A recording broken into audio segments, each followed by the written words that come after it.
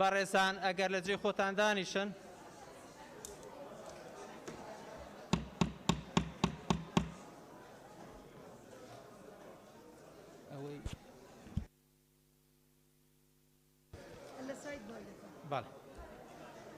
بەڕێزان ئەگەر لە جێ خۆتان دانیشن دانیشتنەکە دەست پێەکەین بە ناوی خوای بەخشندەی میێرەبان بە ناوی گەلی کوردستان دانیشتنی ژمارە 12 ئاسایی ساڵی وەرزی بەهارەی ساڵی سێمی خولی پێنجەمی پەرلەمانی کوردستان دەست پێەکەین. ئێستش داوا لە بەڕێز سکرتێری پەرلەمانی کوردستانەکەین پوختەی دانیشتنی پێشوو بەرنامەکار بخوێنێتەوە. بەڕێز سەرۆکی پەرلەمان بەرنامەی کار بە پێی حکمی مادەی 5 برگەکانی یەکەم دووەم سێیەم لە مادەی 16 برگەی سێیەم لە مادەی 18 برگەکانی یەکەم دووەم سێیەم چوارەم و پێنجەم لە مادەی 20 مادەکان 47 48 52 54 و 55 و 56 و 57 لە پەیڕەوی ناوخۆی پەرلەمانی کوردستان دەستەی سەرۆکایەتی پەرلەمان بریاریدا بەرنامەی کاری دانیشتنی ژمارە 12 یاسایی خولی بەهارەی ساڵی سێیەم لە خولی پێنجەمی هەڵبژاردننی پەرلەمان لە کاتژمێر 11 پێشنوەڕۆ ڕۆژی چوارشەممە ڕێکەوتی 5/5/2021 بەم شێوەیە بێت. یەکەم خوێندنەوە یەکەم بۆ ئەم پێشنیازە یاساینەی خوارەوە بە پێی حکمی مادەکانی 79 لە پەیڕەوی ناوخۆی پەرلەمانی کوردستان. یەک پێشنیازە یاسای پاراستنی بەڵگەنامە و دەستنووسەکان. دوو پێشنیازە یاسای پاراستنی بەڵگەنامەی هەرێمی کوردستان. سێ پێشنیازە یاسای پاراستنی بەڵگەنامە و ئەرشیفی نەتەوەی لە هەرێمی کوردستان. دووەم خستنەڕوو بیرۆکەی پەرلەمانتار لیزە فەلەکەدین سابن پەیوەست بە وزەی خۆر وەک سەرچاوەیەک بۆ بەرهێنان کارەبا لە هەرێمی کوردستان بە پێی حکمی خاڵی دووەمی برگەی یەکەمی مادەی 49 لە پەیڕەوی ناوخۆی پەرلەمانی کوردستان. سێیەم خوێندنەوەی دووەم بۆ پرۆژە یاسای وەزارەتی کارەبا لە هەرێمی کوردستان بە پێی حکمی مادەکان 87 لە پەیڕەوی ناوخۆی پەرلەمانی کوردستان. پوختەی دانیشتنی ژمارە 11 ئاسایی بە پێی حکمی برگەی دووەم مادەی 2052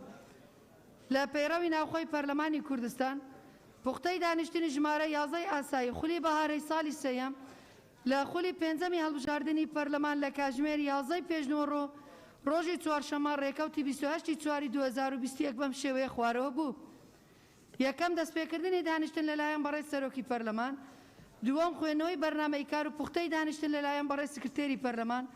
سەیەم دەستپێکردنی برگەکانی بەرنامەی کار لەلایەن بەڕێز سەرۆکی پەرلەمان. چوارەم دەنگدان لەسەر پێشنیازە یاسای بەڕێوەبردننی پاراستنی شوێنەوەر و کەلوپور لە هەرێمی کوردستان. پێنجەم خوێندنەوەی یەکەم بۆ پرۆژە یاسای هەمواری پیادەکردنی یاسای بەڕێوەبردننی ئەوقاف ژمارە 6 ساڵی 1966 هەموارکراو لە هەرێمی کوردستان. شەشەم کۆتایی هاتنی دانیشتن لەلایەن بەڕێز سەرۆکی پەرلەمانی کوردستان. زۆر سپاس. زۆر سپاس بەڕێزان. ئێستا دەست بە جێبەجێکردنی برگەکانی خاڵی یەکەمی بەرنامەی کارەکەین. دواتر وەرتانەگەم دواییم خاڵە داوا لە لیژنەی یاسایی یەکەم فەرمو بێنە جێگەی خۆیان. دوێنێ بە بەیانێک بەڕێزان خاڵێکمان ئیزافە کردو بۆ برگەی یەکەم ئەویش خوێندنەوەی یەکەم بۆ پرۆژە یاسای دادگای تاوانکاری تایبەتمەند بە تاوانەکانی داعش لە هەرێمی کوردستان. فەرموو لیژنەی یاسایی فەرموون.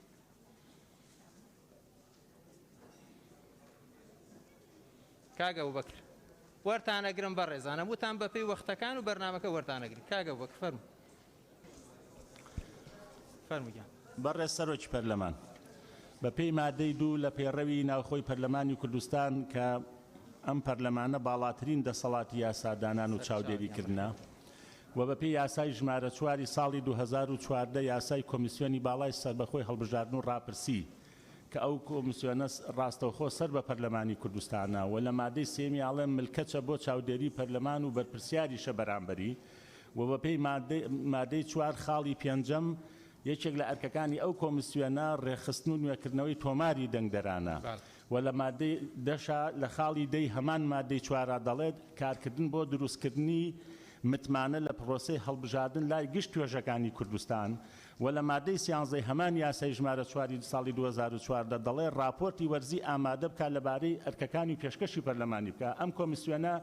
بێجگەلەوەی کە پێکهاتەکەی ئێستا نوقسانی تێدایە و هیچ کام لەو ئەرکانی جێبەجێ نەکردەوە. ئەمە 1 ساڵ و نیومان ماوە بۆ هەڵبژاردننی خولی شەشەم. بۆیە پێویستە کۆمیسیۆن بێتە بەرلەمانی کوردستان بزانین چی کردووە لەو بارەوە. سپاس مامۆس بەڕێزان تەنها بۆ ڕوونکردنەوە زانیاری ئەوەی بەڕێز ئێمە پێش ماوەیە کۆبوونەوەیەکی فراوانمانوەکو دەستەی سەرۆکایەتی لەگەڵ سەرجەم سەرۆکی فراکسیۆنەکان هەبوو یەکێک لەو خاڵانەی کە باس کراوە بابەتی کۆمیسیۆن و یاسای هەڵبژاردن و کارکردن لە بابەتی دەستور و بابەتە نیشتیمانیانەی کە هەن لە هەرێمی کوردستانە و قسەکردن بۆ لەسەر ڕاو بۆ چوونی فراکسیۆنەکان لەسەر هەموارکردنی یاسای هەڵبژاردن و پێکهاتەی کۆمیسیۆن بۆیە داوامان لە هەر فراکسیۆنێک کردووە کە لە نزیکترین کاتە ڕاو سەرنجی خۆیانمان بنە دواتریش بۆی کار لەسەرم بابەتە بچون کە بابەتێکی گرنگە و زۆر سپاس کاکچیا هەمووتان وەرەگرین بە ڕێزان بە پێی وەخت فەرموو بەرز سەرۆکی پەرلەمانی وەکو دیار ئەم نێزیکی جەژنا ڕەمەزانê dibin û rojê xweşî û dilşadiyê ye lê gelek xêzan ji ber kes û karê wan di zindanan da vere li dîf raportê zindaniyên çaksazî hindek ji zindaniyan reftarê wan hatine guhartin her rosa ji ber rewşa vîrusa korona û ji hindek zindanan da pêtivî bêkîmkirina şumara zindaniyan heye ji ber vê yekê daxwaz dikin ew kesên şayeste û misteheqê lêborîna giştî ne li goreyê yasiya lêborîna giştiya sala 2017 li Parlemanê Kurdistanê dîvçûn bêtekirinê bo lêborîna giştî bikeve duberê. Daxwazkîn li jina peywendîndar wekû mafê mirov û karûbarê komalatî daxwaz ji serokatiyê bikin û ez di yaddaştekê pêşkêşî cinabê wekim. Zor spas. Zor spas. برای سەرۆکی پەرلەمان لە سویەکی سێ 2021 هەر لەم هۆڵە دووبارە دیوانی چاودێری دارایی داوای کردووە مانگە کەمتر ماوە ئەم دیوانە پەک ئەکەوێت شەلەل ئەبێت ئیفلیش دەبێتن داوا لە سەرۆکاتی پەرلەمانەکەم لەم پەرلەمانە بەڕێزەکەم بە دوای ئەمدا مەزراوە بچن زۆر گرنگە کاری گرنگە و لە هەموو وڵاتێک و بە تایبەت لە هەرێمی کوردستان بەشی دووەمێ قسەکەی من بەڕێز سەرۆکی پەرلەمان لە گفتوگوی ئێمە لەسەر راپۆرتی دووەمی چاکسازی کە بۆ پەرلەمانی کوردستان هاتووە حکومەت پێداچوونەوە لە 340,129 فایلی فەرمانبەرانی کردووە لە هەرێمی کوردستان زیاتر لە 12,000 کەس پلەی و موچەی زیادەیان پێداوە کە حەقی خۆیان نییە تەنیا دامەزراوە لە هەرێمی کوردستان کە پێداچوونەوە لە فایلی فەرمانبەرانی خۆی نەکردووە کە موچە و پلە و شتی زیادی وەرگرت بێ بە ناقانونی پەرلەمانی کوردستانە بوو کەی دەکرێتن سوپاس. زۆر سپاس بەڕێزان هەر بۆ زانیاری ئەمڕۆ ئێمە راپۆرتێکی باشی دیوانی چاودێری دارایی هاتووە لەسەر جێبەجێکردنی یاسای چاکسازی وەزارەت بە وەزارەت کاروباری پەرلەمانمان ڕاست پاردووە راپۆرتی دیوانی چاودێری سەبارەت بە هەر وەزارەتێک بۆ لیژنەی تایبەتمەندەکە لەناو پەرلەمانی کوردستان بنێرێت بۆ سەنگاندن بۆ بابەتەکە تریشی گفتوگرێت کاکاوە فەرموو باش بەڕێز سەرۆکی پەرلەمان دیارە پێشتریش ئێمە زۆر لەسەرەوە قسەمان کردووە کە دەبێت دانیشتەکانی پەرلەمان یاخود دانانی بەرنامەی کاری پەرلەمان ڕنگدانەوەی واقعی ئێستای خەڵک بێت ئێمە زۆر باسی لێبڕینی موچە و باسی موچەمان کردووە بەداخەوە یعنی زۆر جار ئەوە بە ئێمە ئوترێتەوە کە بۆچی فراکسیۆنینەوەی نوێ ئەوەندە باسی موچەکە لە ڕاستیدا 1,250,000 کەس زیاتر لە هەرێمی کوردستان موچەخۆرە ڕاستەوخۆ دابەشکردن و دابەش نەکردنی موچە لێبڕینی موچە ڕاستەوخۆ کاریگەری لەسەر خەڵکی کوردستان بەگشتی ئەبێت چونکە وەکو وتم تقریبان یەک لەسەر چاری وڵاتانی هەرێمی کوردستان موچەخۆرن اینجا ئەگەر سێری واقعی ئێستا هەرێمی کوردستان بکەیت تۆ ئەو هەموو قەیرانت لە بەردەستە کێشەی گرانبوونی بەنزین هەیە مەسلەی دامەزراندن هەیە مەسلەی گرێبەست ئەمە هەیە بەڕێز سەرۆکی پەرلەمان دەمەوێت ئیشارەت بە خاڵی پەیڕەوی بەڵێ خاڵی پەیڕەوی ئەوێ دەبێت ئەو دانیشتانەی کە ئەکرێن ئەو بەرنامەی کاری دائەندرێتن لەگەڵ واقعی ئێستا ئاشنا خاڵی پەیڕەوی نەبێ وەری ناگرم ئاشناخان فەرموو پەیڕەوی ئەوێ کە باسی خان فەرموو ناکرێت ئاشناخان کاکاوە بە پێی مادەی 57 ئاگادار دەکەمەوە لە دەرەوەی خاڵی پەیڕەوی بۆت نییە گفتوگۆکەی ئاشناخان ئاشناخان فەرموو ئەگەر قسەکەی ئاشنا کاکاوە بە پێی مادەی 57 ئاگادار دەکەم پابەندی خاڵی پەیڕەوی خۆتان بن ئاشناخان فەرموو بەڵێ بەپێی مادەی 6 لە پەیڕەوی ناوخۆی پەرلەمانی کوردستان بەڕێز سەرۆکی پەرلەمان وڵای ئەوە ناتوانم قسە بکەم فەرموو ئاشناخان فەرموو ئاشناخان کاکاوە بە پێی مادەی 57 دووبارە ئاگادار دەکەمەوە کە بە پێی خاڵی پەیڕە و قسەکانی خۆتان بکەن جارێ لەجێ خۆ دانیشە جارێ لە جێی خۆ دانیشە بە پێی مادەی 57 دووبارە ئاگادار دەکەمەوە کاکاوە بەڕێز فەرمووی ئاشناخان بەڵێ بەڕێز سەرۆکی پەرلەمان لە بەرواری 12/1/2020 پرسیارێکم ئاڕاستی وەزارەتی تەندروستی کردووە من لەسەر دەرمانێک فەرمو کە ئەم دەرمانە شیاوە بۆ بەکارهێنانەوە چۆن هاتۆتە ناو هەرێمی کوردستانەوە کاکاوە بەڵام کاکەوە بە پێی مادەی 57 بێ بە شەکری لە کۆبوونەوەکە فەرمو بڕۆ دەرەوە فەرمو ئاشناخان فەرمو ئاشناخان فەرمو بڕۆنە دەرەوە بەڵێ بەڕێ سەرۆکی پەرلەمان بە پێی مادەی 6 لە پەیڕەوی ناوخۆی پەرلەمانی کوردستان قساکەم لە بەرواری 12/1/2020 پرسیارێکم ئاڕاستەی وەزارەتی تەندروستی کردووە لەسەر بەکارهێنانی دەرمانێک بەڵام بەداخەوە دوای ساڵێک و 4 مانگ لە بەرواری 26/4/2021 وەڵامەکە گەیشتۆ بە دەستی من لەگەڵ ئەوەی وەزارەتی تەندروستی لە 16/2/2020 وەڵامی پرسیارەکەی داوەتەوە جا پرسیارەکە بۆ ئێوەیە وەکو دەستەی سەرۆکایەتی پەرلەمانی کوردستان کاتێکە وەڵامەکە لە وەزارەتی تەندروستیەوە گەیشتۆتە پەرلەمانی کوردستان بۆچی نەگەیشتووە بە دەستی من چونکە بەڕاستی ئێمە کێشەیەکی گەورەمان هەیە لەگەڵ وەڵام نەدانەوەی پرسیارەکان بۆ وەزارەتەکان بەڵام ئەگەر کێشەکە لەگەڵ دەستەی سەرۆکایەتی بێ و درەنگێشتنی بەدەست ئێمە بەڕاستی ئەگەر لەو ماوەیە مەسەلەن 4 ساڵ ئێمە پەرلەمانتارین بە تەنها وەڵامی 4 پرسیارمان نەدرێتەوە سەوسەنخان فەرموو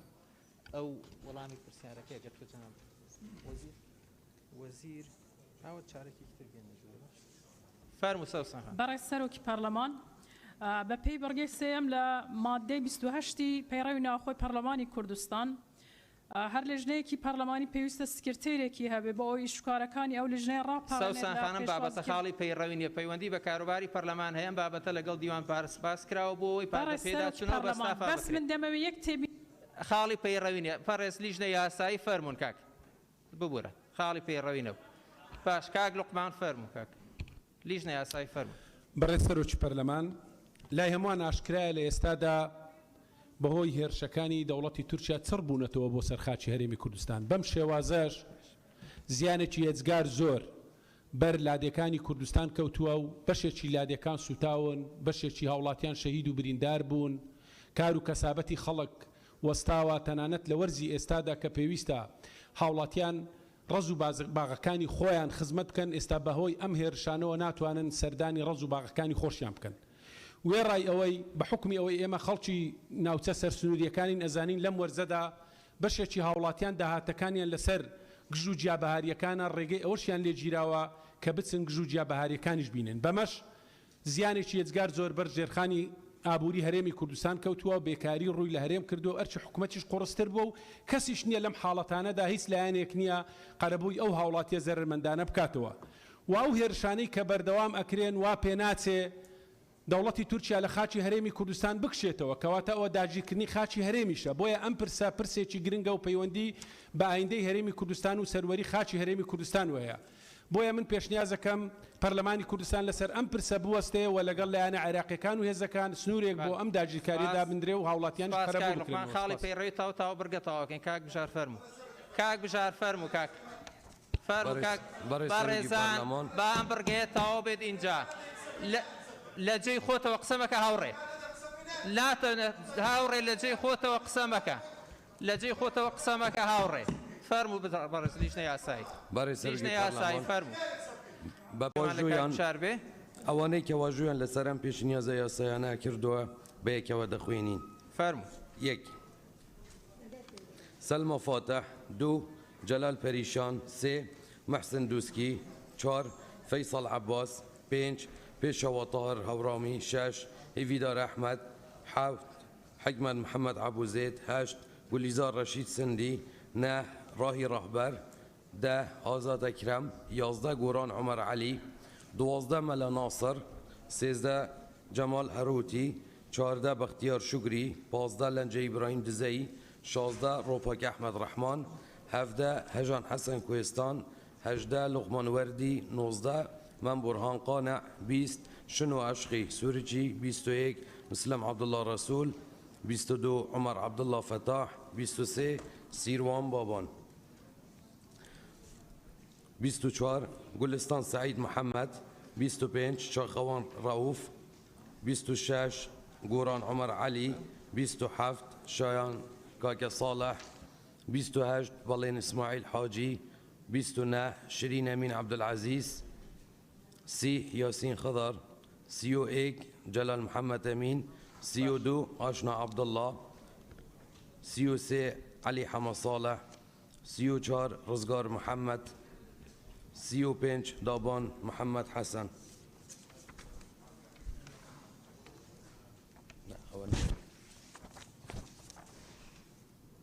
36 عبد الستار مجيد 37 بالامبو عمر علي 38 علي حما صالح 39 دكتور هورامان جاجيني 40 مسلم عبد الله رسول 41 اشنا عبد الله تكراره اشنا عبد الله قادر هيرش حسن روباك احمد لبرا تكراره لسر دوسي بيش نيازيا سيم زون سلمى فاتح عمر عبد الله فتاح بدريا اسماعيل عثمان علي برای سروی پارلمان و کل جنیا سیدا ولا جناب تاندکین بله ام پیش نیازه یا سایانه آراسته لجنه پیوندی داره کنی بله برزان اندامانی پارلمانی کردستان پێشنیازە یاسای پاراستنی بەڵگەنامە و دەستنووسەکان پێشنیازە یاسای پاراستنی بەڵگەنامەی هەرێمی کوردستان عێراق پێشنیازە یاسای پاراستنی بەڵگەنامە و ئەرشیفی نەتەوەی لە هەرێمی کوردستان هەرسێکیان ئاراستەی لیژنەی ڕۆشنبیری و لیژنەی یاسایی و تەواوی ئەندامانی پەرلەمانی کوردستانەکەین کاک زیدان فەرموو بەڕێز سەرۆکی پەرلەمان پەیوەندیشان بە لیژنەی شارەوانی و گەشت و گوزاریشەوە هەرسێک یاساکە پرۆژە یاسا ئەتوانین ئەراستی لیژنەی شارەوانی و لیژنەی ڕۆشنبیری کەین بەڵێ بەڕێزان فەرموون پێشنیازی چوارەم خوێندنەوەی ئەوەی برای سەرۆکی پەرلەمان پرۆژە یاسای دادگای تاوانکاری تایبەتمەند بە تاوانەکانی داعش لە هەرێمی کوردستان داش عێراق کە لەلایەن ئەنجومەنی وەزیرانەوە پێشکەش کراوە و لە 33 مادە پێک هاتووە لەگەڵ هۆیەکانی دەرچواندن داوا لە بەڕێستان دەکەین ئەم پرۆژە یاسای ئاراستەی لیژنە پەیوەندیدارەکانی پەرلەمان بکەن بەڵێ بەڕێزان ئەندامانی بەڕێزی پەرلەمان پرۆژە یاسای دادگای تاوانکاری تایبەتمەند بە تاوانەکانی داعش لە هەرێمی کوردستان ئاراستەی لیژنەی یاسایی و تەواوی ئەندامانی پەرلەمانی کوردستانەکەین زۆر سپاس فەرموو لیژنەی یاسایی بچنەوە جێی خۆتان بەڕێزان جوان خان فەرموو بەڕێز سەرۆکی پەرلەمان لەبەر ئەوەی هێرشەکانی داعش زۆربەیان بۆ سەر ناوچە کوردستانیەکان بووە و هاوڵاتیاکی زۆرمان لەو ناوچانە بوونەتە قوربانی بۆیە ئەم پرۆژە یاسایە پەیوەستە بە لیژنەی ناوچە کوردستانەکانی دەرەوەی هەرێمیش بەڕێزان ئەم دادگایە دادگایەکی تایبەتمەندە بۆیە ئەکرێ لیژنە بەڕێزەکانی تر هەموو لیژنەکانی تر هەموو ئەندامانی بەڕێزی پەرلەمان ڕاو سەرنجی خۆیان بن ئەکرێمە لیژنەی ناوخۆش ئیزافەکەین وەکو لایەنێکی تایبەتمەندتر لیژنەی ناوخۆ لەگەڵ لیژنەی یاسایی بەڕێزان لیژنەی یاسایی لەگەڵ لیژنەی ناوخۆ ئەتوانن دوو لیژنە من تەواوی ئەندامانی تریش ڕاو سەرنجی خۆیان من فەرموون کاک بژە بچنەوە جێی خۆتان فەرموو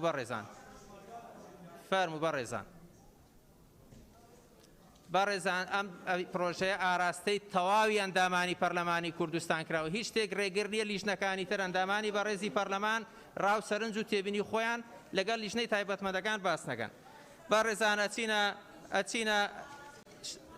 بەڕێزان بەڕێزان ئەمە دادگایەکی تایبەتمەندە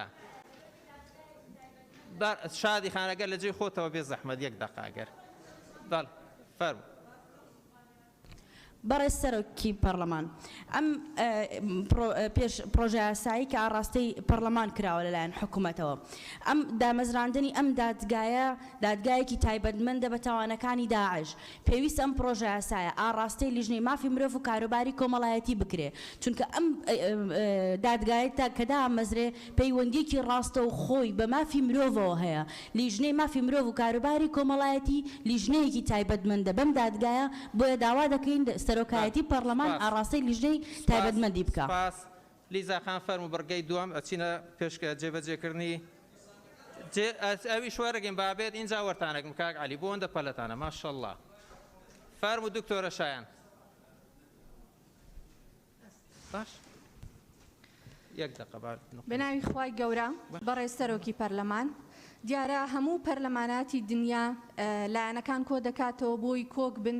لەسەر بابەتە ناکۆکەکان و هەروەها جێبەجێکردنی یاسا و چەسپاندنی دادپەروەری ئەمڕۆ یادی سوتاندنی جەرگی دایکی سەردەشت عوسمانە هیوادارین تاوانکاران بە سزای دادپەروەرانە بگەێنرێت و هەروەها داوا دەکەین کە سزای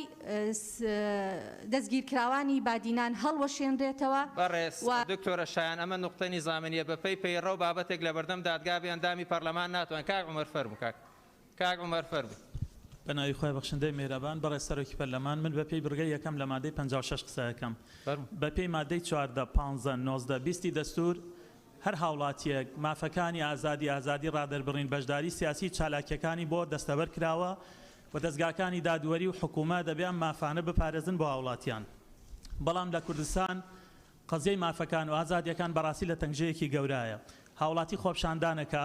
مناڵی 13 ساڵ لەسەر خۆپشاندانە کوژرێ، گەنجی 20 ساڵ خوێندکار و گەنجی زانکۆ، بەڵام بگوشەکان دەستگیر ناکرێن. ئەم پەرلەمانە بەڕێزە لیژنەیەکی پێگەنا لە مانگی 12 بۆ دۆزینەوەی ئەو کەسانە و لێکۆڵینەوەی ڕووداوەکانی خۆپشاندانەکانی سەرەتای مانگی 12 تا ئێستا ئەو ئەنجاممان نەبینی. ئەمە لە کاتێکە خەڵک لەسەر کۆمنت نامەی مەسنجەر 6 ساڵ زیندانی ئەکرێ لەسەر زیندانیانی بادینان. ئێمە 31 ئەندام پەرلەمان ڕاگە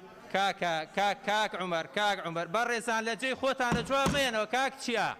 پێڕەویە بەڕێز سەرۆکی پەرلەمان. بەڕێزان کاک چییە؟ با قسەکانم تاوکەم. کاک چییە لە جێی خۆت؟ کاک چییە لە جێی خۆتەوە جواب مێرە چاوە. بەڕێز سەرۆکی پەرلەمان. من پێتەڵ کاک چییە لە جێی خۆت؟ بەڕێزان کاک چییە؟ من پێشنیارەکەم. کاک مامۆستا کاک چییە لە جێی خۆتەوە؟ کاک چییە؟ کاک چییە؟ کاک زانە کاک چییە؟ مامۆستا کاک چییە؟ بەڕێزان بەڕێسەر کاک عومەر تەواو نقطە لیزا خان فەرموو. باش با لیزا خان تەواو بدێنە قسەکانم تاوکەم. کاک عومەر تەواو دەقەکە تەواو لیزا خان فەرموو. تەواو بەڕێزان کاتان لە یەکەم هێمنی وڵەکە پارێزن. کاگە و بەکەر لە جێ خۆتەوە قسەمەک. لیزا خان فەرموو. بە ناوی خوای گەورە و میهرەبان، بەڕێز سەرۆکی پەرلەمان، بەڕێز سکرتێری پەرلەمان، بەڕێزان نوێنەرانی گەلی سەربەرزی کوردستان، سەرەتا دەمەوێت ئەوە بڵێم بیرۆکەی وزەی خۆر سەرچاوەیەک بۆ بەرهەمهێنانی کارەبا لە هەرێمی کوردستان بە ڕاوێژ لەگەڵ کەسانی پسپۆر و شارەزا لەم بوارەدا ئامادەکراوە. کاگە و بەکر کاتان لە یەکەم کۆتایی بۆ بابەتە بێنن. تاو بەسە کاگە بیدار تەواو ئەیدیسە کاک زانە کاک عوسمان بەسە تەواو بەڕێزان کاک زانە کاگە بیدار تەواو کاک تەواو بەڕێز مامۆستا عوسمان تەواو مامۆستا تەواو کاک زانە تەواو بەڕێزان تەواو کاک عومەر دەرفەتێک بە خوشی تەواو بەڕێزان دەرفەت بن جێبەجێکردنی خاڵی دووەمە تەواو بەڕێزان تەواو فەرموو کاک. ئەم بیرۆکەیە بەڕاوێژ لەگەڵ کەسانی پسپۆر و شارەزا لەم بوارەدا ئامادە کراوە. هەروەها بۆ بەدەستێنانی داتا و زانیاری دروست و دم لە چەندین سەرچاوەی زانستی وەرگرتووە. پێشەکی لە ساڵی 2011دا ئاژانسی نێودەوڵەتی وزە ڕایگەیاند لە داهاتوودا وزەی خۆر دەبێتە هۆی زیادکردنی ئاسایشی وزەی وڵاتان و دەبێتە ڕێگە چارەیەک بۆ کەمکردنەوەی خەرجیەکانی وزە و هێواشکردنەوەی گەرمبوونی زەوی. خۆر سامانێکی سروشتی لاوەکیە و خاوەن وزەیەکی نوێ بۆ هەمیشەیی و پاکە. وزەی خۆر ژینگە دۆستە چونکە نابێتە هۆکاری دروستبوونی ئەو فاکترانەی کە مەترسیان بۆ سەر ژینگە و جیهانی مرۆڤایەتی هەیە، وەک مادە و گازە ژەهراویەکان، دووکەڵ، تیشکە کاریگەرەکان. هەروەها نەبوونی بۆن و ژاوەژاوی دەنگی و تایبەتمەندی تری وزەی خۆرن. لە سەردەمی ئێستادا و لە زۆربەی وڵاتانی جیهاندا توانراوە سوود لە وزەی خۆر وەربگیرێت و ببێ بە سەرچاوەیەکی تەندروست بۆ بەدەستێنانی وزەی تر کە گرنگترین یان بریتیە لە کارەبا. دانیمارکێکێکە لە وڵاتانەی کە لە بواری سوود وەرگرتن لە وزەی خۆر توانیوێتی بگا بە ئاستێکی سەرکەوت و کەموێنە. ئەزمموی وڵاتی دانیمارک لەگەڵ تەکنۆلۆژیای وزەی خۆردا. دوای رووسیا دانیمارک لە لیستی وڵاتە هەرە ساردەکانی جیهانە. لەگەڵ ئەوەشدا توانیوێتی زۆر ژیرانە بە سوود وەرگرتن لە نیعمەتەکانی خۆر چارەسەرێکی بێوێنە بۆ گەرمکردنەوەی دانیشتوانی بدۆزێتەوە. ئەم وڵاتە توانیوێتی لە ڕێگەی هەمان کێڵگەی خۆرەوە دوو وزەی جیاواز بەرهەم بێنێ کە یەکێکیان وزەی کارەبایە و ئەوی تریشیان گەرمیە. شاری برانسلێف دەکەوێتە باکووری ڕۆژهەڵاتی هەرێمی نۆردیڵند لە دانیمارک و ژمارەی دانیشتوانەکەی 36,000 کەسە. ئەم شارە لە ساڵی 2016ەوە تا ئێستا لە ڕێگەی کێڵگەیەکی خۆرەوە کە ڕووبەرەکەی 27,000 مەتر دووجایە گەرم دەکرێتەوە. دانیمارک لە ساڵێکدا تەنها 1540 کاتژمێر هەتاو لە ئاسمانی خۆیدا دەبینێ کەچی توانوێتی وزەی خۆر بکە بە سەرچاوەی بەرهەمهێنانی کارەبا و گەرمی لە هەمان کاتە. ئەی بۆچی ئێمە نەتوانین سوود لەم سامانە سروشتیە گرنگە وەربگرین لە کاتێکدا لە ڕووی جوگرافیاوە هەرێمەکەمان لەسەر هێڵی ئیستیواییە. هەر بۆیەش دوو ئەوەندەی دانیمارک وزەی خۆر لای ئێمە بوونی هەیە و لە ساڵێکدا 3000 کاتژمێر لەگەڵ خۆردا بەسەر دەبین. کە بەپێی ستانداردە نێودەوڵەتیەکان ئەمە ڕێژەیەکی زۆر گونجاوە بۆ سیستەمی وزەی خۆر. کەواتە لە ڕووی هەڵکەوتەی جوگرافیاوە هەرێمی کوردستان بۆ سیستەمی وزەی خۆر ناوچەیەکی زۆر گونجاوە و ئەگەر بێت و حکوومەت بە شێوەیەکی چرتر کار لەسەر پرۆژەی بەرهەمهێنانی کارەبا لە ڕێگەی ئەم وزە پاکەوە بکە دەتوانێت لە ماوەیەکی کەمدا ببێ بە هەرێمێکی سەرکەوتووی ناوچەکە لەم بوارەدا. لەلایەکی دیکەوە ئەم هەنگاوە دەتوانێت ببێ بە دەواازەیەکی گرنگ بۆ جێبەجێکردنی استراتیجیەتی ئابووری کابینەی نۆیەم کە ئامانجی بریتیە لە کەمکردنەوەی خەرجیەکان و زیادکردنی داهات.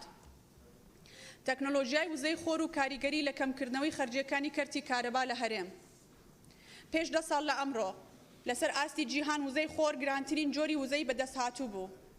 بەڵام بە تێپەڕبوونی کات و پێشکەوتنی تەکنۆلۆژیا و زۆربوونی ژمارەی ئەو کۆمپانیانەی تایبەتن بە دامەزراندنی ئەم سیستەمە و پەیدابوونی ڕکابەرایەتی بازرگانی لەم بوارەدا هەموو ئەمانە کاریگەر بوون کە تێچووی دامەزراندنی وێزگەیەکی وزەی خۆری کارەبابەخش کێڵگەی خۆر لە ئەمڕۆدا بەڕادەیەکی بەرچاو کەم ببێتەوە. بۆ نمونە تێچووی کێڵگەیەکی خۆر کە توانای بەرهەمهێنانی 1 مێگاوات کارەبای هەبێت لە ئێستادا نزیکەی 800,000 دلارە. کەچی دامەزراندنی هەمان کێڵگا پێش 10 ساڵ پێویستی بە 5 ملیۆن دلار هەبوو. پێشبینی دەکرێت تا ساڵی 2023 ئەم تێچووە هێشتا کەمتر ببێتەوە بۆ 400,000 دلار. ئەم سیستەمە هۆکارێکی ئەرێنی و پاڵنەرێکی باشە بۆ ئەوەی حکوومەتی هەرێم لە داهاتوودا هەنگاوی گەورەتر بەرەو ڕووی ئەم سیستەمە ژینگە دۆستەدا بنێت. لە هەمووشی گرنگتر تەمەنی سیستەمێکی کوالێتی بەرزی وزەی خۆر 20 بۆ 25 ساڵە. واتە ئەگەر بە ئاگاوە خزمەت بکرێ ئەوە لە توانایدا هەیە بە تەنها لە ڕێگەی وزەی خۆرەوە 20 بۆ 25 ساڵ کارەبا بەرهەم ببێنێت بەبێ هیچ سوتەمەنیەکی دیکە و بەبێ هیچ خەرجیەکی دیکە. بەڕێزان لە ئێستادا تەنها تێچووی سوتەمەنی بەرهەمهێنانی کارەبا لە هەرێم بۆ یەک ڕۆژ بریتیە لە 1,700,000 دلار. کەواتە تێچووی سوتەمەنی بۆ بەرهەمهێنانی کارەبای مانگێکی حکوومەتی هەرێم پێویستی بە 51 ملیۆن دلار هەیە. ئەمەش بۆ ساڵێک دەکاتە 612 ملیۆن دلار. کە سەرەڕای ئەم تێچووە زۆرە لەگەڵ ئەوەشدا نەتوانراوە 100% کێشەی کەمی کارەبا لە هەرێم چارەسەر بکرێ بە تایبەت لە وەرزی هاوین وزستاندا کە خواست لەسەر وزەی کارەبا زۆر زیاتر دەبێت. بەو 612 ملیۆن دلارەی کە تێچووی سوتەمەنی بەرهەمهێنانی کارەبای تەنها ساڵێکی هەرێمە دەتوانرێت کێڵگەیەکی وزەی خۆری 765 مێگاواتی کوالێتی بەرز دروست بکەین کە بە درێژای 20 بۆ 25 ساڵ بەبێ بەکارهێنانی هیچ سوتەمەنیەکی دیکە تەنها بە سوودوەرگرتن لە وزەی خۆر کارەبا بەرهەم بێنێت. ئەگەر بەدیدێکی ئابووری درێژخایەنەوە لەم بوارەدا بڕوانین ئەوە تێبینی جیاوازیە سەرسوورهێنەرەکە دەکەین کەوا چۆن وزەی خۆر کە نیعمەتێکی خوایی و سروشتیە دەتوانێت لە داهاتوودا ببێ بە فریادڕەسی ژینگەی کوردستان و کەمکردنەوەی تێچووی بەرهەمهێنانی کارەبا لە هەرێم. پێشنیارەکان: یەکەم، هەبوونی یاسایەک بۆ بەڕێوەبردن و سوودوەرگرتن لە وزە نوێبووەکان واتە وزە پاکەکان. گرنگە پەرلەمانی کوردستان بە هەماهەنگی لەگەڵ حکوومەت کار لەسەر ئەم بابەتە بکات و لە ڕێگەی ئامادەکردنی پێشنیازە یاسایەک چوارچێوەیەکی یاسایی بۆ دابڕێژێ. دووەم، حکوومەتی هەرێمی کوردستان بودجەیەکی تایبەت تەرخان بکە بۆ پەڕەپێدان بە تەکنۆلۆژیای وزەی خۆر بۆ بەرهەمهێنانی کارەبا و لە پرۆژە یاسای بودجەی هەرێم جێی بۆ بکاتەوە. سێیەم، تاکە گرفتی بەردەم ئەم تەکنۆلۆژیایە ئەوەیە کە دامەزراندنی کێڵگەیەکی خۆر پێویستی بەڕووبەرێکی فراوان لە زەوی هەیە. بە جۆرێک بۆ هەر 1 مێگاواتێک 5 دۆنم زەوی پێویستە. بۆ نەهێشتنی ئەم بربەستە زۆربەی وڵاتان ڕێگەیەکی تر بەکاردێنن لە بڕی دروستکردنی کێڵگەی خۆری زەبەلاح هانی وەبەرهێنان و هاوڵاتیانی خۆیان دەدەن کە لەگەڵ دروستکردنی هەر یەکەیەکی نیشتەجێ بوون و هەر باڵاخانەیەک سەربانی خانوو باڵاخانەکانیان بکەن بە کێڵگەی خۆر تایبەت بە خۆیان و کارەبای لێوە بەرهەم بێنن. هەرچەندە ئێستا لە کوردستان بە گوێرەی پێویست دەشتایی و زەوی چۆڵبوونی هەیە، بەڵام بۆ ئەوەی لە داهاتوودا تووشی هەمان گرفت نەبینەوە پێویستە لە ئێستاوە بیر لە ڕێگەی چارەکان بکەینەوە. بۆیە پێشنیار دەکەم لە ڕێگەی هەموارکردنەوەی یاسای وەبەرهێنان دەقێکی یاسایی زیاد بکرێت و ئەو بەڵێندەر وەبەرهێنەرانەی کەوا لە بواری یەکەی نیشتەجێبووندا وەبەرهێنان دەکەن پابند بکرێن بە مەرجی دامەزراندنی ئەم سیستەمە لە پرۆژەکانیاندا. هەروەها بە هەمان شێوە لەمە دووە هەر بازرگانێک یان کۆمپانیایەک داوای مۆڵەتی کرد بۆ دروستکردنی خانوو یان باڵاخانە یان کارگە مەرجی دروستکردنی ئەم سیستەمەیت بۆ دابنرێت. لە کۆتاییدا ئەوەی جێگەی خۆشحاڵیە کابینەی نوێمی هەرێمی کوردستان لە ڕێگەی وەزارەتی کارەباوە لەسەر بنەمای سیستەمی BBO کار لەسەر جێبەجێکردنی سێ پرۆژەی گرنگی کێڵگای خۆر دەکات بۆ بەرهەمهێنانی کارەبا لە هەر یەک لە پارێزگاکانی هەولێر و سلێمانی و دهۆک کە توانای بەرهەمهێنانی کارەبای هەر کێڵگەیەک 25 مێگاواتە. هەروەها وەزارەتی سامانە سروشتیەکانی هەرێم لە بەرنامەیدایە لە پاڵ گاز و کانزاکان خۆر بکاتە یەکێک لە سەرچاوەی سامانە سروشتیەکانی هەرێمی کوردستان و سوود لە وزەکەی وەربگرێ. سەرەڕای دەستخۆشی بەڵام گرنگ و پێویستە پەرلەمانی کوردستان هاوکار و پاڵپشتێکی جدی بێت و هانی حکوومەت بدا بۆ ئەوەی زیاتر گرنگی بە تەکنۆلۆژیای وزەی خۆر بدات و بیخاتە چوارچەوەی بەرنامە سەرەکیەکەی خۆیەوە. خۆر سامانێکی سروشتی بێوێنەیە، فریادڕستێکی کاریگەرە بۆ کۆتایی هێنان بە خنکاندنی سروشت و دەواازەیەکە بۆ باشترکردنی کەرتی کارەبا لە هەرێم. زۆر سپاس.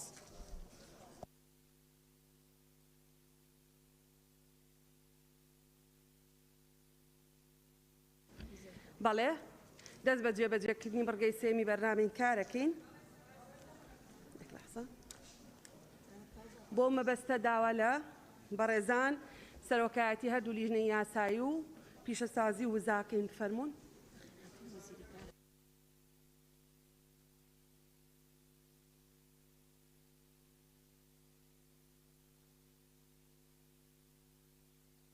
گوڵستان خان فەرمونون. بەڕێز سەرۆکی پەرلەمان، من لە ماوەی ڕابردوودا دوو یاداشتم ئاراستەی سەرۆکایەتی پەرلەمان کردووە یەکێکیان لە ڕێی لیژنەی مافی مرۆڤ سەبارەت بە مافی کرێکارانی خەستەخانەی شاری کۆیە کە ئەمانە ماوەی 8 مانگە کریان وەرنەگرتووە لەلایەن کۆمپانیای ڤێریکرین کە چارەسەری گرێبەستەکانیان پێویستە بکرێت لە کاتە و ئەمانە ئێستا لە بەردەم جەژندان کە ئەمە حوهش مانگێک زیاترە کە موچیان وەرنەگرتووە هیوادارین وەڵامی ئەو یاداشتە وەرگرینەوە بزانین ئەم کۆمپانیا هەتاکەی بەردەوام ئەبێت لەوەی کە کرێ ئەو کرێکارانە نەداوە تاکەی ئەو گرێبەستانە نوێ ناکرێتەوە. سەبارەت بە یاداشتێکی ترم لە خەستەخانەی شاری کۆیە تا ئێستا پزیشکی هۆشکاری نییە ئەوەی بنج کە بە یاداشتێک داوام کردووە ئەمەش تا ئێستا هیچ وەڵامێکم دەست نەکەوتوتەوە لەبەرەوەی قەرەباڵغێکی زۆر لە شاری کۆیە هەیە پێویستەکە کە بەڕاستی وەزارەتی تەندروستی پزیشکی هۆشکاری دابین بکات بۆ ئەو خەستەخانەیەش. زۆر سپاس. بەڵێ زۆر سپاس. بەڵێ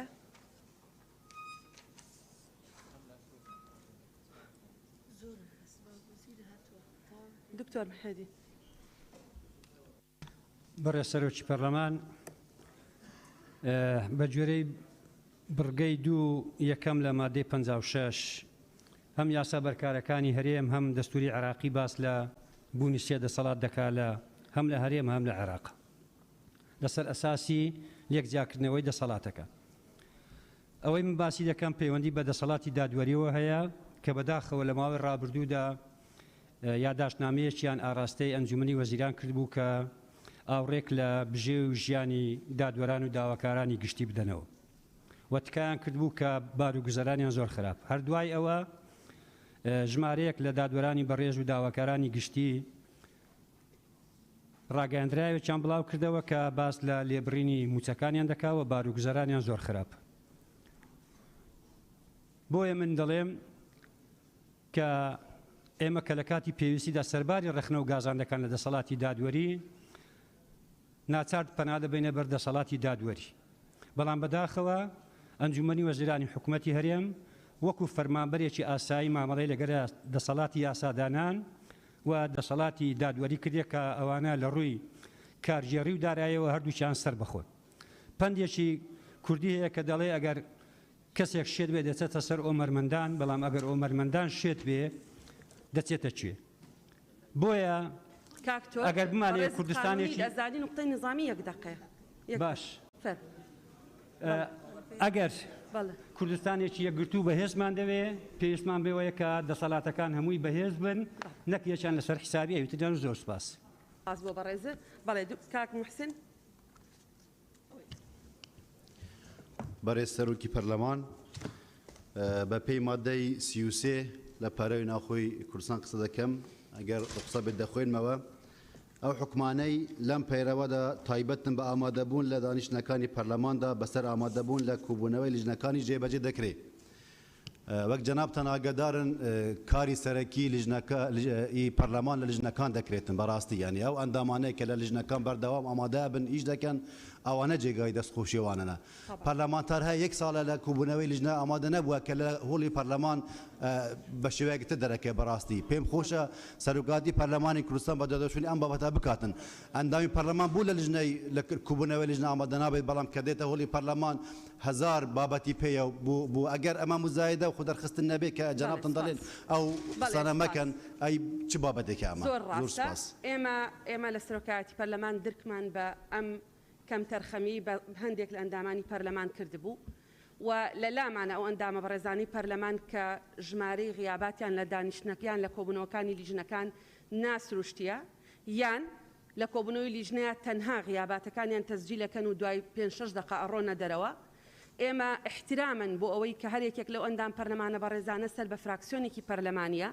لە ڕێگەی بەڕێز جێگیری سەرۆکی پەرلەمان کە بەرپرسە لە چاودێریکردنی کاری لیژنەکانی پەرلەمان سەرۆکی فراکسیۆنەکانی پەرلەمان لە غیاباتی ئەندامەکانیان ئاگدار کراونەتەوە و بەناو بە لیست پێیان وتراوە کام ئەندامانەیان ئامادەی کۆبوونەوەی لیژنەکانی پەرلەمانی کوردستان نابن. دواتر ئێمە ڕەنگە بچینە قۆناغێکی تر بۆ مامەڵەکردن لەگەڵم بابەتە. شیرین خان. بە ناوی خوای گەورە و میهرەبان بەڕێز سەرۆکی پەرلەمانی کوردستان قسەکانی من بە پێی یاسای ژمارە 35 ساڵی 2007 دەبێت یاسای ڕۆژنامەگەری لە هەرێمی کوردستان کە بەداخەوە درک بەوە دەکرێت بە پێی پێویست کار بەم یاسایە ناکرێت و زۆرجار ڕۆژنامەنووسان بە پێی یاسای سزادانی عێراقی مامەڵەیان لەگەڵدا دەکرێت و ئەمڕۆ 11 ساڵ بەسەر تیرۆرکردنی ڕۆژنامەنووس سەردەشت عوسمان تێدەپەڕێت.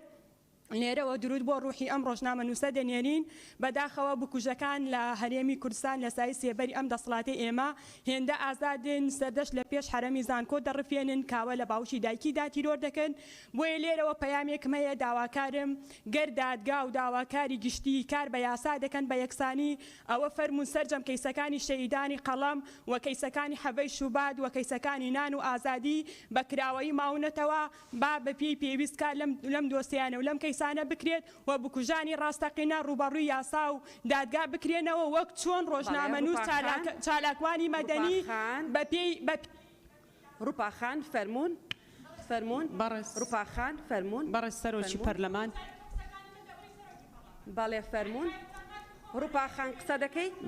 بەڵێ فەرمون بەڕێز سەرۆکی پەرلەمان یەک دقەیە وەڵا کچی خۆم حساسیتمان بە کەس نییە یەک دقەیە خاڵی پەیڕەوی ڕوپاخان بەردەوام بە گوێرەی مادە 66 لە پەیڕەوی ناوخۆی پەرلەمانی کوردستان ژمارەی یاسایی ئەندامانی پەرلەمان داوامان کرد بانکهێشتی وەزیری پەروەردە بکرێ لەسەر کەرتی پەروەردە و خوێندن چونکە بە پێی داتایەکان تەنها 20 ڕۆژ خوێنکاران دەوامیان لە ناو خوێندنکاکان کردووە و هەروە ڕێژەی بەشداری لە خوێندنی ئەلکترۆنی بە پێی سامپڵی چەند خوێندنگایەک 1990 کەم بەڕاستی ینی کەرتی پەروەردە بەرەو داڕمان چوە لە هەرێمی کوردستان ناکرێ پەرلەمانی کوردستان هیچ دەنگی نەبێ ناکرێ کۆبوونەوە نەکە بۆیە داوا دەکەین کە وەزیری پەروەردە بە زووترین کات بێتە پەرلەمانی کوردستان و هەروەها یاداشتێکی ترمان لەسەر لێبڕینی موچەداوەتە دەستی سەرۆکایەتی نازانم بۆچی یەک سەبارەت بە یاداشتان بۆ بانگێشتکردنی هەردوو وەزیرانی پەروەردە و خوێندنی باڵا سەرباری ئەوەی لیژنەی پەروەردە و خوێندنی باڵا زیاتر لە جارێک لەسەر ئەم بابەتە کۆبوونەوەیان کردووە. ئێمە یاداشتەکەمان ئاڕاستی حکوومەتی هەرێمی کوردستان کرد ئەوان داوایان کردووە یەک هەفتەیان پێ بدرێواتە سێشەمەی داهاتوو خۆتان نەزانن سێشەمەی داهاتوو عارفەیە بەڵام دڵنیاتانەکەین ڕاستەوخۆ دوای جژن ئەو کۆبوونەوەیاکەی. بەڵێ کاک نزار. بەڕێز سەرۆکی پەرلەمان هەرچەندە قسەکەم پەیڕەوی نییە بەڵام بابەتێکی زۆر هەستیارە دەمەوێ لە بەردەم ئێوەی بەڕێزا ببژینم. بەڕێز سەرۆکی پەرلەمان لە بەرواری یەکی پێنجە هەرنانیکەم لێ گەڕایتە باخۆم پێت بڵێم مەترسیەکە زۆر گەورەیە لە بەرواری یەکی پێنجە تیرۆرستانی داعش لە سنووری پردێ هێرشیان کردە سەر بنکەکانی پێشمەرگا چەند شەهیدێکمان هەیە وێ ڕای ئیدانەکردنی بەیاننامەی دەستەی سەرۆکایەتی و فراکسیۆنە بەڕێزەکان بەڵام لە ئێستادا ئێمە هەست دەکەین فراغێکی گەورە لە نێوان هێزەکانی عێراقیدا دروست بووە بۆیە داوا لە جەنابتان دەکەین لەگەڵ حکوومەتە پەیوەندیەک دروستکەن بۆ ئەوەی زەختێک لە حکوومەتی مرکزی بکەن ئەم بۆ شایەی کە هەیە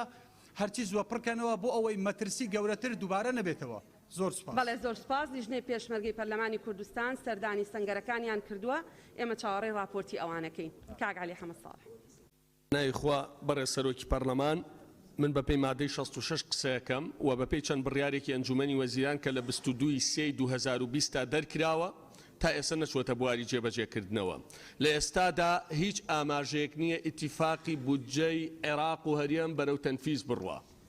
و دۆخەکە بەرەو ئەوە ڕوا ئەم مانگەش بەو شێوەیە بووە بۆیە بەدیلی ئەمە داواکارم ئەو بڕیارانە بچێتە بواری جێبەجێکردنەوە تەنیا یەک نمونەی بەسیط ئەڵێم کە من خۆم دراسەم کردووە لە 22/3/14 مانگ پێش ئێستا ئەنجومەنی وەزیران بڕیاریدا بە کۆمپانیاکاریا بچێتەوە 13 کۆمپانیا پارەیان لە 4 میلیۆن عەفو بار هەڵگر سندووە لە خاڵە سنووریەکان زیاتر لە 800 میلیۆن دۆلارە لە یەک ساڵە کە تەنیا کۆمپانیای سۆنەر 120 میلیۆن دۆلاری وەرگرتووە لە کاتێکە خەڵک بێموچەیە. دوای 14 مانگ ئەم بڕیارانە ناچێتە بواری جێبەجێکردنەوە کە ئەمەی کۆمپانیای خاڵە سنووریەکان یەکن راپۆرتمان داوە بە دوواداچوونمان کردووە لێکۆڵی نەمەوان کردووە داوای دانیشتنی پەرلەمانمان کردووە و بۆ بڕیارەکانی تریش کە ڕەبتی بە باج و بە قاچاقچێتی و بە دۆسەی نەوتە. بۆیە داواکارم لە بەڕێستان دوای جەژن دانیشتنی پەرلەمان لەسەر ئەمە بکرێ ئەمە حەلی بەدیلە بۆ لێبڕینی موچە کە ئەوتێ داهات نییە بۆیە موچە نادرێ حەل هەیە داهات هەیە بەڵام ئیرادەیەکی بەهێز دەوێت تەنیا حکومەت بڕیارەکانی خۆی دەست خۆش بێ ئێمە وەکو سەرۆکایەتی بۆ ئەو 4 بڕیاری کە ئەنجومەنی وەزیران دەریان کردووە بەڕسمی نووسراومان ئاراستە کردوون داوای ڕوونکردنەوەمان لێ کردوون سەبارەت بە هەنگاوەکانی جێبەجێکردنی ئەو 4 بڕیارە و چاوەڕێی وەڵامیانەکەین و ئەگەر پێویست بێ ئەندامانی بەڕێزی پەرلەمان داوا بکەن سەبارەت بە بڕیارەکانی چاکسازی ئەتوانین داوا لە حکوومەت بکەین بۆ ئامادە بوون. کاک باڵم. سپاس. بەڕێز سەرۆکی پەرلەمان دکتۆر عەلی شەریعەتیاڵێ دراوسەیەکم لە برسا مرد خزمەکانی لە تەعزیەکەی حیوانیان سەرەبڕی بەڵام ئەمە خەریکە بۆ هێزی پێشمەرگەی کوردستان ڕێک ئەبێ بە ئاوێنەیەک. بەداخەوە ئێمە هەمومان لە هەموو جێگەکان ئاڵێن هەمومان پێشمەرگەین و هەمومان ئاگامان لە بارودۆخی پێشمەرگەیە. بەڵام ئەوە بۆ جاری دوو هەما موچەی هێزی پێشمەرگە بە شێوەیەکی زۆر بەرچاو دواکەوێ هەمووشمانە زانین پێشمەرگە زۆربەیان تەنها سەرچاوی داهاتی ژیانیانە و موچەیە. بۆیە من لێرە داوا لە حکوومەتی هەرێمی کوردستان لە وەزارەتی پێشمەرگەکەم چی زووتر نییە ئەم کێشەیە چارەسەر بکەن. ئەگەر هاوپەیمانان بڕیارە ئەم موچەی هێزی پێشمەرگە بدەن باشە ئەگەر نا حکوومەتی هەرێمی کوردستان خۆی مشورێک لەم موچەیە بخوا بۆ ئەوەی چیدی ماڵ و مناڵی هێزی پێشمەرگەی کوردستان برسینە بن. زۆر سپاس. حەسی بەخان ئێمە بە گەرمی بە خێراتنی بەڕێز وەزیری کارەبا و شاندی یاوەری دەکەین لە بەڕێوەبەرە گشتیەکانی وەزارەتی کارەبا. بەڕێز سەرۆکی پەرلەمان بەپێی مادەی 56 قسە ئەەکەم و بۆ ئەمە بەستەش یاداشتێکم ئامادە کردەوە ئاراستەی دەستەی سەرۆکاتیم کردووە. بەڕێز سەرۆکی پەرلەمان بەپێی ئەو بەڵگەنامە و زانیاریانەی لە چەند ڕۆژی ڕابردوو لەلایەن چەند هاوڵاتیەکی شاری بڵین پارێزگای هەڵەبجە بەدەستمان گەیشتون سەبارەت بە خراپ بەکارهێنان و پێدانی دا و دەرمان و دەرزی ماوە بەسەرچوو و بەکارهێنانی خراپی ئەو بودجە داراییە کە بڵین بۆ بەڕێوبەرایەتەکە تەرخان کراوە لەلایەن چەند کەسێک لە ناو ستافی بەڕێوبەرایەتی و چەند کەسێکی دەستڕۆیشت و ئێستا کەش هەڕەشە لە بەڕێوبەری تەندروستی پارێزگاکە کرایە بەوەی کە زانیاریەکان نەدرکێنێ. بۆ ئەم بەبەستە داوا لە بەڕێستان ئەەکەم کە هەردوو لیژنەی مافی مرۆڤ و تەندروستی ڕابسپێرن بۆ ئەوی بە دوواداچوونی ئەم بابەتە بکەن و سوپاس. بەڵێ زۆر سپاس. بەڕێزان لە لیژنەی تەندروستی ڕاتانە سپێرین بۆ بە دوواداچوون و ئامادەکردنی راپۆرتێک لەم بارەیەوە بۆ سەرۆکاتی پەرلەمانی کوردستان دەست بە جێبەجێکردنی بڕگەی سێمی بەرنامەی کارەکەی. فەرموون. با ئەو دوو بەڕێزە شوەرگرین فەرموو قسە بکە فەرموو قسە بکە فەرموو وڵا درێغیتانە. بله ئەخنامە دیف مادەی 56 هەیە آشکرای موچپ یاسای هات یاریک خستن هر دستکاریکا تیدا بهتا کرن در و یاسایت کار بکار سرپیچی و دویت پرلمان وکو دستگاه بالای چافدری قبیل نکد اجبرهنده از بجم پشتی بلندبونا بهای گازه و زدبونا دهاتی نافخویی و ریکفتنا لگل بغداد دم هات پارلمان بریارا خوب داد و بجت حکومت حتی فیره و لیبرین بس و افنای آساییه و اگر حکومت هر یا بردوام بید وید بهت پارلمانی و کارخو یاسایی بکت و لیبرین و سپاس بله سپاس سرچنار خان فرمو بس تو جوره گرم بیتا بەڕێ سەرۆکی پەرلەمان ئێمە لە دانیشتنی پێشوشە هەمان نقطەی نظامیمان کرد لەسەر ئەوەی کە 42 پەرلەمانتار ئێمە یاداشتمانیاوە بۆ ئەوەی کە دانیشتنێکی تایبەتی پەرلەمان بکرێت لەسەر لێبڕینی موچەوە وەفدی حکوومەت و لایانی پەیوەندیدار بێتە ئەم پەرلەمانە لەسەر ئەو بابەتە و بە پێی مادەی 66 بڕگەی 6 حکوومەت بۆ هەیە 7 ڕۆژ داوای مۆڵەت بکە جەناب لە جەلسەی پێشوا وتت ئێمە حکوومەتمان ئاگادار کردووە ئەوە 7 ڕۆژەکەش تێپەڕی لە 12 چوارەوە مانای نییە پەرلەمان بەنیازە تاکەی ئەم بابەتە یەکلایی کاتەوە دەستەی سەرۆکایەتی پەرلەمان بەنیازە تاکەی بابەتی نایاسایی لێبڕینی موچە بخاتە بەرنامەی کارەوە کە کاتێکی زۆری بەسەرا ڕۆشتووە و ئێستا فەرمانبەر و جەژنە ڕۆین خەڵک بێپارەیەوە ئەمە چەندین جارە داهات زیایی کردووە و ڕێکەوتنی بینی عێراق و هەرێم بۆ یاسای بوجە پەسەند کراوە هەتا ئێستا ئەوەندەی ئاگادارمی هەرێم داهاتی 1 بەرمیل لەوتی نەیاوە بە حکوومەتی عێراقی و بەردەوامیش لەسەر داواکارین کە هەرچی زووترە ئەم یاداشتە بخاتە بەرنامەی کارەوە و بابەتە کۆتایی پێبێنە یەکلایی بکرێت و سوپاس. کاکمان فەرموون فەرموون. بەڕێ سەرۆکی پەرلەمان بە پێی مادەی 2 قسە دەکەم مادەی 2 ئاماژە بە پەرلەمان دەکات دامەزراوەیەکی گەورەی تەشریعی و چاودێری کردن کە دەڵێن دامەزراوەیەکی گەورەی تەشریعی و چاودێریکردنە ئەبێ بێلایانی خۆی نیشان بدات بەرامبەر هەموو پێکهاتەکانی هەرێمی کوردستان بەداخەوە جۆرێکی تریش هەمان قسەم کرد هەندێک جار قسەی ئێمە و ڕەفتاری ئێمە وەکو پەرلەمانتار هەم وەک موئەسسەش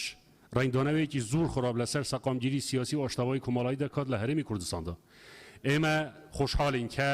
ماوەیەکە جەنابی سەرۆکی هەرێمی کوردستان لەگەڵ لایەنەکانی تری سیاسی لە هەولی ئەوەدان ڕێکخستنێکی ناماڵی کوردی بکرێت لەسەر پرسە نیشتیمانی و نەتەوەیەکانی ئەم وڵاتە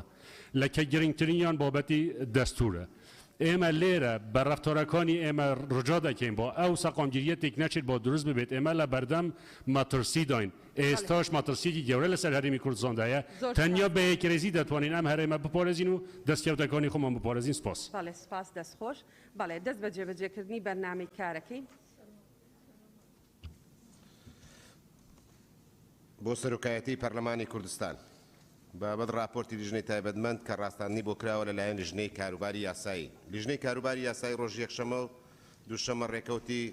2/3/2021 کاتژمێر 9 شەو کۆبوونەوەی خۆی ئەنجامدا بەستی پێداچوونەوە و داڕشتنەوەی یاسایی دڵنیابوون لە دژنەبوونی دەقەکان لەگەڵ دەستور و یاساکە پێکراوەکان و پێی حکومەکانی مادەی 85 بڕگەی یەکەم و سێیەم و سەبارەت بە راپۆرتی لیژنەی وزە و سامانە سروشتیەکان پێشنیازی و بازرگانی تایبەت بە خوێندنەوەی دووەم بۆ پرۆژە یاسایی وەزارەتی کارەبا لە هەرێمی کوردستان داژێراق لیژنەی یاسایی ئەم داڕشتنەی خوارەوەی پێپەسەندە. پرۆژە یاسایی وەزارەتی کارەبا لە هەرێمی کوردستان داش عێراق مادەی یەکەم بۆ مەبەستی حکومەکانی ئەم یاسایە ئەم دەستەواژانەی خوارەوە مانەکانی بەرامبەریان دەگەیەنێ.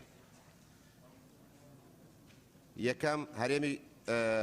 هەرێمی کوردستان داش عێراق دووەم وەزارەتی کارەبای هەرێم سێم وەزیری کارەبا چوارەم ئەنجومەنی وەزارەت پێنجەم بەرەمهێنانی وزەی کارەبا شەشەم گواستنەوەی وزەی کارەبا بەهێڵی 33 کیلۆ ڤۆڵت بەرەو سەر حوتەم دابشکردنی وزەی کارەبا لە ڕێگەی تۆڕی ناوەندی هێڵەکانی 33/04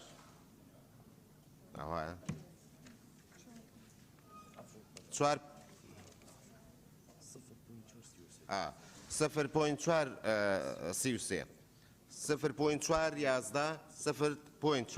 کیلۆ ڤۆڵت بەرەو خوار هەشتەم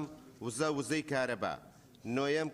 کۆنتڕۆڵی سەر تۆڕەکانی کارەبای هەرێم ببوورە بەڕێ سەرۆکی پەرلەمانەمە لە تەبعەکەش هەڵە کراوە بۆ ئەگەر ئەندامانی بەڕێز لەبەر دەستیان بێ بۆی کە چاچکەن ئەمەی کردمەوە مەسەلەی پۆینتەکان هەشتەم وزەی کارەبا نۆیەم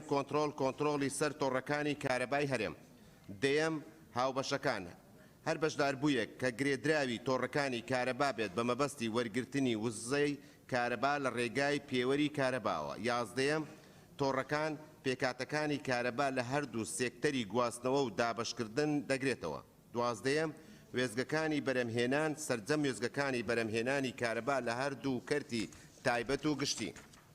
ئامانجەکان مادەی 2 ئامانجەکانی ئەم یاسایە بریتێ لەمانەی خوارەوە. یەکەم پەرەپێدانی وزەی کارەبا بە گوێرە پێداویستەکانی کۆمەلگە و ئابووری نیشتیمانی. دووەم هاندان و بەرهێنانی ناوخۆیی و بیانی لە بواری کەرتی کارەبا. سێەم پاڵپشتیکردن و هاندانی فرە سەرچاوی وزەی کارەبا. چوارەم ڕێخستنی گشت چالاکیەکانی پەیوەست بە کارەبا لە بواری بەرهێنان و کۆنتڕۆڵ و گواستنەوە و دابشکردن و بەرهێنان بەو شێوەی کارەبا بەردەوامی بەرهێنانی وزەی کارەبا و پڕکردنەوەی خواز مسۆگەر دەگا لەگەڵ زامنکردنی پاراستنی ژینگە و بەرەنگاربوونەوەی ئاڵوگۆڕی کەشوهەوادا. پێنجەم ڕێگەگرتن لە بەهەدەردانی کارەبا و قۆڕخکاری و بەدەستەوەبوونی نرخەکان. شەشەم سزادان زێدەڕۆکار بۆ سەر تۆڕەکانی کارەبا. پێکاتەکانی وەزارەت. مادەی سێەم یەکەم وەزارەت پێک دێ لە وەزیر سەرۆکی باڵای وەزارەت و بەرپرسە لە ئەرکەکانی و ئاراستەکردن و سیاسەتەکانی و سەرپەرشتی و چاودێریکردنی کارەکانی لە ڕێگەی بڕیار و فەرمان و ڕێنمایەکانی لە گشت ئەو بابەتانەی پەیوەنددارن بە ئەرکەکانی وەزارەت و پێکاتەکان و دەسەڵاتەکانی و سەرجەم کاروباری تەکنیکی و دارایی و کارجێڕی و وەزیر دەتوانێت هەندێک لە دەسەڵاتەکانی بسپێرێت لە چوارچێوەی یاسای وەزارەت بە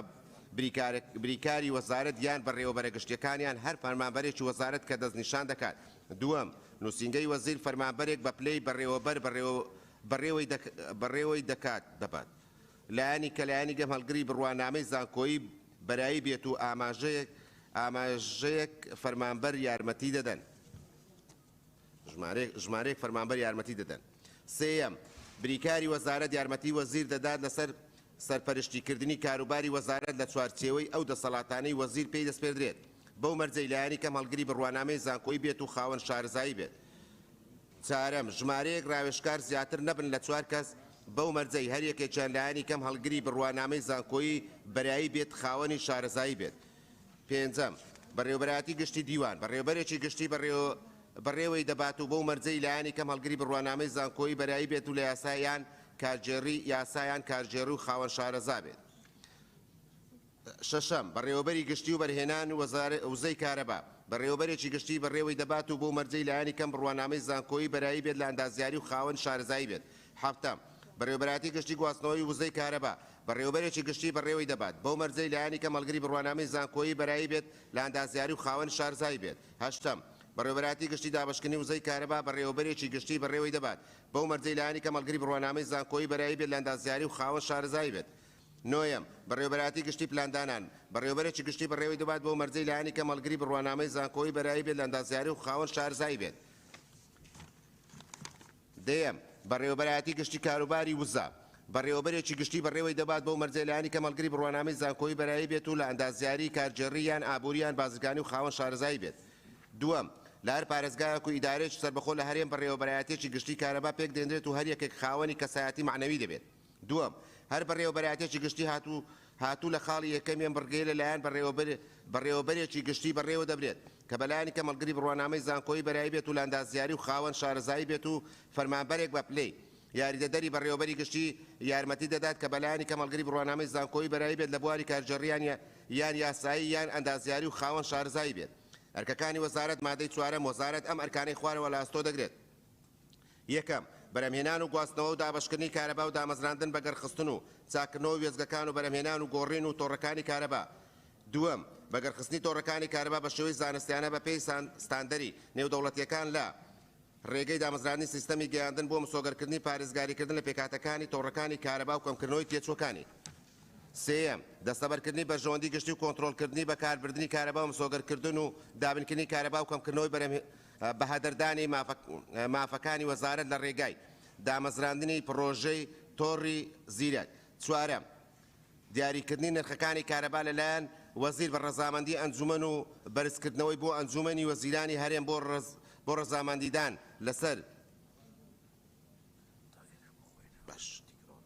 لەسەر توێچوی کارەبا بژێوی هاوڵاتیان و ئابووری هەرێم ڕوودا لەبەر چاو بگیرێت. پێنجەم بەرزکردنەوەی ئاستی بەرهێنانی وزەی کارەبا پاک بۆ پێداویستیەکانی بەرژەوەندی گشتی. و مۆڵەتدان بۆ کۆمپانیەکانی بەرهەمهێنانی کارەبا لە سەر چاوەنیۆبووەکان و لەگەڵ ڕەچاوکردنی یاسا پێڕۆ و ڕێنمایی بەرکارەکان. شەشەم، گرتنەبەری ڕێکاری پێویست بۆ پاراستنی ژینگە و دەستبەکردنی سەلامەتی و تەندروستی گشتی. حوتەم، ڕێخستنی میلاکە پێویست و پەرەپێدانی توانای فەرمانبەران لە ڕێگەی ناوەندی ڕاهێنانی پیشەیی بە هاوکاری لەگەڵ دامەزراندن و فێرکاریەکان و ئەکادیمی ناوەندی پسپۆڕەکان یان ڕێکخراوە ناوخۆیی یان نێودەوڵەتیەکان. هەشتم، پێدانی مۆڵەت و گرێبەستکردن لەگەڵ کۆمپانیەکانی پسپۆڕ لە کەرتی تایبەت بۆ بەگەڕخستن و چاکردنەوەی وێزگەکانی بەرهەمهێنان و گۆڕینی کارەبا، تۆڕەکانی گواستنەوە و دابەشکردن و هاوردەکردن و هەناردەکردنی وزە. نۆیەم، هەماهەنگیکردن لەگەڵ وەزارەت و لایەنە پەیوەنددارەکان بە لاچەکانی وەزارەت و کارکردن لەسەر ڕێنوێنی و بەکاربردننی وزەی کارەبا و لە ڕێگەی دانانی سیاست و ڕێنمایی و هاندان و بەکاربردن بۆ ئەم مەبەستە. دێم، پێشکەشکردنی پێشنیار بە ئەنجومەنی وەزیرانی هەرێم بە مەبەستی پەرەپێدانی کەرتی کارەبا لە هەرێم. یازدەیەم، نوێنەراتیکردنی هەرێم لە ڕێکخراو و کۆنفرانسە نێودەوڵەتی و هەرێمایەتیەکانی تایبەت بە کەرتی وزەی کارەبا. دوازدەیەم، هەماهەنگی و تەواوکردنی یەکتر لەگەڵ وەزارەتەکانی هەرێم و وەزارەتە ئیتحادیەکان. سێزدەیەم، ئەنجامدانی کڕین و فرۆشتن و لێک دەرکردن مقاسە بۆ وزەی کارەبا بە پێی پێویست و بەرژەوەندی گشتی. مادەی پێنجەم، یەکەم وەزارەت بۆی هەیە وایر و کێبڵ لەسەریان لە ژێرەوەی ڕێگە شتەکان یان شەقامەکانی ناو یان دەرەوەی شارەکان ڕابکێشێ و هەروەها مافی هەیە ستون دانێت و تونێڵ لێبدات و کاری دیکە پێویست ئەنجام بدا بۆ ئەنجامدانی پرۆژەکانی وەزارەت بۆ وەرگەکانی لەگەڵ ڕەچاوکردنی ماستەرپلان و پاراستنی ژینگە و حکومەکانی یاسا بەرکارەکان. دووەم، وەزارەت بە گوێرەی پێویست بۆی هەیە ببێتە خاوەن زەوی و بە ناوی وەزارەتی کارەبا و تۆمار بکرێت بە پێی یاسا بەرکارەکان. سێەم، قەرەبووکردنەوەی هەر کەسێک و زیانمەند دەبێت لە ئەنجامی چالاکیەکان و جێبەجێکردنی ئەرکەکان و ئەرکەکانی بە پێی یاسا بەرکارەکان. چوارەم، بڕیارەکانی وەزیر شیاوی تانە لەبەردەم دادگای کارجێڕی بە پێی یاسای ئەنجومەنی شورای هەرێم بەرکار. مادەی شەشەم، یەکەم، هاوبەشەکانی کارەبا پۆلین دەکرێن بەم شێوەی خوارەوە.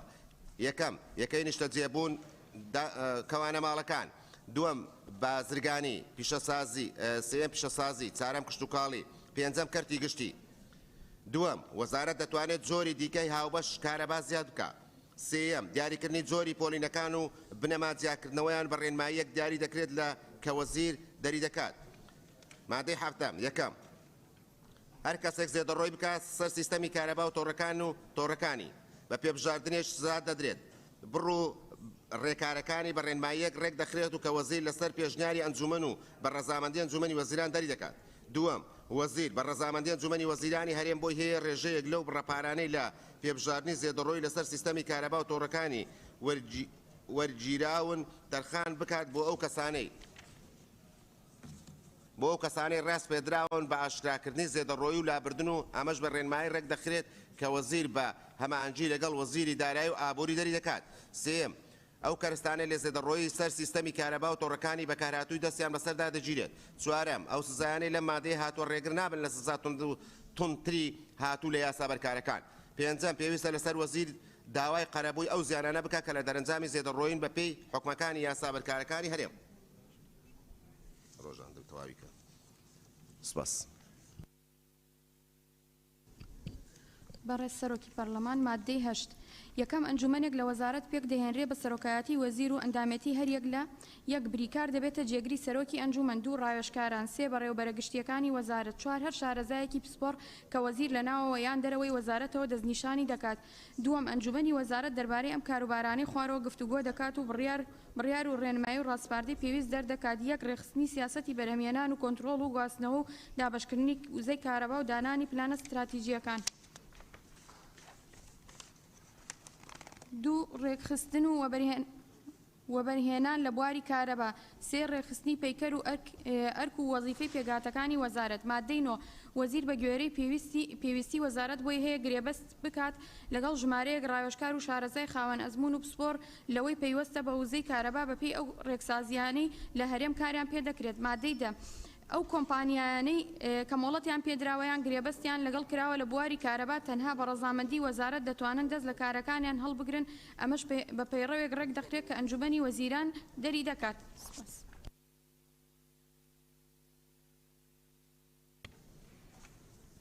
بەڕێز سەرۆکی پەرلەمان مادەی 11 یاسای وەزارەتی کارەبای هەرێمی کوردستانی عێراق ژمارە 5 ساڵی 2006 هەڵدەوەشێتەوە و گشت ئەو ڕێنماییانەی کە پاڵپشت باو یاسایە دەرچوون کاریان پێدەکرێت ئەگەر ناکۆک نەبن لەگەڵ حکومەکانی ئەم یاسایە. مادەی 12 کار بە هیچ دقێکی یاسایی یان بریارێکی ناکۆک لەگەڵ حکومەکانی ئەم یاسایەدا ناکرێت. مادەی 13 پێویستە لەسەر وەزیر ڕێنمایی پێویست بۆ ئاسان جێبەجێکردنی حکومەکانی ئەم یاسایە دەربکات. سپاس. بەڵێ فەرموون. بەڵێ. مادەی 14 پێویستە لەسەر ئەنجومەنی وەزیران و لایەنە پەیوەندیدارەکان حکومەکانی ئەم یاسایە جێبەجێ بکەن. مادەی 15 یاسایە لە ڕێکەوتی بڵاوکردنەوەی لە ڕۆژنامەی وەقایعی کوردستان جێبەجێ دەکرێت. هۆیەکانی دەرچواندن لەبەر بایەخی وزەی کارەبا لەسەر ژیان و تەندروستی گشتی و هاونیشتیمانیان و کاریگەری لەسەر ژێرخانی ئابووری و ڕێخستنەوەی کارەکانی وەزارەت بەهۆی گرنگی ئەو چالاکیانەی کەرتی گشتی و تایبەت بە پێی هەڵدەستن و بۆ هێنانەدی ئامانجەکانی وەزارەت و بە جێگەیاندنی ئەرکەکانی ئەم یاسایە دەرچێنرا. سوپاس. بەڵێ. بەڵێ بەڕێزان ئەندامانی پەرلەمان هەر ئەندامێکی بەڕێزی پەرلەمان لەگەڵەوەی و راپۆرتە بکرێتە بنەمای گفتوگۆ با فەرمێ دەست بەرزکاتەوە.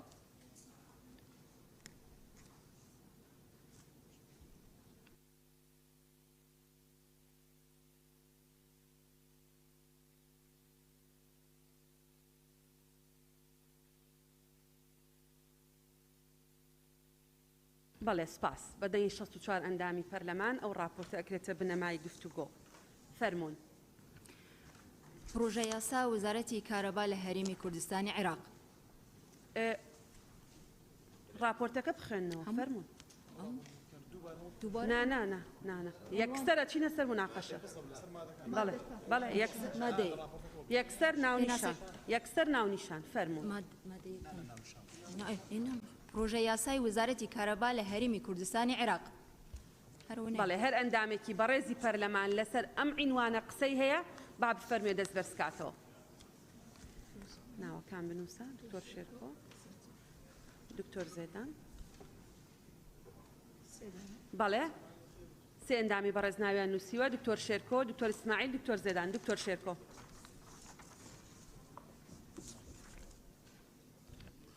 بەناوی خوای گەورە و میهرەبان بەخێرهاتنی بەڕێزان لە وەزارەتی کارەباکەین. بەڕێز سەرۆکی پەرلەمان سەبارەت بە ناونیشانی یاساکە پرسیارەکە ئەوەیە ئایا ئەمە هەمواری یاسای وەزارەتی کارەبایە یان یاسایەکی نوێیە بۆ وەزارەتی کارەبا چونکە جیاوازی زۆر دروستەکە لە سیاغی یاساکە دوایی. بەڵێ زۆر سپاس. ئەمە یاسایەکی نوێیە، یاساکەی تریتر کاری پێ ناکرێت ئیلغا دەبێتەوە. بەڵێ کاکتۆر زێدان. بەڕێز سەرۆکی پەرلەمان پرسیاری منیش هەمان ئەو پرسیارە بوو کە بەڕێز دکتۆر کردی. ناونیشانەکان هەمان ئەو پرۆژەیە کە لە یاسای ژمارە 5 2006 دەکراوە. هەمان ناوەڕۆکیش تقریبان لە 150 وەکو یەکە بۆ ئێوە باشترە بکنە هەمواری یەکەمی پرۆژە یاسای وەزارەتی کارەوە. زۆر سپاس. بەڵێ حکوومەت پێی باش بووە وەکو پرۆژە یاسایەک بێت و مادەم گۆڕانکاریەکان تا ڕادەیەک هەن باشترە لەوەی کە پرۆژەیەکی تازە بێ. بەڵێ دکتۆر ئیسماعیل.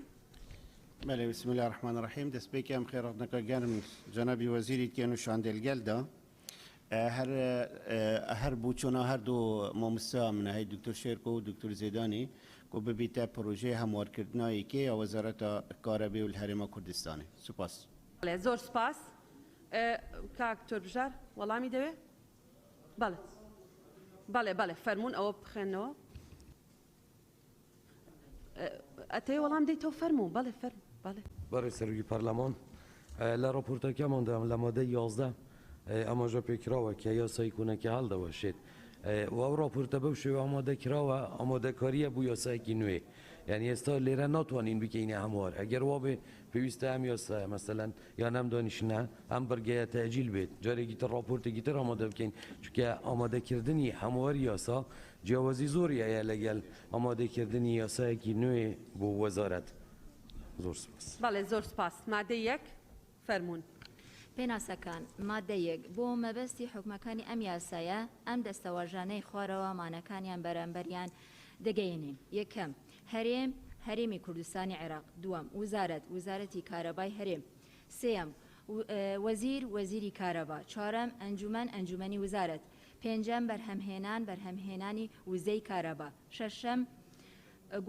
گواستنەوەی وزەی کارەبا بە هێڵی 33 کیلۆ ڤۆڵت بەراوسەر. حوتەم دابەشکردنی وزەی کارەبا لە ڕێگای تۆڕی ناوەندی لە هێڵەکانی 4.0 لەسەر 33 4.0 لەسەر 11 4.0 کیلۆڤۆلت بەرەو خوار. هەشتەم وزەی کارەبا. نۆیەم کۆنتڕۆل 4. بەڵێ دوایی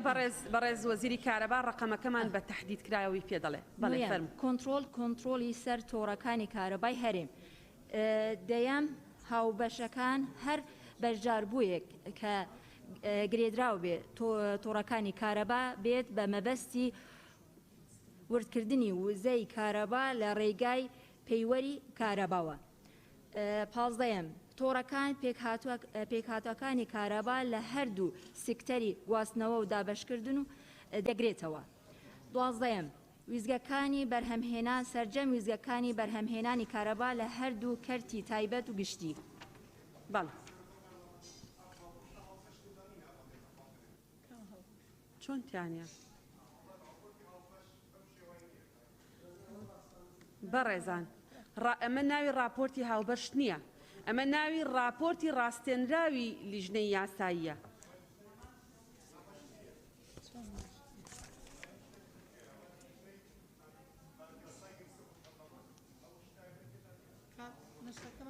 بیهێنن بێ زەحمەت بە یەکێک با بۆمان بێنن. بەڵێ بەڕێزان ئەندامانی پەرلەمان سەبارەت بە مادەی یەک هەر کەس ئێوێ قسە بکات تا سەیری ئەوەی کاکچیا دەکەین زانین. بەڵێ فەرموون بیان نووسن. بەڵێ گولستان خان کاکمەم باشە.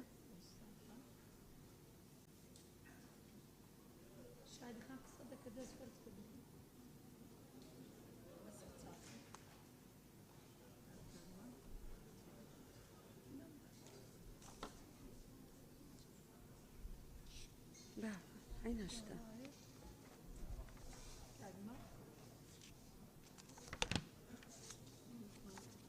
أين أشتى؟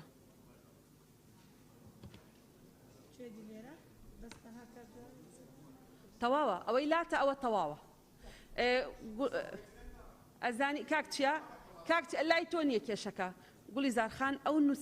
نسخة ورقرة لا يتونيا طاب. هي قولي زارخان هستم كرت تواوا راپۆرتەکە ئەوەی کاکچیایە دەست خۆش کاکچیا گوڵی زارخان ئێستا تۆ ئەسڵی ڕاستیەکە دووەرگرت. بەڵێ ئەو بەڕێزانەی ئەیانەوێ ناوی خۆیان بنووسن بۆ قسەکردن یان ناویان نووسیوە دکتۆر شێرکۆ دکتۆر ئیسماعیل کاک کاروان گوڵستان خان شادی خان کاک شێخ زاهیر کاک مەم ئەسکەندەر. کەسمان لەبیر چووە تۆ ناون نەنووسیوە؟ بەڵێ کاک شێخ زاهیر فەرموو. بە ناوی خوای گەورە نوسخەیەکی تر بۆ کاکچیا بێنن لە راپۆرتەکە لەبەرەوەی ئەوی بەڕێزیان لێرە.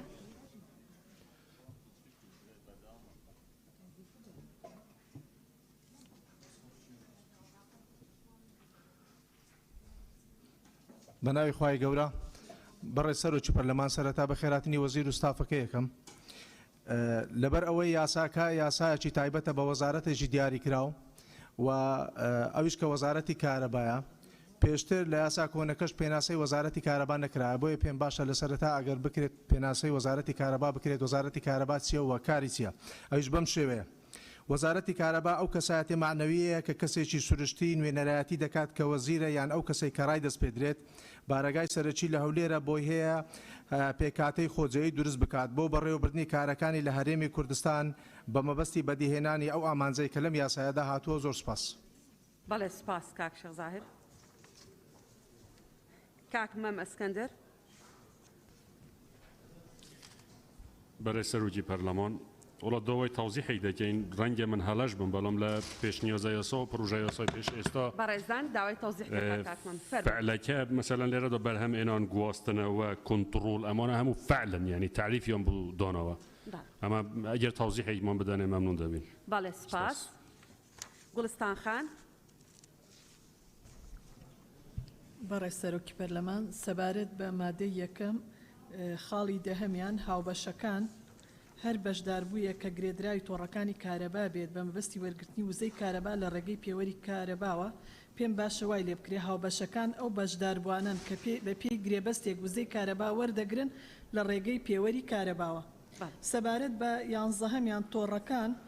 پێکهاتی کارەبا لە هەردوو سێکتەری گواستنە و دابشکردن دەگرێتەوە پێم باشە بکرێت بە بنچینەکانی گواستنە و دابشکردنی وزەی کارەبا بکرێت بە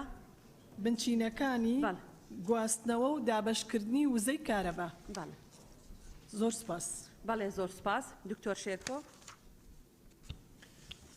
بەڕێز سەرۆکی پەرلەمان سەبارەت بە مادەی یەک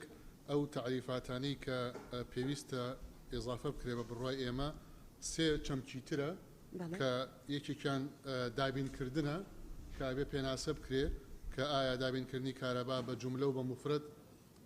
واتە بۆ تاک و بۆ گروپەکان پێناسەی دووهەم بەسەلەی بەکاربەرە مستهلک کێیە چونکە ئەمە وەزارەتێک کە تەولیدی کارەباکە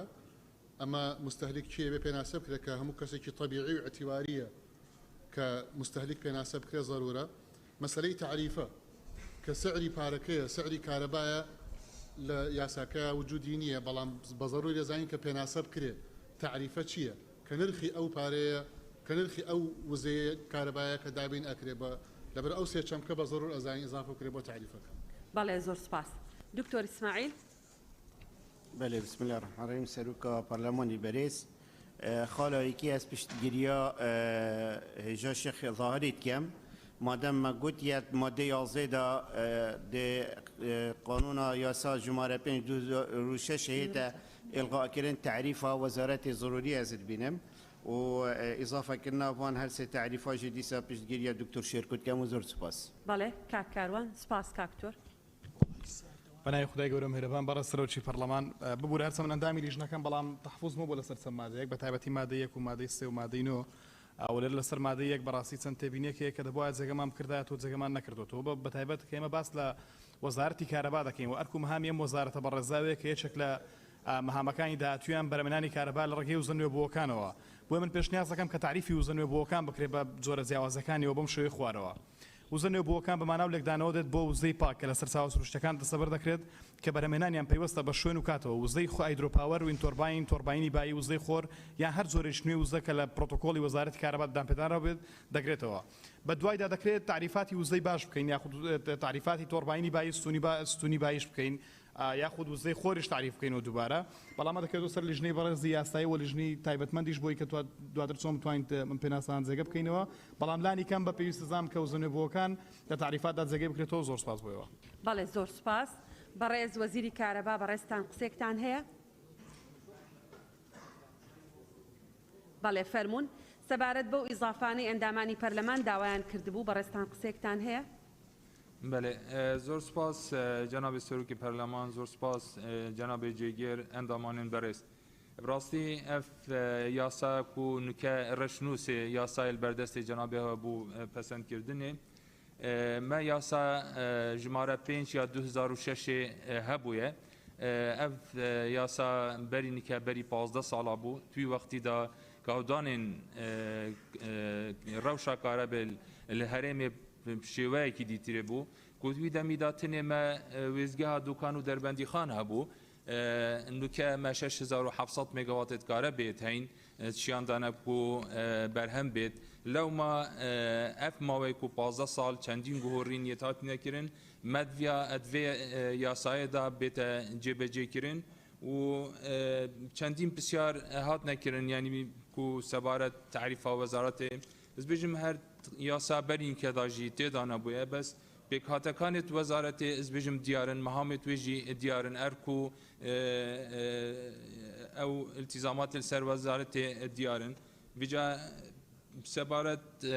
تعریف وزارت از بجم اش بکاتت و دیارن و ارکو مهامت و دیارن و که پی باشه جی امشین او تعریف جی بکن بس برای من او تیراهن دیدکت کو تعریف کاره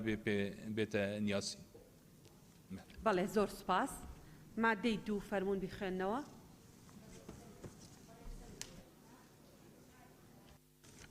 ئامانجەکان مادە 2 ئامانجەکانی ئەم یاسایە بریتین لە مانەی خوارەوە. یەکەم پەرەپێدانی وزەی کارەبا بە گوێرەی پێداویستیەکانی کۆمەڵگە و ئابووری نیشتیمانی. دووەم هاندانی وەبەرهێنانی ناوخۆیی و بیانی لە بواری کەرتی کارەبادا. سێەم پاڵپشتیکردن و هاندانی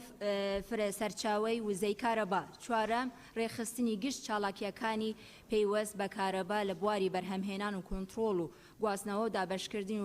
و بەکارهێنانی بەو شێوەی کارایی و بەردەوامی بەرهەمهێنانی وزەی کارەبا و پڕکردنەوەی خواست مسۆگەر دەکات لەگەڵ زامنکردنی پاراستنی ژینگە و بەرەنگاربوونەوەی ئاڵوگۆری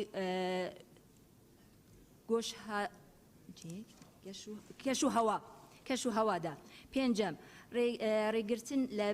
لە بەهەردردانی کارەبا و قۆڕخکاری و بەدەستەوەبوونی نرخەکان. شەشەم سزادانی زێدەڕەوی کار بۆ سەر تۆڕەکانی کارەبا.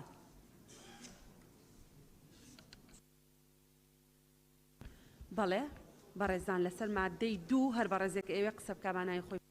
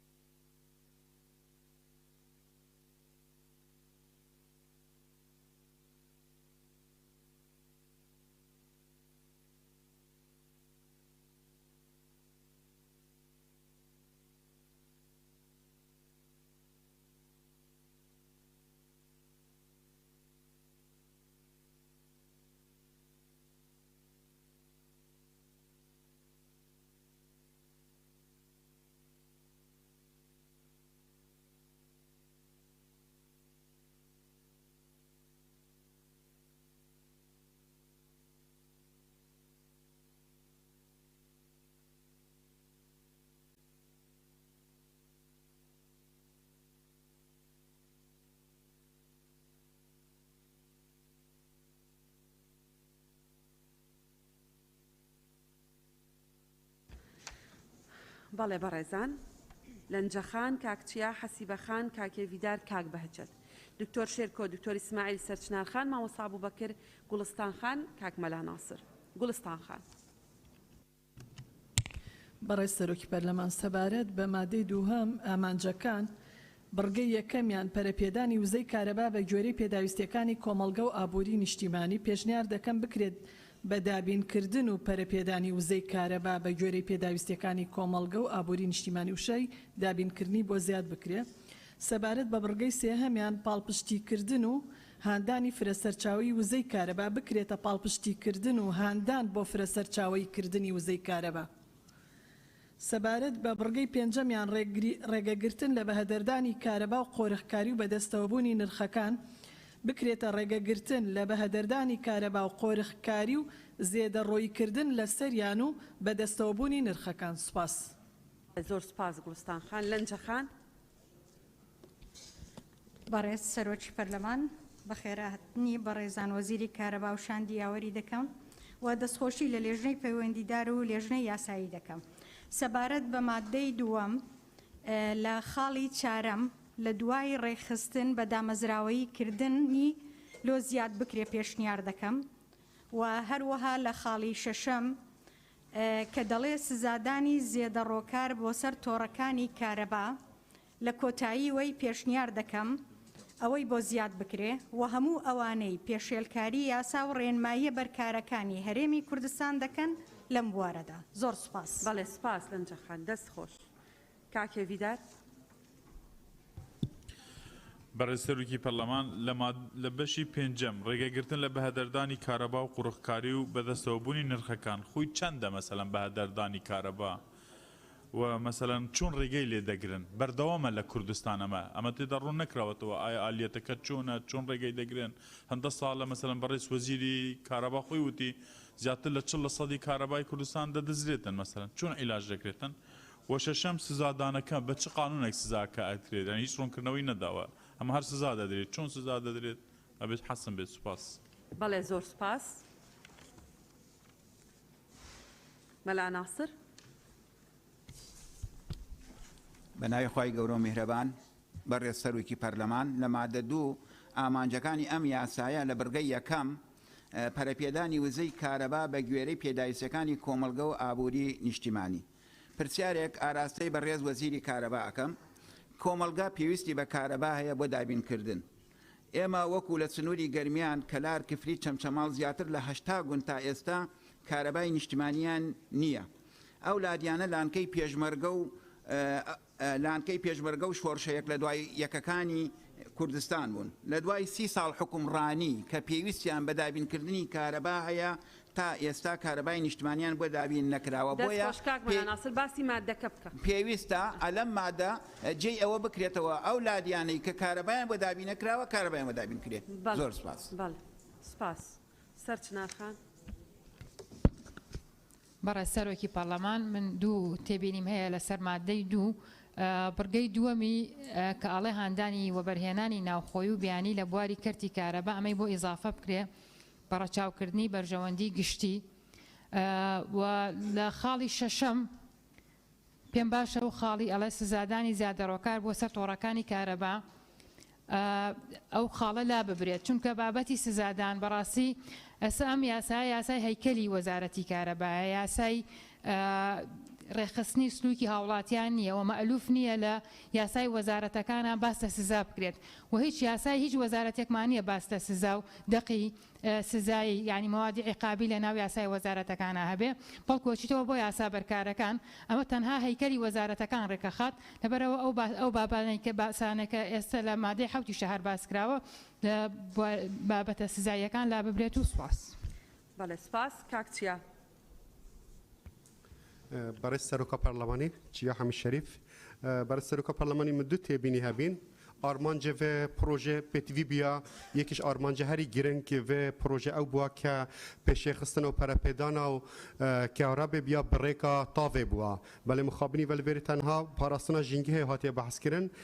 به باشه خالق دی لبیت زیده کنه پرپیدان و پیش خستن و بر هم اینا کاربا بریکا خوره تاو بیا کل ویره جگ جنگه دوستی یکیش آرمانجه هری وزارت کاربه بید. هر وسا خال ششم سزادان وکو لنجخان باسکریه سزادان او زیدار وکان بسر طور کاربا ویر تنیا بس بحث زیده گاویا کریه سر بحث کمپانیا نکره با کمپانی جلی چکو گل جرا کمپانیا که تایبت وقتی کاربا بره و بد زیده گاویا احتمال کمپانی جبکت من پی باشه کمپانی جلی بنا زیده کنه و زور سپاس. بله سپاس کاکتیا.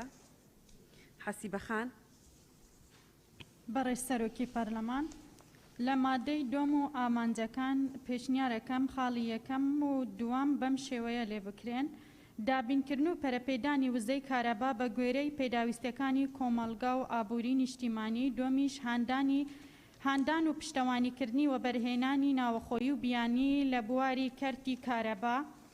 و لە خاڵی پێنجەمیش پشتەوانی مامۆستا گولستان ئەکەم ڕێگریکردن لە بەهەدەردانی کارەبا و قوڕخکاری زێدەڕۆیکردن لە سەریان و بەدەستەوەبوونی نرخەکان. خاڵی شەشەم لە بری سزادان بەم شێوەیە لێ بکرێ ڕێگریکردن لە سەرپێچیکردن و زێدەڕۆکاری بۆ سەر تۆڕەکانی کارەبا و دوو خاڵی تر بە زنجیرەی ئامانجەکانەوە زیاد بکرێن بەم شێوەیە. حوتام ڕێخستنی چالاکی بەگەرخستن وەک بەرهەمهێنان و دابەشکردن و کڕین و فرۆشتنی وزە. هەشتەم پشتیوانی و هاندانی بەکارهێنانی وزەی نوێ لە بوارە جیاکاندا و خۆماڵیکردنی پیشەسازیەکان و سوپاس. بەڵێ سپاس. ئەوانەی بنووسین حەسیبە خان دوایی ئەگەر بیدەیتە لیژنە دەست خۆش بێ. مامۆستا ئەبوبەکر. بەڕێز سەرۆکی پەرلەمان من لە خاڵی چوارەمە منیش پشتگیری کاگمەلا ناسرەکەم بەس بەو شێوازەی تر گەیاندنی وزەی کارەبا بە هەموو جێگایەکی کوردستان یەکێک بێ لە ئامانجەکانی وەزارەتی کارەبا چونکە سەدان گوندی کوردستان هەیە ئەم وزە نیشتیمانی نەگەیشتوتێ و خاڵی شەشەمیش سزادانی زێدەڕۆکار بۆ سەر تۆڕەکانی کارەبا و دامەزراوەکانی کارەباش چونکە چەندین مڵک و زەوی وەزارەتی کارەبا هەیە دەستیان بەسەردا گیراوە و پشتگیری سەرچنارخانەکەم ئەوەی لە مادەکانی داهاتووتردا هەیە پێویست ناکە سزاکان لێرە باز بکرێ و هەر ئەم دەقە کافیە چونکە مەئلوف نییە لە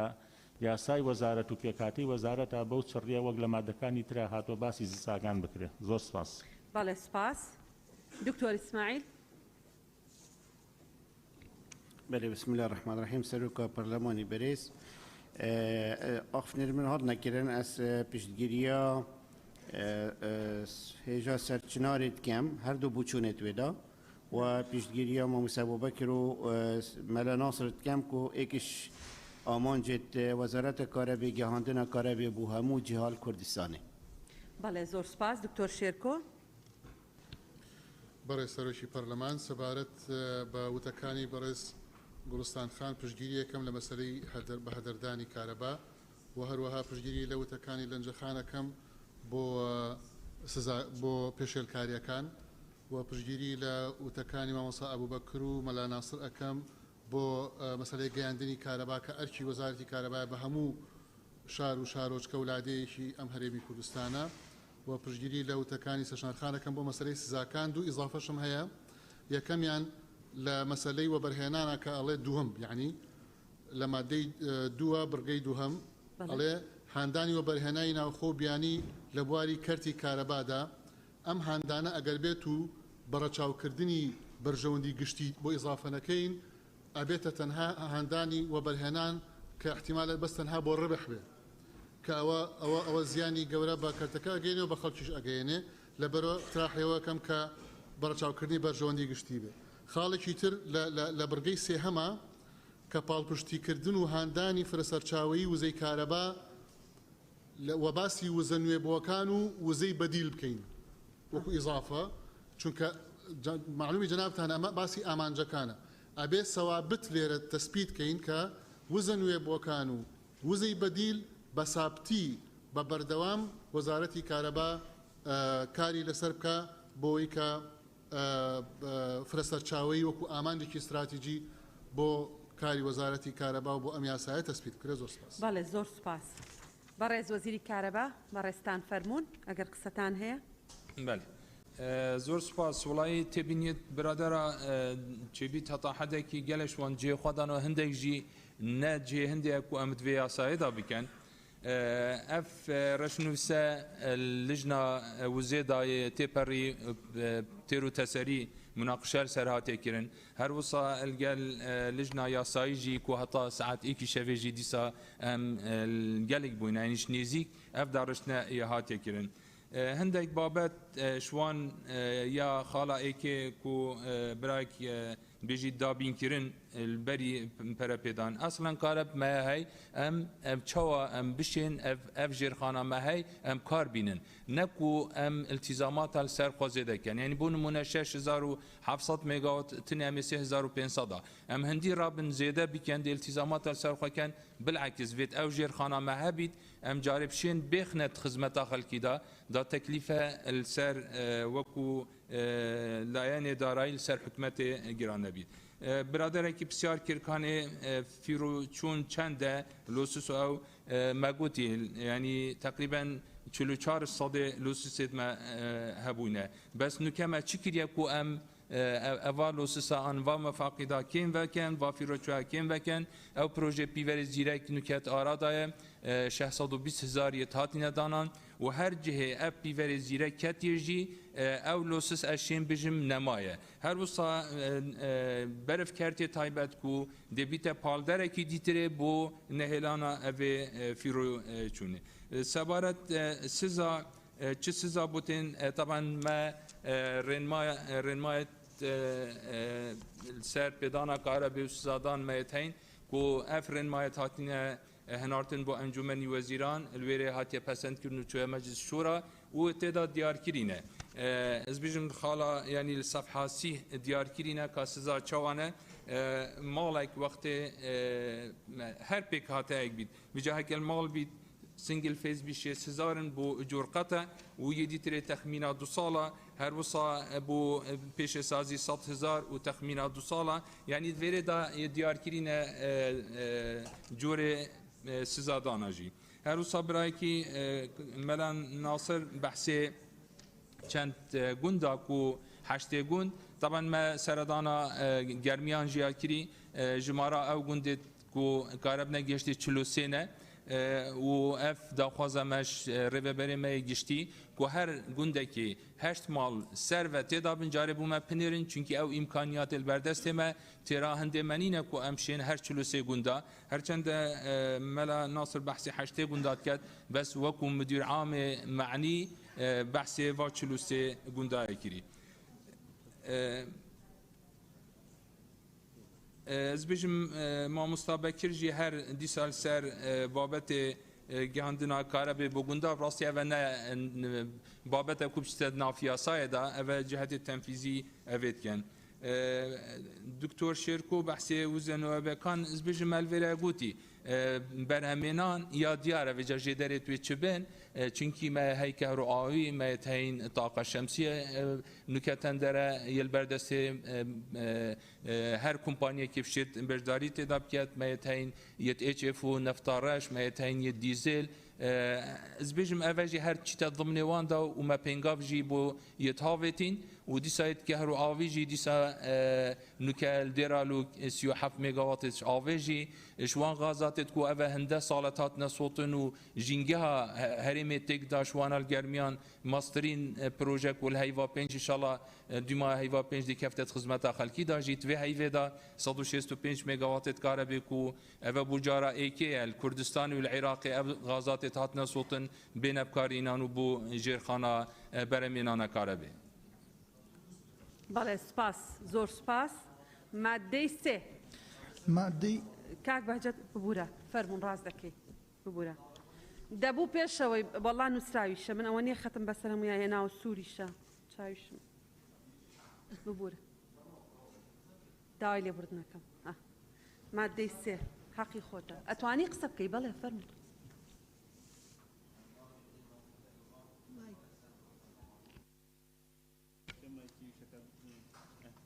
برای سروک پارلمانی بخیرات نبارز وزیر کهره به تیمت گل داد کن سبارت آمانجکان ماده دوی حقیقت برگا دوی هاندانی و برهنانی ناخویی و بیانی لبواری کرتی کاربادا بسیار اکل ویرت هده پیش آیا او پروژه کرتی تایبت مشمول بند و بنده آنه اگر مشمول بن یاسا و برهنان جمهوری 4 سال 2006 الدیفه دشن او مزایت ناوی یا ساید فایده ایجا بکن اف بسیارم بو برز جناب وزیری بو که توضیح بله که بده برز وزیری کاربا زور سپاس کاک بهجت بله فرمون برستان بله سبارت اب پروژه و برهنان ما تن کرته تایبت کو 84 صد نوکه برمینان هریمی لای کرته تایبته بس اول وری کرت تایبت جی طبعا دیفرن ما و او پیداویستیت وزارت کو تمثیل خلق مد کرد ام سروی کار خود کن یعنی بو نمونه ما دو وزگه البازیان والخورمله سمبل سايكلن سمبل سايكل كو او وحدات يعني الدسبيكي وقت شول كان هل ما جدرت كفيت اف هل ما نكما هردو مستثمر ما يتهاندين كو اف هل ما نابيت جنگه تقدر ويادي تريجي ام كان كاربو بكفتة خدمة خلقي ده هر محطة كشوان 500 ميجاوات دي مجري بس ال 2019 قال كرين يعني ام توقعت يعني 2022 1000 ميجاوات دي تري دي زياده بشوي حلمي بري ما حقه هاي كارت تايبه جيل ديفرين مايد ما كار بكات چونكي او اوی دیکیلو اوی غازات تاوت جنگی همدا تأثیر زراعت مدکت هک باران و اوتن بنا امطار حامضیه و اوه تأثیر کت هر وصا وکو جنگی جلو ما الدف پیداویستیت ما و او رین مایت کو وزارت بو دیار کت وصا شولی خود کن بله سپاس بۆ بەڕێستان مادەی دوای ئەوە فەرمون مادەی سێ دەکات پێکهاتەکانی وەزارەت مادەی سێ یەکەم وەزارەت پێک دێت لە یەک وەزیر سەرۆکی باڵای وەزارەت و بەرپرسە لە ئەرکەکانی و ئاراستەکردنی سیاسەتەکانی و سەرپەرشتیکردنی چاودێریکردنی کارەکانی لە ڕێگەی بڕیار و فەرمان و ڕێنمایەکانی لە گشت ئەو بابەتانەی پەیوەندیدارن بە ئەرکەکانی وەزارەت و پێکهاتەکانی و دەسڵاتەکانی و سەرجەم کاروباری تەکنیکی و دارایی و کارگێڕی وەزیر دەتوانێت هەندێک لە دەسڵاتەکانی بسپێرێت لە چوارچێوەی یاسای وەزارەت بە بریکارەکانی وەزارەت یان بەڕێوەبەرە گشتیەکان یا هەر فەرمانبەرێکی وەزارەت کە دەستنیشانی دەکات دوو نووسینگەی وەزیر فەرمانبەرێک بە پلەی بەڕێوەبەر بەڕێوەی دەبات لێرە نووسراوە بەڕێوەی دەکات بەڵام بەڕێوەی دەبات کە لایەنی کەمەڵگری بڕوانامەی زانکۆیی بەرایی بێت وە ژمارەیەک فەرمانبەر یارمەتی دەدەن سێ بریکاری وەزارەت یارمەتی وەزیر دەدات لە سەرپەرشتیکردنی کاروبارەکانی وەزارەت لە چوارچێوەی ئەو دەسڵاتانی وەزیر پێی دەسپێرێت بۆ مەرجەی لایەنی کەم هەڵگری بڕوانامەی زانکۆیی بێت و خاوەن شارەزایی بێت. چوار ژمارەیەک ڕاوێژکار کە زیاتر نەبن لە چوار کەس بۆ مەرجەی هەر یەکەیەکیان لایەنی کەم هەڵگری بڕوانامەی زانکۆیی بەرایی بێت کە خاوەن شارەزایی بێت. 5 بەڕێوەبەری گشتی دیوان بەڕێوەبەرێکی گشتی بەڕێوەی دەبات بۆ مەرجەی لایەنی کەم هەڵگری بڕوانامەی زانکۆیی بەرایی بێت لە یاسایان کارگێڕی و خاوەن شارەزایی بێت. بەڕێوەبەری گشتی و بەرهێنانی وزەی کارەبا بەڕێوەبەرێکی گشتی بەڕێوەی دەبات بەو مەرجەی لایەنی کەم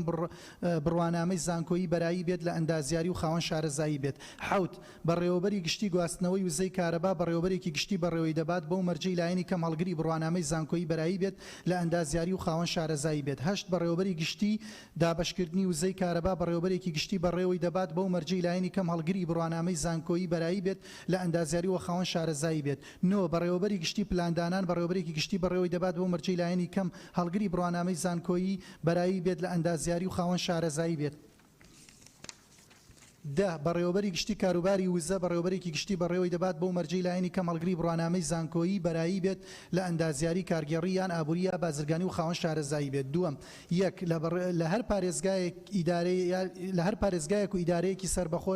لە هەرێم بەڕێوەبەرایەتیەکی گشتی کارەبا پێک دەهێنێت و هەر یەکێکیان خاوەن کەسایەتیەکی معنەوی دەبێت. دوو هەر بەڕێوەبەرایەتیەکی گشتی هاتوو لە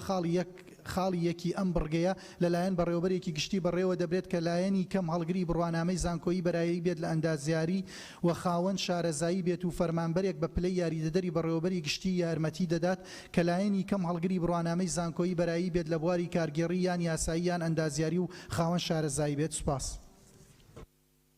بەڵێ زۆر سوپاس. بەڕێزان مادەی 3 هەر ئەندامێکی بەڕێزی پەرلەمانەیە قسە بکە. بەڵێ زۆرن ئەم مادەیە.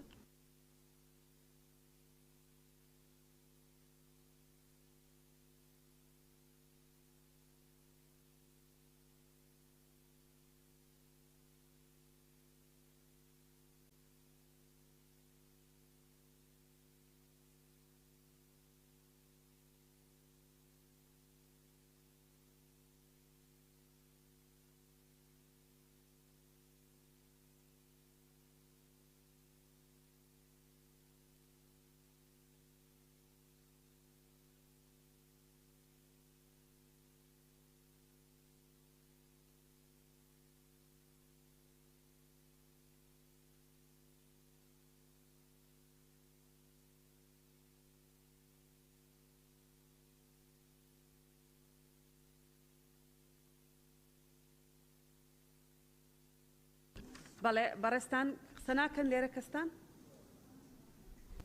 نەجات خان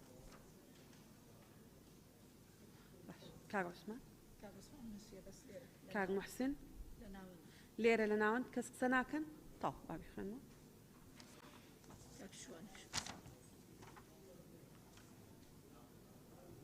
بەڵێ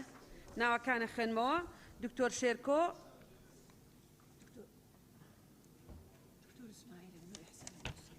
دکتۆر ئیسماعیل، کاک زیاد گوڵستان خان، کاک بەڵێن، کاک محسن، کاک نزار، لەنجە خان، سەوسن خان، حەسیبە خان، نەجات خان، کاک شوان. مامۆستا عومەر کەس هەیە نەمان خوێن بێتەوە؟ کاک عوسمان سێدەری؟ بەڵێ کاک عوسمان سێدەری قسە بکە فەرموو. کاک جەمال، کاک جەمال ئەتویست قسە بکەی؟ بەڵێ باش.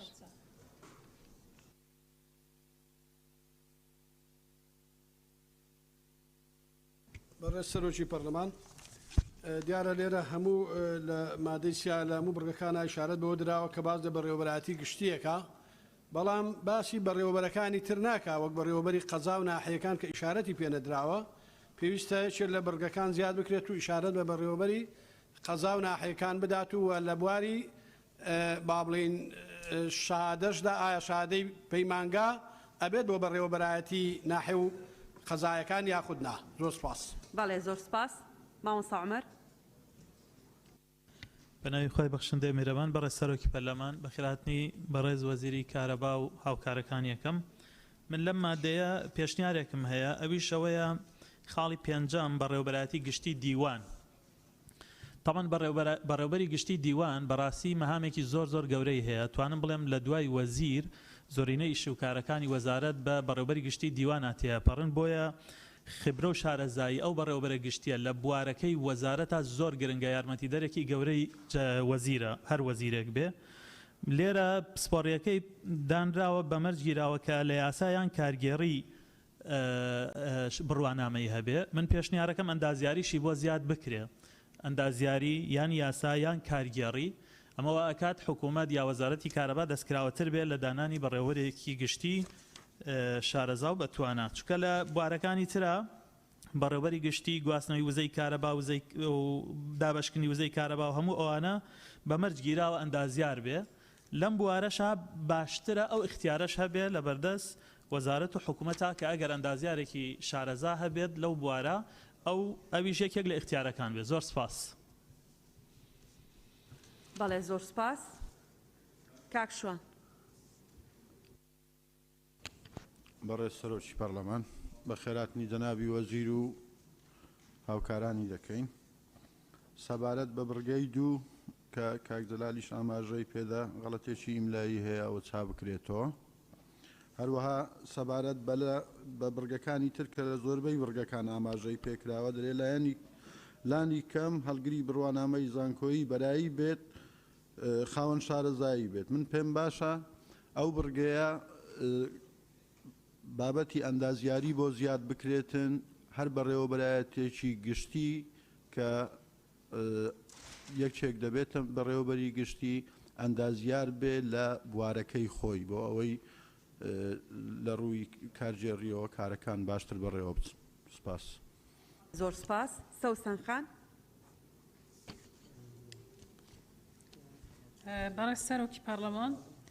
سەبارەت بە مادەی سێ لە بڕگەی یەکەمدا وەزیر سەرۆکی باڵای وەزارەتەوە بەرپرسە لە ئەرکەکانی و ئاراستەکردنی سیاسەتەکانی و سەرپەرشتی و چاودێریکردنی کارەکانی لە ڕێگای بڕیار و فەرمان و ڕێنمایەکان لە گشت ئەو بابەتانە پەیوەنددارن بە ئەرکەکانی وەزارەت و پێکهاتەکانی و دەسەڵاتەکانی و سەرجەم کاروباری تەکنیکی و دارایی و کارگێڕی لێرە واو هاتووە بکرێتە فاریزە ئەوەی تر وەزیر دەتوانێت هەندێک لە دەسەڵاتەکانی ئەو بسپێرێتە بهێنرێتە کۆتایی باشتر دەبێ و ڕێکترە هەندێک لە دەسەڵاتەکانی لە چوارچەوە یاسای وەزارەت بە بریکاری وەزارەت یان بەڕێوەبەرە گشتیەکان یان هەر فەرمانبەرێکی وەزارەت کە دەستنیشانی دەکات بسپێرێت. پاشان لە بڕگەی دووەم ئەوەی کە کاک جەلالیش باسی کرد نووسینگەی وەزیر فەرمانبەرێک بە پلەی بەڕێوەی دەبات نەک دەکات ئەوەی تر لە خاڵی چوارەم ژمارەیەک ڕاوێژکار ئەو زیاتر نەبنە هەڵ بگیرێ بکرێتە ژمارەیەک ڕاوێژکار کە لە چوار کەس زیاتر نەبن بەو مەرجەرکە هەر یەکێکیان لانی کەم هەلگری بڕوانامەی زانکۆیی بەرایی بێت لێرە واوێکی کەمە واوی بۆ زیاد بکرێ. پاشان لە بڕگەی دووەمدا لە خاڵی یەکەم لە هەر پارێزگایك و ئیدارەیەکی سەربەخۆ لە هەرێم بەڕێوەبەرایەتێکی نووسراوە کە دەبێت بکرێتە بەڕێوەبەرایەتیەکی گشتی کارەبا پێک بهێنرێت و هەر یەکێکیان خاوەن کەسایەتی معنەوی بێت. لە بڕگەی دووەمدا هەر بەڕێوەبەرایەتێکی گشتی هاتوو لە خاڵی یەکەمی یەکی ئەم بڕگەیە لە نقصانە لێرە ئەو لێ زیاد بکرێت لەلایەن بەڕێوەبەرێکی گشتی بەڕێوە دەبرێت کە بەلایەنی کەم نەک بەلانی کەم لێرەدا بەلانی کەم هەلگری بڕوانامەی زانکۆی بەرایی بێت هەروەها بەلانی کەم لێرەش دووبارە بۆتەوە بکرێتە بەلایەنی کەم هەروەها پشتیوانی لە برای بەڕێزمان کاک عوسمان دەکەم لە پێشنیارەکەیدا. زۆر سپاس. بەڵێ سپاس. مامۆستا نەجات. بنوێ خودێ مازن و دلوڤان بەڕێز سەرۆکۆ پەرلەمانی بخێرهاتنا ڕێزدار وەزیرە کەهرەبێ و شاندێرگەل دەتکەین سەبارەت مادە سێ من سێ تێبینیت هەین سەرڕای پاڵپشتیە ئاخافتنێت کاک شوانی دکەم مادە سیێ بڕگەیەکێ یا خاڵا دوێ نوسینگای وزیر فرمانبرێک بە پلەی بەڕێوە دەکات کە لایەنی کام هەلگری بەڕوانامەی زانکۆی بەرایی بێت و ژمارەیەک فەرمانبەرانی یارمەتی دەدەن. ئەگەر ژمارەیەک فەرمانبەرە بکەینە دەستنیشان بکەین کۆ چەند فەرمانبەرن چونگو لەوەنەیە گەلک بن لێرە تبێ بهتە دەستنیشانکردن. و خۆلۆسیە عفو خۆلۆ چۆرێ هەکەم بەرێ خب دەینێن بێت ژمارەکی ڕاوێژکار زیاتر دەبن لە 4 کەس باو مەرجەی هەر یەکێکیان لایەنی کام هەلگری بەڕوانامەی زانکۆ بەرایی بێت و خاوەن شارەزایی بێت. وێرە مادام ڕاوێژکارن تیڤە لایەنەکەم دووشوان لایەنەکەم بڕوانامە زانکۆ یا بەرایی لە ئەندازیاریە کەهرەبێ هەبیتن چونگو ڕاوێژکارن تیڤە تایبەتمەندیە خۆل بێرە بێتە پەرستن. هەواسا یۆدە هەیە خۆلۆ دەهەیە بەرەبەرەتی گشتی کارەبای وزە لێرە ژی هەکەم بەرە خبداینێ تبیە مەرجەوێ لایەنەکەم هەلگری بەڕوانامەی زانکۆی بەرایی بیت لە ئەندازیاری کەهرەبا چونگو ئەبخۆ بەرەبەرەتی گشتی کارەبای وزەیە تبیە ئەودی اختصاصەوی تێدا بیتن و زۆر سوپاس. بەڵێ سوپاس نەدەخان کاک زیاد.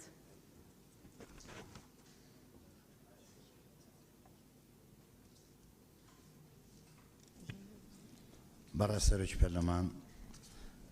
مادەی سێ بڕگەی یەکەم خاڵی سێ بریکاری وەزارەت دیار هەموو لایەکمان زانین سروشتی ئیشکردنی بریکاری وەزارەت تایبەتمەندی و پسپۆڕیە لە مەجالەکەی خۆیان یعنی لێسا لەم بڕگایە کە هاتووە ئەڵێ بڕوانامەی زانکۆیی هەبێت بڕوانامەی زانکۆیی دیاری نەکراوە کە بڕوانامەی زانکۆیەکە خریجی مێژوو بێبی کە بە وەکیل وەزیری کارەبا نامەنطقیەوە لە کۆتایەکە هاتووە لە خاوەن شارەزای ئەمە خاوەن شارەزای مەتاتێکی تایە لەبەرەوەم پێشنیارەکەم بڕوانامەی زانکۆیی بەلایە هەبێت لە ئەندازیاری و پێشنیارم بۆ چەند بڕگەی چکە کە ئەندازیاری کارەبایی بۆ زیاد بکرێت. زۆر سوپاس. بەڵێ سوپاس کاک زیاد. گوڵستان خان. بەڕێز سەرۆکی پەرلەمان سەبارەت بە مادەی سێهەم بڕگەی یەکەمیان وەزیر سەرۆکی باڵای وەزارەتەوە بەرپرسە لە ئەرکەکانی و ئاراستەکردنی سیاسەتەکانی و سەرپەرشتی و چاودێریکردنی کارەکانی لە ڕێگەی بڕیار و فەرمان و ڕێنماییەکان لە گشت ئەو بابەتانەی پەیوەندیدارن بە ئەرکەکانی وەزارەت و پێکهاتەکانی و دەسەڵاتەکانی و سەرجەم کاروباری تەکنیکی و دارایی و کارگێڕی وەزیر دەتوانێت هەندێک لە دەسەڵاتەکانی بسپێرێت لێرە ئەمە چاکردنێکی ئەوێت بسپێرێت بە بریکاری وەزارەت یا بەڕێوەبەرە گشتیەکان یا هەر فەرمانبەرێکی وەزارەت کە دەستنیشانی دەکا لە چوارچێوەی یاسای وەزارەت واتە ئەو چوارچێوەی یاسای وەزارەتە بێتە کۆتایی. سەبارەت بە دووهەمیان نووسینگەی وەزیر فەرمانبەرێک بە پلەی بەڕێوەبەر بەڕێوەی دەبات لێرە ئەمە بێ چاکرێت ئەم وشەیلانی کەمە بە بڕای من هەر پێویست ناکات لە هەموو بڕگەکانیان پێویستە لا ببرێت کە ئەبێ هەر ئیلا ئەوە مەرجە هەڵگری بڕوانامەی زانکۆیی بێت. بەرایەکەشی نایە چکە بەڕاستی بەکالۆریۆسەکە لە هەمووی گرنگترێ ئێستا ئەقل شەهادە بۆتە بەکالۆریۆس خەڵک هەوڵی ماستەر و دکتۆرایەت و ژمارەیەک فەرمانبەری یارمەتی بن. سێهەمیان بریکاری وەزارەت یارمەتیدەری وەزیر ئەدا لە سەرپەرشتیکردنی کاروباری وەزارەت لە چوارچێوەی ئەو دەسەڵاتانی وەزیر پێدەبەخشێت پێدەسپێرێت بەو مەرجەی هەڵگری بڕوانامەی زانکۆیی ئەندازیاری بێت لە بواری کارەبادا و خاوەن شارەزایی و ئەزمون بێت چونکە ئەزمونەکە زۆر گرنگە سەمناڵی واکەن بە جێگر و بە نازام هەر ئەزمونی شینێ و تەمەنە شینە. لە خاڵی چوارهەمیانە ژمارەیەک ڕاوێژکار لە 4 کەس زیاتر نەبن ئەم زیاتر نەبنە بێتە دوای ئەوە بەو مەرجەی هەرێکیان هەڵگری بڕوانامەی زانکۆیی بێت و خاوەن شارەزایی تەواو بێت لە بوارەکەدا. شەشەمیان بەڕێوەبەرایەتی گشتی بەرهەمێنانی وزەی کارەبا بەڕێوەبەرێکی گشتی بەڕێوەی ببات کە بە مەرجێک هەڵگری بڕوانامەی زانکۆیی بێت لە ئەندازیاری کارەبا و خاوەن شارەزایی و ئەزمون بێجارێکیکە و بۆ هەر ئەوانی تریش چ بەڕێوەبەرایەتی گشتی گواستنەوەی وزەی کارەبا بەڕێوەبەرایەتی گشتی دابەشکردنی وزەی کارەبا بەڕێوەبەرایەتی گشتی پلاندانان و بەڕێوەبەرایەتی گشتی کاروباری وزە بە بڕوای من پێویستە ئەو بەڕێوەبەرە گشتیانە هەمویان ئەندازیار بن لە بواری کارەبا و شارەزایی تەواویانە بێ. زۆر سوپاس. بەڵێ سوپاس گوڵستان خان دەست خۆش. کاک جەمال. بەناوی خوای بەخشندەی میهرەبان بەڕێز سەرۆکی پەرلەمان مادەی سێ بڕگەی سێ بریکاری وەزارەت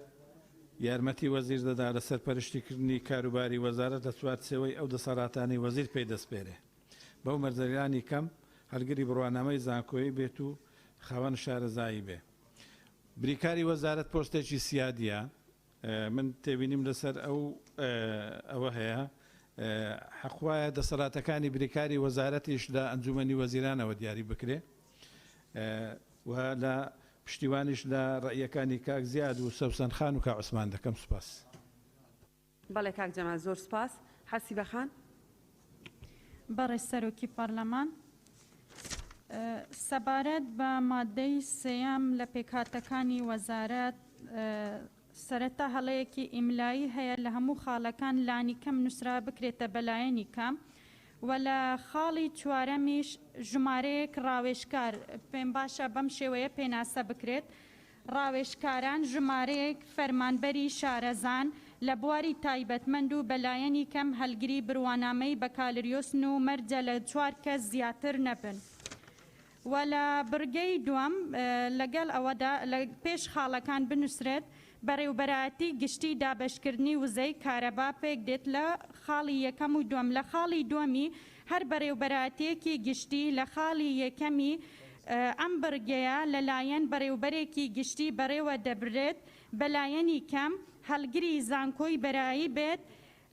لە ئەندازەیاری و خاوەن شارەزایی بێت فەرمانبەرێک لێرە پێویستمان پێشنیاری ئەوە کەم کە بکرێن بە دوو یاری دەدەر بۆ بەڕێوبەری گشتی دابنرێن بۆ ئەوە یارمەتی بدات یەکێکیان هەلگری بڕوانامەی یاسایی و ئەوی تریشیان لە بواری ئەندازەیاری بێت و سوپاس. بەڵێ زۆر سپاس حەسیبە خان. دکتۆر شێرکۆ. بەڕێز سەرۆکی پەرلەمان سەبارەت بە بڕگەی یەکەم لە مادەیە وەزیر سەرۆکی باڵای وەزارەتە ئەمە باس لە ئەوەیە کە ئایا سیستمی ڕئاسی واتە وەزیر تەنها بڕیاردەر وەزیر بێ لە وەزارەتە یان وەکو لە بڕگەکانی تر و لە مادەکانی ترا هاتۆ باس لە ئەنجومەنی وەزارەتەکە لەبەرەوە ئێمە ئەم سەرۆکی باڵایە طبعا ئەمە هەم بۆ پاراستنی وەزیر و پشتیوانی لە وەزیر ئەنجومەنی باڵا جەختی لەسەر بکەینەوە ئەنجومەنی وەزارەت جەختی لەسەر بکەینەوە باشترە وەک لەوەی کە بڵێن وەزیر بە تەنها ڕئیس بێ لەبەرەوە پێشنیاریەوە کەم کە بکرێ بە سەرپەرشتیاری باڵای وەزارەت سەرپەرشتیاری باڵای وەزارەت چونکە لە بڕگەی تر و مادەی ترا باسمان لە ئەنجومەنی وەزارەت کردووە کە وەزیر بەبێ ئەوە ناتوانێت بڕیار بدا بۆیە پێشنیاریەوە کەم کە سەرۆکی باڵا بکرێتە سەرپەرشتیاری باڵای وەزارەت. سپاس. سپاس کاکتۆر شێرکۆ. دکتۆر ئیسماعیل. بله بسم الله الرحمن الرحیم سەرۆکە پەرلەمانی من کۆمەکە تێبینیۆی تێنیەک پشتگیریات دکتۆر شێرکۆت کەم بۆ چوونەویدا یا دوێ خاڵایەکێ بێشتن دەتوانێت هەندێک لە دەسەڵاتەکانی بسپێرێت لە چوارچێوەی یاسای وەزارەت بە بریکاری وەزارەت و یان بەڕێوبەر گشتیەکان یان هەر فەرمانبەرێکی وەزارەت کە دەست نیشان دەکات ئەمن پیشنیار دەکەم ئیضافە بیتن و کۆمپانیەکانی سەر بە وەزارەت یعنی ممکنە سبایی کۆمپانیەک هەبیت وەزارەت هەبێت دەسەڵاتە بدەتەوێت کۆمپانیە مەسەلەن بەرهەمێنانە یا تشتێکی وەسا بیتن. خاڵە دوێ تێبینیە من نووسینگەی وەزیر فەرمانبەرێک بە پلەی بەڕێوبەر بەڕێوە دەکات یعنی ئەس بێژم پلەی بەڕێوبەر پلەیەکی ئیداریە مخابن وەکو بەرچاف بارەپترێ وەزیرە وەکو معلوماتت من هەین تطبيق ناكرنا وتطبيق نابت مايك مثلا موظفة كده يلقى الخوي نتكتا مدير مكتب خو معلم او موظف ملاحظة مساعد ملاحظة ايش كان دا ما بجهيته بري وبر يعني تنفيذ يا كيما نقطة دي يا اسد بيجم نقطة شاري خالا شاري جمارك روشكار زياتر نبن لچار از بيجم چار گلک زیدنه بو وزارت چار روشکار از بيجم دو روشکار زیاتر نبید و اف پیوره و گوتی خاوان شارزایی مطاطیه ابید جگای و ببیته چه یعنی بجین خدمت و 10 ساله یا 15 ساله کمتر نبید چونکه خاوان شارزایی بید نه یا ضابط ناکت معیاره که دینی نه خاله دی یا من هی تبین یا من هی اجبلي بري گشتي ديوان اودي همي مفروضه درچويت زانكوي خارج كهربائي بن اختصاصات كهربائنا يعني وزارة كهربائي اگر هر وزير كي هر مهندس كي بيتينا ان هر خريج كي بيتينا ازبارنا كم دي درستاي شولخو بيرابيتن دي ماهي كي خاله دوية يا بكاتب دو خاله ايك ودو از بيجم سي بيت اضافه كرن بحث مديريات قضانات كرن مديريات قضاء باربتري باركي جرانج لسر مليت مديريات قضاء او ببيت خاله سيش فقره دوية وزور سباس بله طاو كاكتور اسماعيل طاوي برزي العفو بله سباس كاك محسن بأوان ورقرم هميان رأيلي شنو وردك برای سروکی پارلمان لم پروژه ساده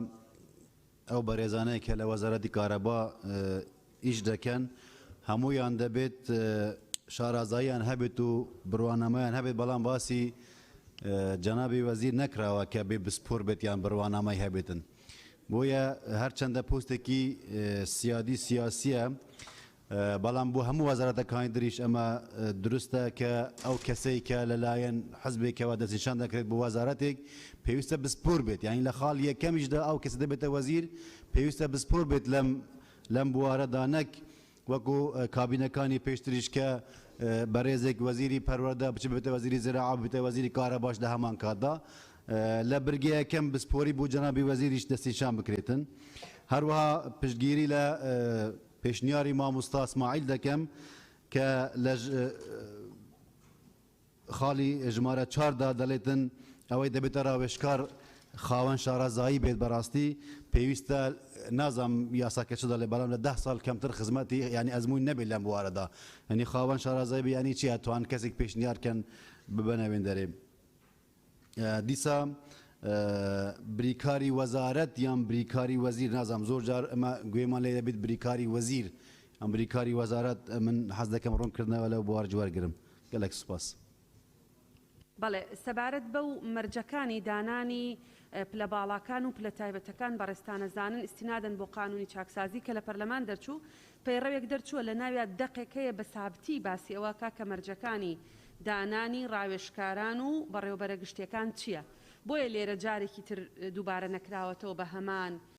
میکانیزم لەبەرەوەی ئێمە تازە قانونێکمان دەرکردووە و پەیڕەوێک لەسەر ئەساسی ئەو قانونە دەرچووە بەڵێ کاک بەڵێن بەڕێز سەرۆکی پەرلەمان من پشتیوانی لە قسەکانی کاک دکتۆر شێرکۆکەم خاڵی بڕگەی یەکەم لە مادەی سێ و ئەو ئەرکە و دەسەڵاتانەی سپێرراوە لە مادەی هەشتا بە ئەنجومەنی وەزارەت کە تەشکیلەکرێ هەم تێکەڵیەکەیە هەم ینی ئەو بەریەکەوتنی دەسەڵاتەکان لە بینی هەم ئەنجومەنەکە هەم وەزیرە تێکەڵەکە کە لێرە وەکو وەزیر کە ئەڵە سەرۆکی باڵای وەزارەتەوە بەرپرسە لە ئەرکەکانی بەپێی ئەو ڕێنمای و فەرمان و نانێک کە دێریەکان لە ئەنجومەنی وەزارەتیش لە خاڵەکانی کۆتایی هەمان ئەو دەسەڵاتە دراوە بە چۆنێتی ڕێخستنی پەیکەر و ئەرک و وەزیفە و کارەکانی وەزارەتدانە لە ڕێخستنی سیاسەتی بەرەمێنان و کۆنتڕۆلکردن و گواستنەوە ئەوە چارەسەر بکرێ دوو نووسینگەی وەزیر ئەڵێ لانی کەم بێجگەلەوەی فەرمانبەرێک بە پلەی بەڕێوەبەر بەڕێوەیە بە ئەڵێ لانی کەم هەڵگری بڕوانامەی زانکۆی بەراوی و ژمارەیەک فەرمانبەر یارمەتیەدەن ژمارەکە چەندە نووسینگەی وەزیر ئێستا وەزارەتمانەیە نووسینگە وەزیر ئەوەندەی فەرمانبەر تایە وزان بە 2 هەفتە جارە داوام هەر شوێنیان نیە لی دانیشن هەرداوامیان بەرناکەوێ تهدیدی ژمارەکە بکەین جەنابی وەزیر ئێستا لێرێ ئەزانێت کە نووسینگەکەی و ڕێوشوێنەکانی ئیدارەکەی بە چەند فەرمانبەر بەڕێوە چێ ژمارەی فەرمانبەرەکان دیاری بکەن ئەوەی زۆربەی هاوڕێکانم باسییان کرد کاک زیاد و کاک شوان و من تەواو پشتگیری یەکەم لە مەسلەی ئەوەی جەنابەت ڕوونکردنەوەدا دقیقە پەیڕەوەکەی کە دەرچووە لەسەر ئەساسی یاسای چاکسازی بۆ دانانی ڕاوێژکار و مدیر عام و پلە تایبەتەکان کە ئینیانوێ بەڵام ڕاستی اختصاص و ئەندازیاری کارەبا لەم یاسایە گرنگە کە ئیشارەتی پێ بدرێ زۆر زۆر سپاس. کاک بەڵێن سپاس. لەنجەخان. بەڕێز سەرۆکی پەرلەمان لە مادەی سێ یەکەم خاڵی یەکەم لەو بەشەی کە دەست پێ دەکات دەڵێ وەزیر دەتوانێت هەندێک لە دەسەڵاتەکانی بسپێردرێت لە چێوەی یاسای وەزارەت بە بریکاری وەزارەت یان بەڕێوەبەرە گشتیەکان یان هەر فەرمانبەرێکی وەزارەت کە زەزنیشانی بکات. طبعاً هەر فەرمانبەرێک گەلێک بەرفرەوانە. یعنی من لێرە پێشنیار دەکەم ئەگەر بکرێتە هەر فەرمانبەرێک کە پلەی لە بەڕێوەبەر کەمتر نەبێ یاخود ئەزمون و پسپۆری هەبێ لەو دەسەڵاتەی کە پێی دەسپێردرێت. طبعاً ئەوە بەنسبەت خاڵی یەکەم و بەنسبەت خاڵەکانی کە باز لە بەڕێوەبەرە گشتیەکان دەکا و پاڵپشتی لە کاکشوان و کاکزیاد و گولستان خان و ئەو برادرانە دەکەم کە داوا دەکەن بڕوانامەی ئەندازیاری و خاوەن پسپۆری تایبەت و شارەزایی لە بوارەکە زیاد بکرێت. زۆر سوپاس. بەڵێ زۆر سپاس. کاک نزار. بەناوی خودای گەورە نزار مەلا غەفار. بە خێراتنێکی جەنابی وەزیر و شاندی یاوەری دەکەم بەخێر بێن. سەبارەت بە پێکاتەکانی وەزارەت لە مادەی سێ لە خاڵی یەکەم دەرێ وەزیر سەرۆکی باڵای وەزارەتە و بەرپرسە لە ئەرکەکانی و ئاراستەکردنی سیاسەتەکانی و سەرپەرشتی و چاودێریکردنی کارەکانی. من پێم باشە لێرە وەزیر سەرۆکی باڵای وەزارەتە و بەرپرسە لە ڕێخستن و ئەرکەکانی وشەی ڕێخستن لە پێش ئەرکەکانی بۆی زیاد بکرێ و لە هەمان خاڵی یەکەمدا دەرێ وەزیر دەتوانێت هەندێک لە دەستەڵاتەکانی بسپێرێ لە چوارچێوەی یاسای وەزارەت بە بریکاری وەزارەتیان بەڕێوبەرە گشتیەکان یان هەر بەڕێوبەری فەرمانگەیەک و هەر فەرمانبەرێکی وەزارەت کە دەستنیشانی دەکا. پێم باشە بەڕێوبەری فەرمانگەکانی زیاد بکرێت لێرە و سەبارەت بە خاڵی چارەمیش پشگیری لە ڕێی لەنجەخان و کاکشوان زراری و کاکپسمان دەکەم سەبارەت بە زیادکردنی پسپۆری ئەندازیاری. زۆر سوپاس. بەڵێ زۆر سوپاس. بەڕێز وەزیری کارەبا بەڕێستان ئەگەر قسەیەکتان هەیە. زۆر سپاس. بڕاستی بۆچوونە وەکی بژن هەرێکێ تێوانی خۆدا جێگای خۆدانە بەس مە وەکو مادە ئەس بێژم ئەواش ئەنجومەنی وەزیران هاتی دو فیلتەرە ڕای دەرباز بووی کە گەل لژنا وزێ و لژنا یاسایی مەچووکێشەل سەروی بابەتی نینن و گۆڕانکاریەکە وشە و ئەvە تێدا بێتەکردن ڕاستە خەلەتیت ئیملایی هەندێکی تێدا هەبووینە ئەو ژی مەگوتی باوەڕ کە هەتا سەعات ئێکی شەوێ چێبیش وی دەرگیهی و ئەو خەلەتیت ئیملایش تێدا هەبن مەژی ئەف تێبینیت هەین ئەف تێبینیە دێنە ڕاست بەکردن بەڕێزێکی پرسیار کردگوتی بابەتی ڕێڤەبەراژی بێتە یاسایدا طبعا ئەvە هەیکەلیدا تێتە دیارکردن چونکی ڕێڤەبەر سرب ڕێڤەبەریەکە گشتینە چڤێجا پارێزگەهێ چونکە هەر پارێزگەیەکیان ئیدارەکە سەر بخۆ ڕێڤەبەریەکە گشتیا لە هەی ئەو ڕێڤەبەر پێ ڕێڤەبەریەوە دیێداینە ئەو هەیکەلێ وەزارەتێدا تێتە دیارکردن. بەرزێکی دیل سەر بابەتێ بەڕێوەبەری گشتی دیوان بژیت ئەندازیاریژی تێدا زێدە بکەن. طبعا چەندین ئەف کابینێت بەرین کە یەدمە ئەvە یەکەمین جارە کابینامە و ڕێڤەبەری گشتی مە قانونی ئینایەت ناوبابەتیدا بەرینی کە هەمی ئەندازیار بوون. پرەیا من بۆوی بابەتی پتر قانونی و ئیداریە یعنی ئەف اختصاصە هەکە نه ئەندازیارژی بیت ez bêjim dê baştir çît. Çünkü endaziyar daimen yani erkeke ku zîtirîn kar bêtekirin wextê xwe da bes çêbît gele cara rêket qanûnî re naçin lew mat bînim rêveberê giştiyê dîwanê geleka fere ku derçûyê yasayê bît yan îdare û iqtisad bît. Xeletiyet îmlayî me gotiyet heyn ew durist e bêne razvekirin. Her wisa wek gelek ser babetê müdîr mektebê wezîrî ku çend muwazifek serve hebin ew muwazifê serve bawer bike ev ez ê behsê wezareta xwe kem ji pênc muwazifa naborin yani nebera sê heta çar muwazifanin ku îdara ewan têtekirin. بابت دیتره کو همی ریوبرین گشتی اندازیارت کاره ببین راستی عمل گل اوی بو چونینین چونکی مثلا ما هی مدیر عام برامینانه کو اشیم بجم 8% بابت میکانیکیه 20% بابت کارابای یعنی مرجنین الا مهندس کارابی بید بو اوی اختصاصی بس تواره دابشکرنی دا فره کارابایی بید تواره و گواستنی دا هر وصا بو فروتنا وزه به نوید الا یعنی اندازیار بی چونکی بابت پتری حسابیه یعنی اوا برچاف بتورگتن دانانا ده صلاة بو بريكاري طبعا بريكار يا أظن كو الفي كابيني ده صلاة بريكارا تشبيدش أنجمني أنا دست نشان كرن وي وقتي دوان ده صلاة بس نكا ده صلاة بريكاري بحكمه كو سرب وزير خوفا نكا ده صلاة بريكاري لا وزير واتنا دست نشان كرن برس دکتر شیرکو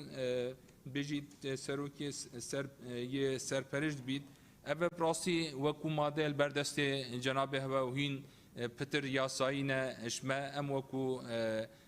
خود بجم وکو مهندسک ما اوه دانا بردست هوا دو فلتر آرای چوی دو لجنت وزیجی و یاسایی جی هر گوران کاریا کار لغوی تدا بیتا کرن بو زنگین کرناوی بابتی ما چکشه السرنینه دكتور اسماعيل بابت ديسا يه مديرياتا اشارت به هاتا كرن اما ما قوتي چونكي اب مديرياتا سرب ريفبرين گشتيت وجا شاركانن او پتر تهيكلي داد وير داتت ديار كرن بنويد بيت ناف ياسايدا هر وصا جناب دکتری بسیار کرد یعنی سالت خدمته بو ریوبرین گشتی و آن راوشکارا براستی اوجی از بجم رنما یت بدر کتین کول انجمنی 10 سال حتی 8 سال حتی که وصا یهات دیار کن یعنی او براستی ده سالات موک وزارت نینن چونکه راوشکارا پلا تایبتن امر انجمنی وزیران و موافقه سرکاتی حرمتن دانان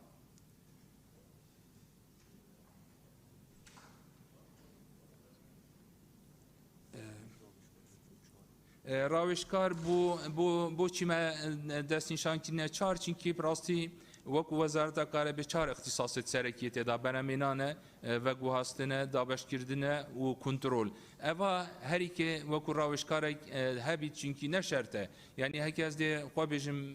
چی بید شانس ما هبید که اوا زیادتش 20 سالمت ناف سیستم کارا بیدار شد کن بچه بید برادر کی دی و اختصاصا نبید ایدن محتاجه بو برامینان بو و گوهاستنی بو دابش کردنی بو کنترلی راوشکاری خواه بید سروی اساسی او چار یتاتین دست نشان کرن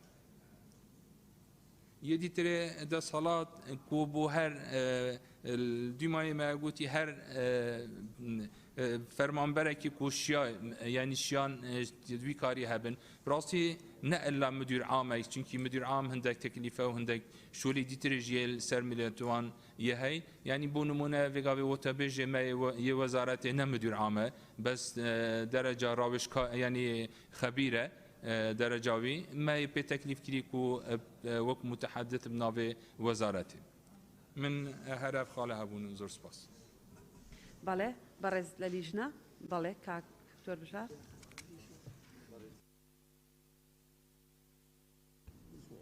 برای سروکی پارلمان به کورتی از کمونی شما جبند خال بدم اوی بسیار من کرد جی گرنگی بولای ما زیاتر ل 80% لهمو وزارت کن رئیسی دیوانی وزارت دبیت یا خریجی یا سایبت یا کارگری اداره بید بلام لماده 3 برگه یکم خالی 6 7 8 9 10 مرج کراوه تیدا هاتوه دلید اندازیاری او اندازیاری کردیانه مرج بلام لیره اگر لراپورتی او بجدا لگل جنابی وزیر و تیمی لگل دا اگر درست بی بکین اندازیاری کاربا باوی عام نبی هندسه نگیرید هندسه کاربا به محتمل دقیق تر به سبارت راوشکاران موضوع راوشکاران بله پیروی جماره 6 سال 2020 در شوالوی 10 سال مرجع و بسپور بنو شارزابن دبید بلگنامش پیشکش بکرید که فعلا اثبات بکرید که هم کس شارزای و پسپوره بپی او پیروی جماره 6 سال 2020 10 ساله اوی ماستری های 2 سالی لی بوی کم دکرید اوی دکتورای های 4 سالی تر کم دکرید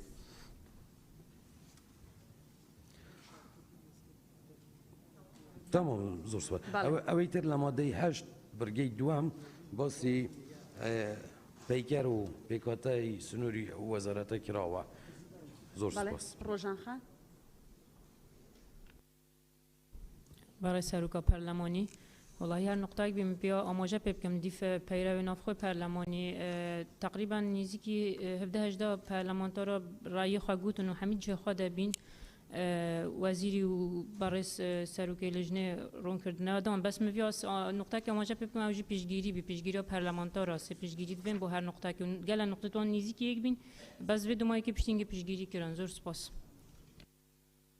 سپاس مادەی دوای ئەوە بخێنەوە بەڕێزان ئەرکەکانی وەزارەت مادەی 4 وەزارەت ئەم ئەرکانەی خوارەوە لە ئەستۆ دەگرێت یەکەم بەرهەمهێنان و گواستنەوە و دابەشکردنی کارەبا و دامەزراندن بەگەڕخستن و چاکردنی وێزگەکانی کارەبا ناوکەوانە بەرهەمهێنان گۆڕین و تۆڕەکانی کارەبا لێرە گۆڕینی تۆڕەکانی کارەواتە و یا ئەدەبێتە یا دووەم وەکە دەبێتە یا دووەم بەگەڕخستنی تۆڕەکانی کارەبا بە شێوەیەکی زانستیانە بەپێی ستانداردە نێودەوڵەتیەکان لە ڕێگەی دامەزراندنی سیستەمی گەیاندن بۆ مسۆگەرکردنی پارێزگاریکردن لە پێکهاتەکانی تۆڕەکانی کارەبا و کەمکردنەوەی تێچۆکانی سێەم دەسەبەرکردنی بەرژەوەندی گشتی و کۆنتڕۆڵکردنی بەکاربردنی کارەبا و مسۆگەرکردن و دابینکردنی کارەبا و کەمکردنەوەی بە هەدەردانی مافەکانی وزارەت لە ڕێگەی دامەزراندنی پرۆژەی تۆڕی زیرەک چوارەم دیاریکردنی نرخەکانی کارەبا لەلایەن وەزیر بە ڕەزامەندی ئەنجومەن و بەرزکردنەوەی بۆ ئەنجومەنی وەزیرانی هەرێم و بە ڕەزامەندیدان لەسەری بەو مەرجەی ئەو بارودۆخ و گۆڕانکاریانەی لەسەر تێچووی کارەبا و بژێوی هاوڵاتیان و ئابووری هەرێم ڕوودەدەن لە بەرچاو بگیرێت پێنجەم بەرزکردنەوەی ئاستی وەبەرهێنانی وزەی کارەبای پاک بۆ پێداویستەکانی بەرژەوەندی گشتی و مۆڵەتدان بۆ کۆمپانیا و بەرهەمهێنانی کارەبا لە سەرچاوە و نوێبووەکان لەگەڵ ڕەچاوکردنی یاسا و پەیڕە و ڕێنمایە بەرکارەکان و پابندکردنی کۆمپانیایانە بەدەست بە هەڵگرتن لە مۆڵەتدان پێیان دراوە مەگەر بە ڕەزامەندی وەزارەت بێ ئەمەش بە ڕێنمایی ڕێکدەخرێت شەشەم گرتنەبەری ڕێکاری پێویست بۆ پاراستنی ژینگە و دەسەبەرکردنی سەلامەتی تەندروستی گشتی حوتەم ڕێخستنی میلاکی پێویست بە پێدانی توانای فەرمانبەران لە ڕێگەی ناوەندی ڕاهێنانی پیشەیی بە هاوکاری لەگەڵ دامەزراوە فێرکاریەکان و ئەکادیمیای ناوەندی پسپۆڕەکان یان ڕێکخراوە ناوخۆیی و یان نێودەوڵەتیەکان هەشتەم پێدانی مۆڵەت و گرێبەستکردن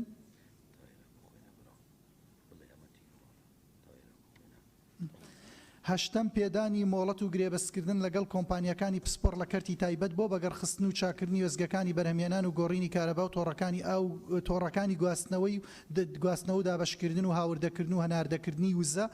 ئەو باقیاتەی تیکرارە بۆیە نایخوێنینەوە واتە تا ئەو شوێنەیە کە من خوێندمەوە نوێیەم هەماهەنگیکردن لەگەڵ وزارەت و لایەندە پەیوەندیدارەکان بە چالاکردنی وزارەت واتە چاڵاکردن نیە چالاکردنی وزارەت و کارکردن لەسەر ڕێنوینی بەکاربردنی وزەی کارەبا لە ڕێگەی دانانی سیاست و ڕێنمایی و هاندانی بەکاربەران بۆ ئەم مەبەستە نوێیەم پێشکەشکردنی پێشنیار بۆ ئەنجومەنی وەزیرانی هەرێم بە مەبەستی پەرەپێدانی کەرتی کارەبا لە هەرێم یازدەیەم نوێنەرایەتیکردنی هەرێم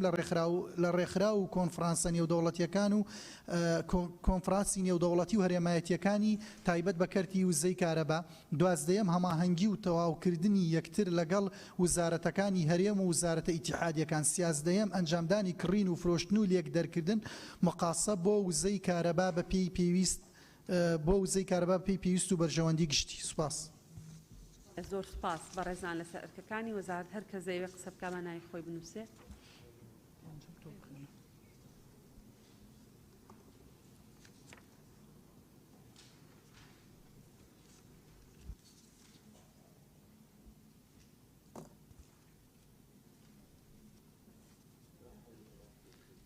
زۆرە کاکە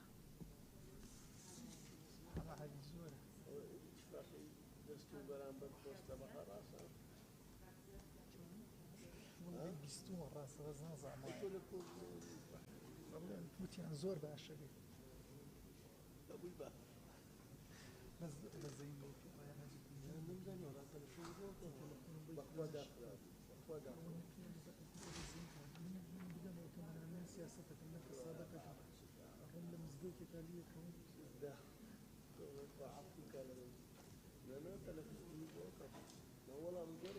بەڕێزان ناوەکانە خوێنمەوە گەر ناوێکمان لەبیر چوو بوو. کاک سەروان، کاک حاجی سەفین، کاک چیا، کاک جەلال، کاک بەهجەت، کاک نزار ناوێت بەڵێ، کاک زیاد، گوڵستان خان، کاک هێرش، کاک فەیسەڵ، دکتۆرە شایان، کاک ڕزگار، کاک گۆران، شیرین خان. کەسێ لێرە نەمان نووسی بێ؟ لێرە کاک ڕاهی بەڵێ، لێرە ڕوپاخان، بەدرێخان، مامۆستا عومەر. کەسێ نەمان نووسی بێ؟ دکتۆر شێرکۆ بەڵێ، دکتۆر ئیسماعیل. کاک سەروان فەرموو. هێویدار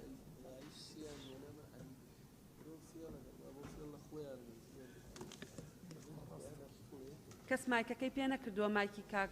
سەروان پێ نابێ؟ یەک تا بە ناوی خدای گەورە و میهرەبان، بە خێراتنی بەڕێز وەزیری کارەبا دەکەم و شاندی یاوەری. من پرسیارێکم هەیە لە جەنابی وەزیر و پێشنیاری ئیزافاتیشم هەیە لەسەر ئەو مادەیە. پرسیاری من ئەوەیە بۆ جەنابی وەزیر، ئەو پرۆژەی ئێستا کە لەبەردەستمانە و پرۆژەکانی پێشتریش ئێستاوە کە کاری پێدەکرێت کە دەنگی لەسەر درایتر ئەوە دەبێتە پرۆژەی سەرەکی وەزارەت. پێشتر پرۆژە هەبووە کەوات ئەو هەموو پرۆژانە ینی بە ئێستاشەوە بەڵێنی ئەوە بە خەڵک دەدەین، ئێمە دەتوانین بەڵێنی ئەوە بە خەڵک بدەین کە سعاتێک کاتژمێرێک لە کارەبا زیاد بکرێت. یعنی زەمان چییە کە ئەو پرۆژانە لە بەرژەوەندی گشتیە. ئەوە یەک بەگشتی وەک لەسەر پرۆژەکە و پرسیارە بۆ جەنابتانە، بۆی ئێمەش بتوانین ئەوانەی کە دەنگیان پێداوین پێیان بڵێن کە شتێکی وە دەبێتن بۆ نمونە. ئەوەی تریش لەسەر مادەی چوارەم بڕگەی چوارەم پێشنیار دەکەم دیاریکردنی نرخەکانی کارەبا و بەخشین لێرە زیاد بکرێت. بەخشین لەلایەن وەزیر. بۆچی بەخشین؟ لەبەرەوەی ئێستا لە کوردستان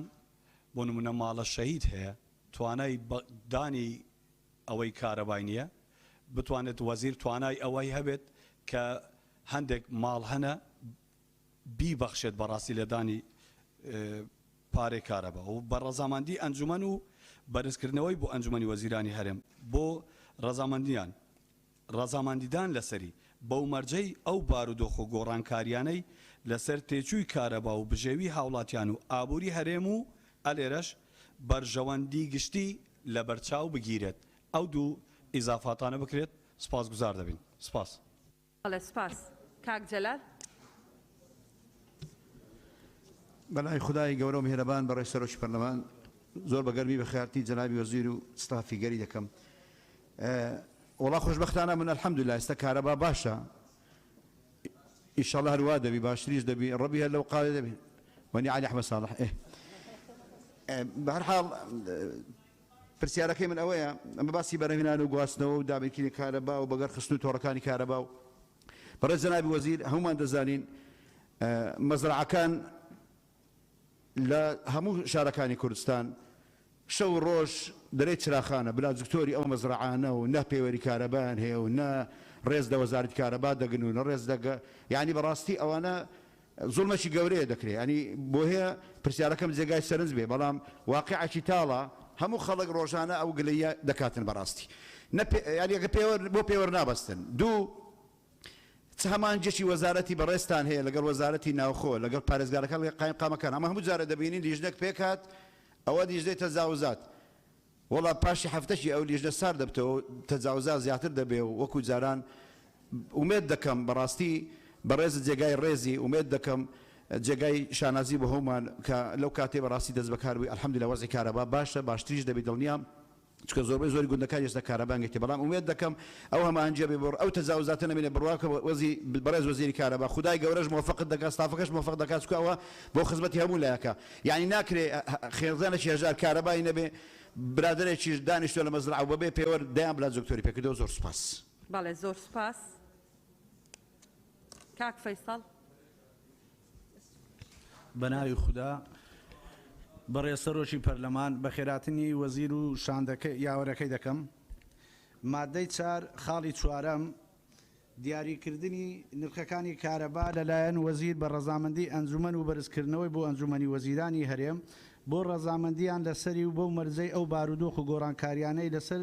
تێچووی کارەبا و بژێوی هاوڵاتیان ئابووری هەرێم ڕوودەدەن لە بەرچاو بگرن.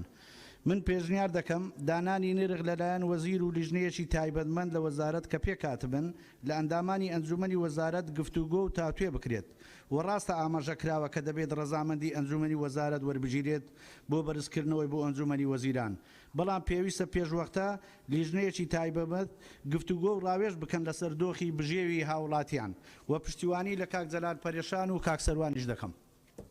بەڵێ زۆر سوپاس. کاک هێرش. بەناوی خوای گەورە و میرەبان بەڕێز سەرۆکی پەرلەمان مادەی 4 یەکەم بەرهەمهێنان و گواستنەوە و دابەشکردنی کارەبا و دامەزراندن و بەگەڕخستنی چاکردنەوەی وێزگەکانی بەرهەمهێنان و گۆڕین و تۆڕەکانی کارەبا و گەیاندنی کارەبای نیشتیمانی بەو ناوچانەی کە تاکو ئێستا بێبەشن لە کارەبا بە تایبەتی گوندەکان. هەروەها سێەم دەستەبەرکردنی بەرژەوەندی گشتی و کۆنتترۆلکردن و بەکاربردنی کارەبا و مسوگەرکردن و دابینکردنی کارەبای 24 کاتژمێر بەکەمکردنەوە بە هەدەردانی مافەکانی وەزارەت لە ڕێگەی دامەزراندنی پرۆژەی تۆڕی زیرەک. لە خاڵی 4دا پشتیوانی کاک فێسەڵ دەکەم و لە هیچ بارودۆخێکیشدا نرخ لەسەر هاوڵاتیان بەرز نەکرێتەوە. سوپاس. بەڵێ زۆر سوپاس. دکتۆرە شایان. بەڕێز سەرۆکی پەرلەمان شایان کاکە ساڵح لەبەرەوەی بڕگەی 5ەم و 8ەم لە مادەی 4ەم تقریبن هەمان ناوەڕۆکن کە باسی کۆمپانیاکانی کارەبا دەکات کە سەر بە وەزارەتی کارەبان بۆیە پێشنیار دەکەم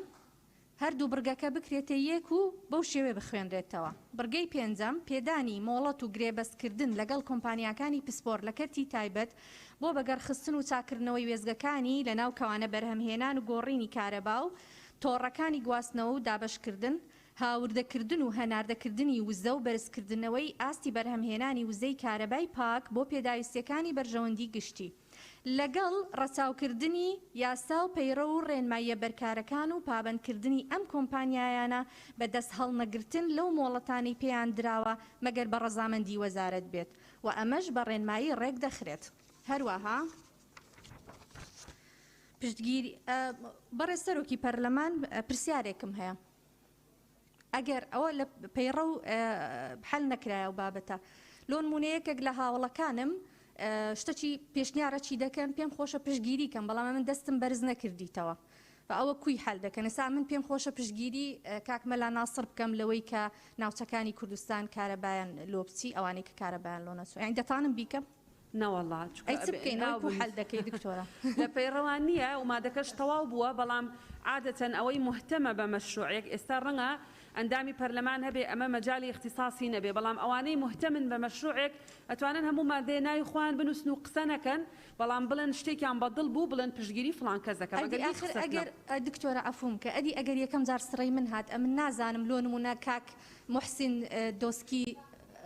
بەڕێزیان چ دەرێن بەڕێزیان چ دەرێن چکە دەمەوێت پشتگیری ویش بکەم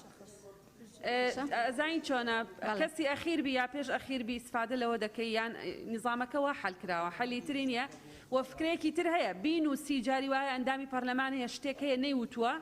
ئەی نووسێ ئەیداتە هەردوو لیژنە ئەوان ئەگەر پێیان وە بێ شتێکی باشە دەتوانن تەبەنیکەن بزانن منطقیە حتا پشتیوانیشی نەبێ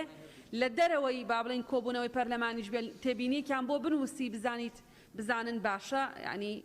ئەوان وەکو لیژنە ئەتوانن تەبەنیکەن دوو لیژنە سێ لیژنە جاری وایە سپاس دکتۆرە سپاس کاک گۆران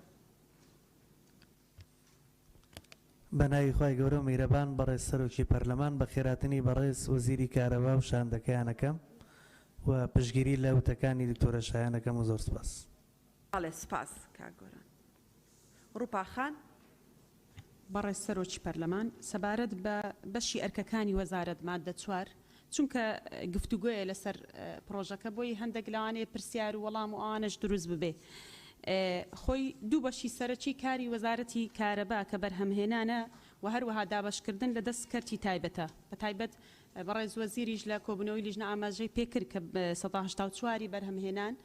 لە دەست کەرتی تایبەتە بەڵام بۆچی تەنها بەیەک بڕگە باسی کەرتی تایبەت کراوە یعنی لە کاتێکدا بەپێ ئەو زانیارانێ بەدەست ئێمە کەوتووە ئەو عقدەی لەگەڵ بۆ بەشی دابشکردن لەگەڵ کۆمپانیای تایبەت کراوە وەزارەت بای 2 ملیار دۆلار کەلوپەلی هەبووە لەسەر چ بنەمایەک ئەو کەلوپەلانە تەسلیمی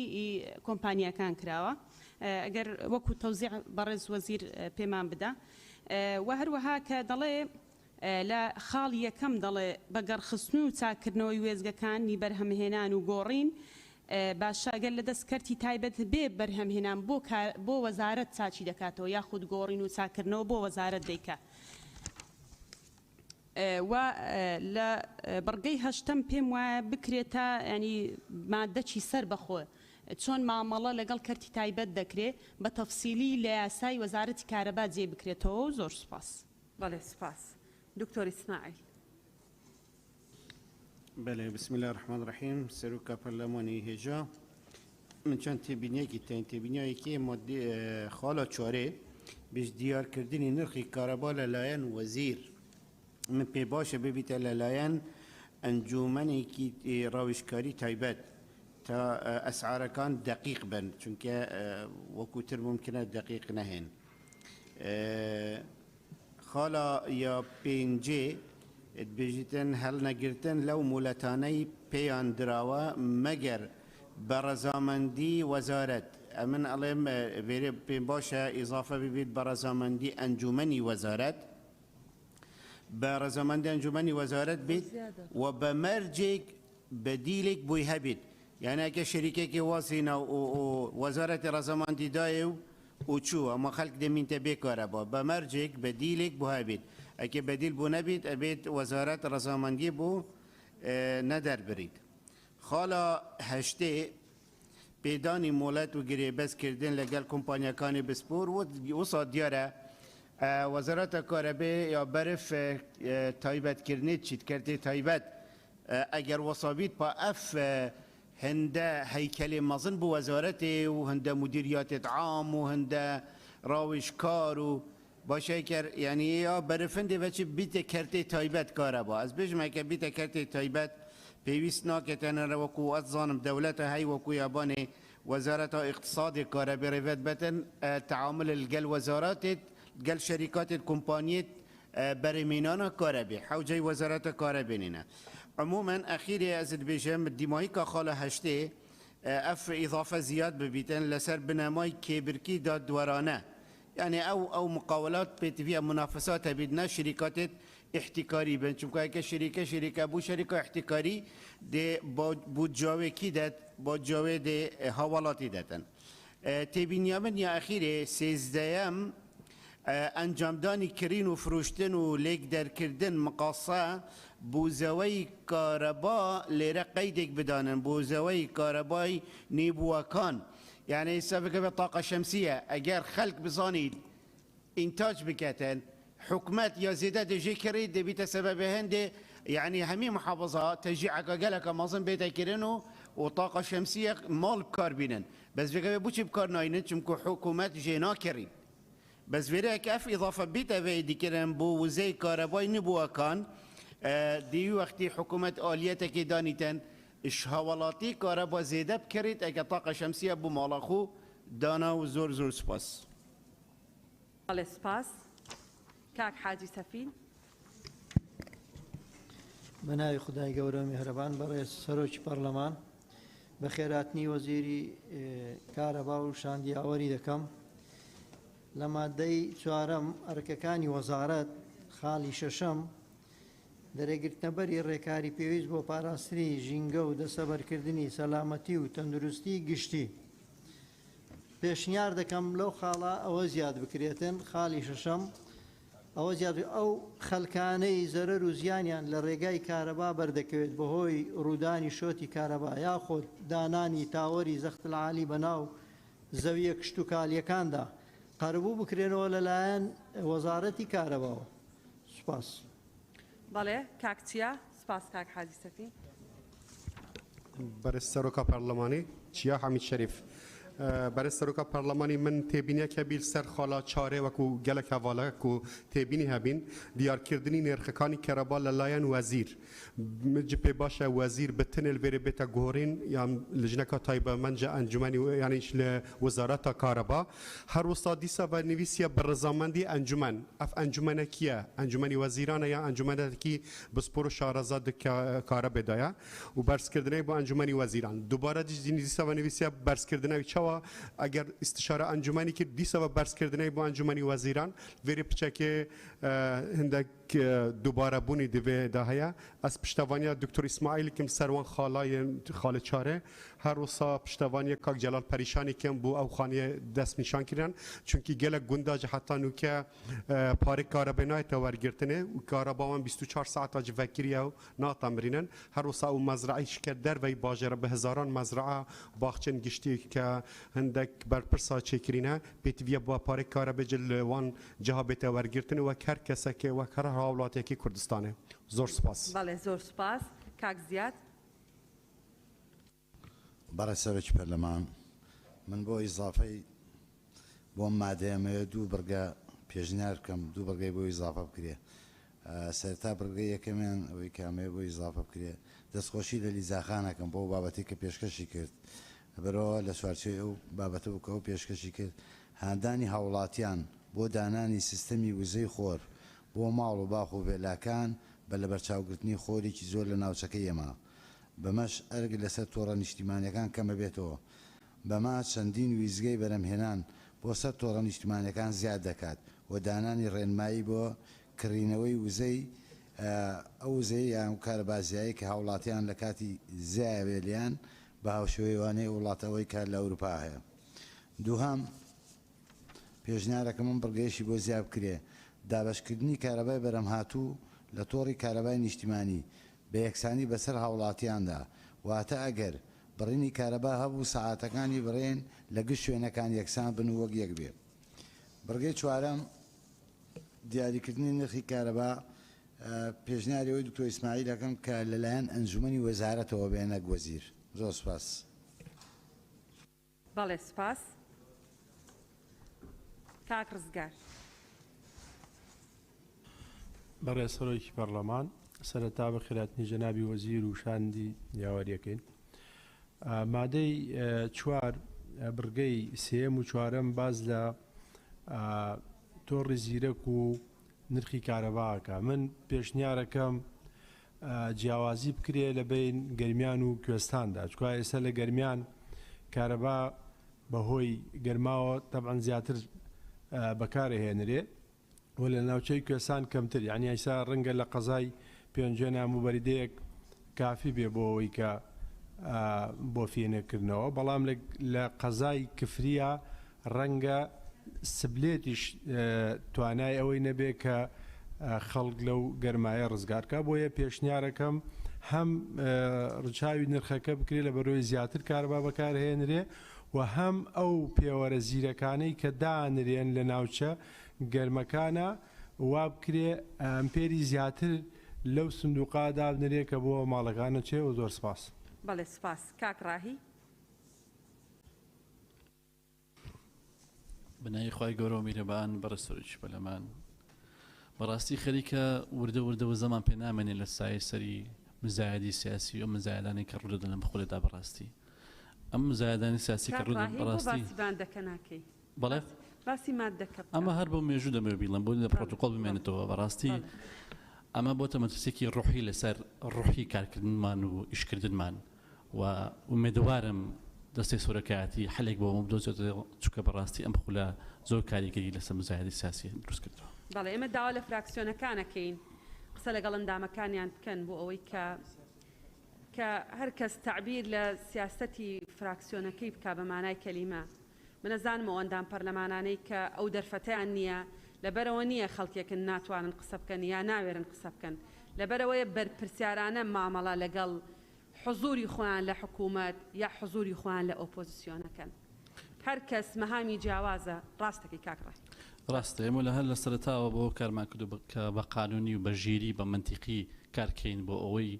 بۆ خۆمان و بۆ هاوڵاتیان و بۆ ڕابردوومان و بۆ خەباتمان لە ئاسیدا بین و ئومێدەوارشین ئەوانەی کە لەسەر ئەو ڕێچکەیان بەردەوام من کۆڵ نەدەن. من دوو تێبینیم هەیە لەسەر بڕگەی چوارەمی مادەی 4 کە یەکەمیان کاتە بەڕاستی من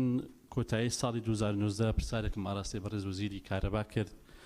کە بۆچی پێداچون و بە نرخی کارەبا ناکەن. دوای 5 مانگ وەڵامی دامەوە کە خەریکی بەدۆراتچوونم بۆ ئەو بابەتە. دوای ئەو وەڵامش 7 مانجیکەی پێچوو واتە نزیکەی ساڵ و نیوێکی پێچوو و پێویستە لەو بڕگەیەدا کات دیاری بکرێت. بۆ تێبینی دووەمم کە پەیوەندیدارە بە هەماهەنگی لەگەڵ وەزارەتی کوشتوکاڵ و وەزارەتی بازرگانی و پیشەسازی بەڕاستی بە تایبەتی وەزارەتی بازرگانی کە لە 2016 بە ڕێژەی 500 نرخی یەکی کارەبایی زیاد کراوە لە کاتێکدا هەم کابینی هەشت و کابینی نۆ ئاماژەیان بۆ داوە کە خەرجی با بڵێن کارەبا کەمی کردووە بە ڕادەیەک کە لە کابینی هەشت ئاماژە بۆ دراوە کە 3.5 میلیارد دلار تێچوو بۆ کردوانە بە خوار 1 میلیارد دلار و لەم کابینی نوێژ ئاماژە بۆ دراوە کە 300 میلیۆن دلار کەم کراوە لە خەرجی ساڵانەی حکوومەتی هێرشی کوردستان لە کەرتی کارەبادا و کۆمباین سایکل لە 6 دلار برا بۆ 45 دلار و سوتەمەنی نرخی سوتەمەنی کە 22 سنت بووە بۆ دیزل بووە بە 7 سنت لە نەوتی ڕەش و لە هەمان کاتدا قەرەبووکردنەوەی کۆمپانیا بەبەرهێنان لە 30 دلار بوو بە 16 دلار. واتە ئەمانە هەمووی ئەوەن کە خەرجی کەم کراوە کە چیسێ لەوەدا ساڵ بە ساڵ نرخەکە زیاد دەکرێت و ئەم ساڵش کە زیاد کرا لەسەر ئەساسی ئەوە بوو کە نرخی دینار بەرامبەر بە دۆلار دابەزیوە بەڵام هەر چاوەڕوانی کە هاوتابێ لەگەڵ گۆڕینی ئەو نرخانی خەرجی کەمکردنەوە. زۆر سپاس.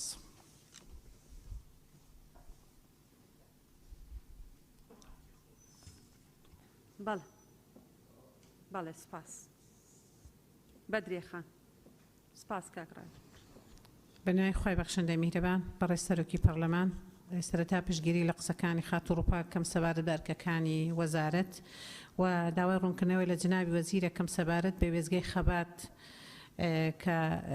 وێزگەیەکی حکومیە بەڵام کەرتی تایبەت بەڕێوەی دەبات لە کاتێکدا لەسەر قەرزی کۆریا دروست کراوە ئایا ئەو قەرزە کەرتی تایبەت دەیداتەوە. زۆر سپاس. بەڵێ سپاس. کاک بەهجەت فەرموون. برای سەرۆکە پەرلەمانی سەبارەت مادێ 4 بڕگا 5 و 8 هەروەکی دکتۆرە شایانێکی بەحث کرد یعنی هەردوو گرێداینە کۆمپانیای کەرتێ تایبەت بە ڕاستی پێ باشە سەر ڕای پشتگیری ڕایا دکتۆرە شایانێت کەم بەس گەل هەندێ ئەڤەژی ئیزافە ببیتن وەلێ بێتە هەویجا 45 پێدانی مۆڵەت و گرێبست کردن لەگەل کۆمپانیەکانی بسپۆر لە کەرتی تایبەت بوو بە گەرخستن و چاکردنەوەی ویستگەکانی بەرهەمهێنان و گۆڕینی کارەبا و تۆڕەکانی گواستنەوە دابەشکردن هاوردەکردن و هەناردەکردنی وزە لەگەل پابەندکردنی ئەم کۆمپانیانە بەدەست هەڵنەگرتن لەو مۆڵەتانە پێیان دەرەوە لە حالەتی دەست هەڵگرتن بە سزایەکی بێتە غڕامەکردن یانێ مەگەر بە ڕەزامەندی وەزارەت بێت ئەمەش بەڕێنمایی ڕێک دەخرێتن ئەنی هەردوو کات هەردوو حالەتەدا ئەگەر سزایەکێ دارایی بکەویتە سەر کۆمپانیای دەپەتر پێگیر بیتم ڕێنمایەت هەمیەت وەزارەتێ هەمیەت ئەو گرێبەستەر سەروی هاتیێگە هەروسا پشتگیریەژی لە ئاخفتنێت برای بەڕێز کاک زیادی دکەم. زۆر سپاس. بەڵێ سپاس کاک بەهجەت. کاکێ ڤیدار. بەڕێز سەرۆکی پەرلەمان لە مادەی 4 بڕگەی 4 لەسەر نرخی کارەبا چون نرخی مەسەلەی پێشەسازی دەستنیشانەکرێت وەزارەتی کارەبا ئێستا زۆرترین مشکلەی پێشەسازی کارگەکان لە گرانبوونی نرخی ینی کارەبایە یەکی بەردەوام گلەی هەیە ئەو بەڕێزانەی لێرە دانیشتن ڕوونکردنەوەیشیان بۆ ئێمە داوە مەسەن تورکیا لە تەنیشتمانەیە گاز دەکڕێت سوتەمەنی دەکرێت غاز دەکرێت کارەبای هەرزانترە لە هەریمی کوردستان کە ئێمە غازمان هەیە کارەباوانەیە بۆ کەرتی پێشەسازی وەک دامێک ئەمانە چۆن ئەم پیوەرە دانرێن بۆ ئەوەی کەرتی پێشەسازی ئیش نەکات و شت لە دەرێ بینن ینی کارەبا نرخێکی یەکجار زۆرە بۆ کارگەکان ئەوانە چۆن بیرکردنەوەیان کردووە لەسەر ئەم بابەتە لە بەشی شەشەم قانونێک دەربکەین جێبەجێ بکرێت بۆەوەی مەسەلەی ژینگە ئیکا کە تو قانونێک دەرئەکەی لێرە لە پەرلەمانی کوردستان بۆەوەی لە ئەرزی واقع جێبەجێ بکرێت ئەتوو بە هەزارها مۆلیدە هەیە لە هەریمی کوردستان ژینگەی ئەم وڵاتیان تێکداوە نەخۆشی هەیە ئایا ئەمە لەسەر خۆت دەکەیە ماڵ سبەینی پەرلەمانتار یەخەی وەزیر بگرێت دەکەرم کەوەرە و ژینگە پاکەکە پێت پاک دەکرێت جەنابی وەزیر یعنی یان ئەمە دەکەی یان نایکەم یانێگر لەسەر خۆم بکەمەوە ماڵ ئەم پەرلەمانە خاونێکی دەکرا بێت جێبەجێ بکرێتن و تو کارەبای 24 ساعتی پێدابی ناکرێت و تو ئەتوانێت ئەو مۆلیدانە پێ پاک بکەی دیزەیلی پاک بدەیە بەشی سێزدەهەم باسی مقاسەی کردووە باشە ئەمە لەسەر خۆت لەسەر وەزارەت و لەسەر حکومەت ماڵە مادەم مقاسەت هەیە خەڵ دەڵی کاکە من پاشەکەوتم لای حکومەت هەیە من لە پارەی کارەبا مقاسە دەکەم دەی ئەوە مقاسە بەکاردینەوە لەسەر داهاتی کارەبا ئەڵێ ئەنجامدانی کڕین و فرۆشتن و لێکردنەوە بە مەقاسە بە وزەی کارەبا دەبێتن بۆ ئەوە نییە بۆمان باسەکەن ئێستا حتا بۆ ئەوەش ینی ئەوش مەسلەی کرد دەتوانێت ئەمە تێدا جێگیر بکەیەوە مادەم قانونەکە دەرکردووە ئەویش نەبێتن ئەتوانێت ئەمە لێ زیاد بکەین وەزایدەن بەڕێز وەزیری کارەبا لێرە بەڕێز سەرۆکی پەرلەمان مشکلێکی یەکجار زۆر هەیە لەو موظفانەی وەزارەتی کارەبان پارەی کارەبا وەردەگرن دەچێتە بەر دەرگای ماڵە تاق لێ دەدا کابرا دەرگا ناکاتەوە وەرەقەکەی لە پشەوی دەهێڵێت لەسەر ئەو ماڵە ساڵێکی شەیە کارەبای نەدەوە مەجای نییە بچێتە دایرەی کارەبا و مۆزفی وەرگرتنی پارەی دایرەی کارەبا کەمتر خەمە چاوەڕێ ناکە کابرا بێتە دەرێ یان دەبێ وەزارەت سیستەمێک دەربکرێتن ئەم مەسەرەی پاسفەیدە چیاوانە تو بتوانی پارەکەیان بدەیت لەسەر کابرا نەبێتەوە ملیونەک و 2 میلیۆنەوەتر حکومەت هەموو ڕۆژ بێژێت وەڵا ئەوەندە ملیار پارەی من لە مۆزفە و پارەی من ناداتە من زۆر سوپاس بۆم دەبێت بەڵێ سوپاس زۆر سوپاس گوڵستان خان بەڕێز سەرۆکی پەرلەمان سەبارەت بەم مادەیە بڕگەی سێهەمی پێم باشە وشەی پاراستن بۆ مافەکانی وەزارەت زیاد بکرێت واتە بڕگەکە وای لێ بکرێت دەستەبەرکردنی بەرژەوەندی گشتی و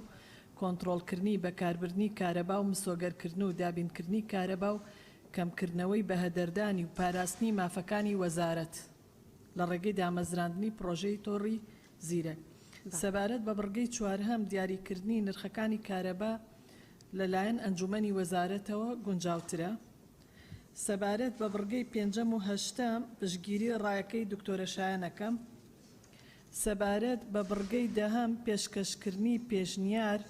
لەلایەن ڕاوێژکاران و ئەنجومەنی وەزارەت بۆ بەڕێز وەزیر و بەستی پەرەپێدانی کەرتی کارەبا لە هەرێم و ئاراستەکردنی بۆ ئەنجومەنی وەزیرانی هەرێم زۆر سپاس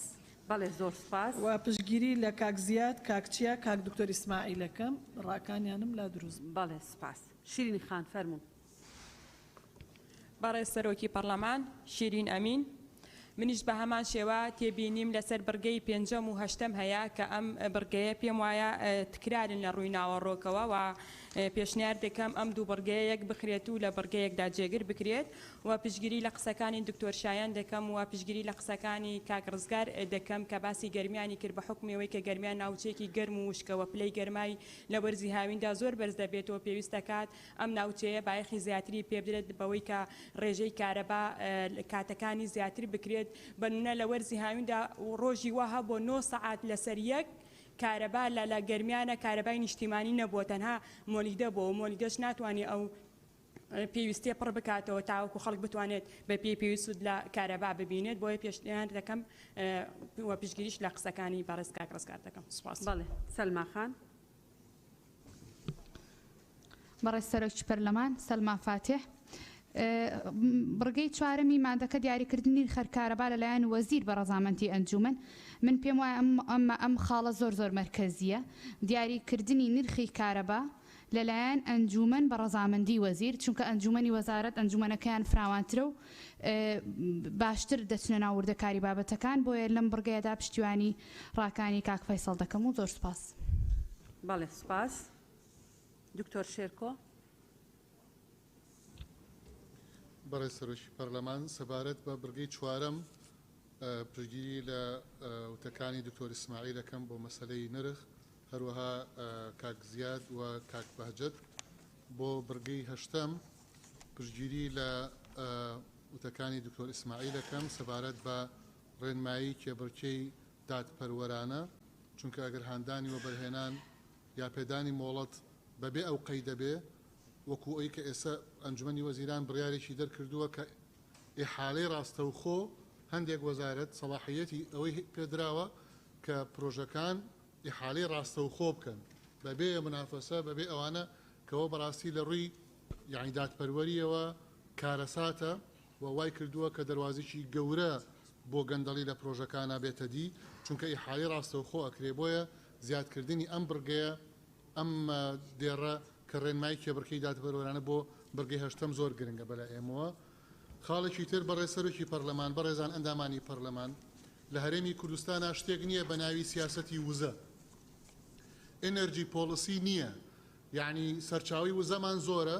چ خۆرە چ ڕەشەبایە چ نەوتە چ گازی سروشتیە بەڵام ئیدارەی ئەم تاقەیە بۆ تەولیدی تاقەی تر نییە بۆ لە بەرەوەی وەزارەتی کارەبا بەشدار نییە لە ڕسمی سیاسەتی وزە لە هەرێمی کوردستان بۆیە ئەم وزانە هەمووی زۆربەی بە هەدەر ئەڕوا و وەزارەتی کارەبا ئەگەر سوتەمەنی پێویستی بۆ دابین بکرێت چ گازی سروشتی بێ یان گازۆیل بێ ئەتوانێت دوو ئەوەندەی ئێستا کارەبا دابین بکە و بگاتە ئەو ڕێژەی کە جەنابی وەزیر خۆی باسی کە سەر 150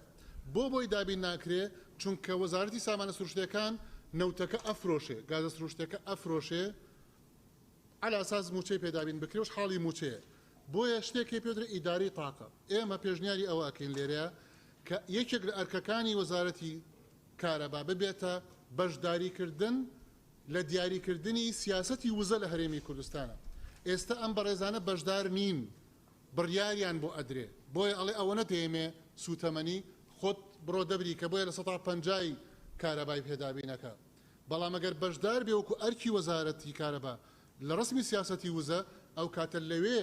ئەو بڕیار ئەدا کە ئەوەنە پێویستە بۆ دابینکردنی وزە سوتەمەنی بۆ وێزگەکانی بەرهێنانی کارەبا ئەو کاتە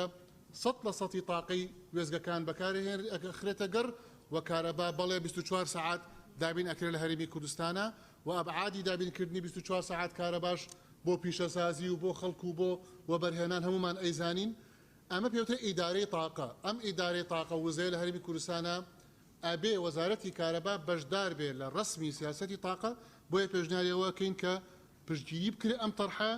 و ئەوە بۆ وەزارەتی کارەبا باشەوە بۆ منزومەی وزە لە هەرێمی کوردستانە کە خوای گەورە سەرچاوی زۆری پێبەخشیوە باشە و ئەمانەتێکیشە ئەم وزەیە بەم شێوەیە بە بڕای ئێمە باشتر ئەبرێ بڕێوە زۆر سپاس بەڵێ زۆر سپاس مامۆستا عومەر بەناوی خۆی بەخشندە میهرەبان بەڕێز سەرۆکی پەرلەمان سەبارەت بە مادەی 4 بڕگەی هەشتەم کە باز لە پەیوەندی نێوان وەزارەتی کارەبا و کەرتی تایبەتەکە طبعا ئێمە هەمومان نەزانین کە ئەو گرێبەستانەی لە نێوان وەزارەتی کارەبا و حکوومەتی هەرێم لەگەڵ کەرتی تایبەت هەیە لە بەرهەمێنانی کارەبا لە گواستنەوەی تاوەکو دابەشکردنی گرێبەستی زۆر گەورەن کە بە سەدان ملیار دینارن بۆیە جێکردنەوەی بابەتێکی لەم جۆرە تەنها لە بڕگەیەکە وەکو بڵێ زایعکردنی پرسێکی زۆر گەورەیە بۆیە من پێشنیارەکەم کە ئەم دوو لیژنە بەڕێزەکە ماندوو بوون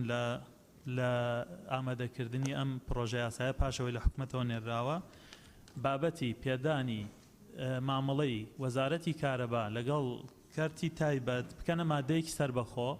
مجموعەی زەوابت دانێن کە زمانی پاراستنی بەرژەوەندی گشتی بکە زمانی شەفافیت بکە زمانی کێبڕکەی ڕاستەقینە بکە و ئەم قسەی من بە جۆرێکی تر ڕووپاکخان کردی پشتگیریەکەم هەروەها بەدریەخان کردی پشتگیریەکەم بە جۆرێکیش دکتۆر شێرکۆ کردی هەر پشتگیریەکەم بۆیە هیوادارم ئەم لیژنە بەڕێزە بابەتی پێدانی گرێبەستەکان و پێدانی بەرهەمێنان گواستنەوە دابشکردنی کارەبا لەگەڵ کەرتی تایبەت لە مادەیەکی سەربەخۆ جێبکەنەوە بە زەوابتەوە ئەگەر پێشیان باش بوو من دڵنیام لەوەی خۆیان بەتوانان لە داڕشتنی مادەیەکی لەم جۆرە بەم جۆرەی کە ئێمە باسمان کرد ئەگەر پێشیان باش بوو ئێمەش هاوکارە بین لە داڕشتنی مادەیەکی لەو جۆرە سەربەخۆیانە و ئەوە سەبارەت بە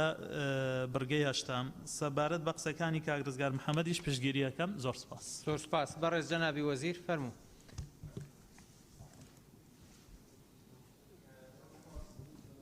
بعد دوای سەرنجەوە لە دوایەوە مشکلە هەبوو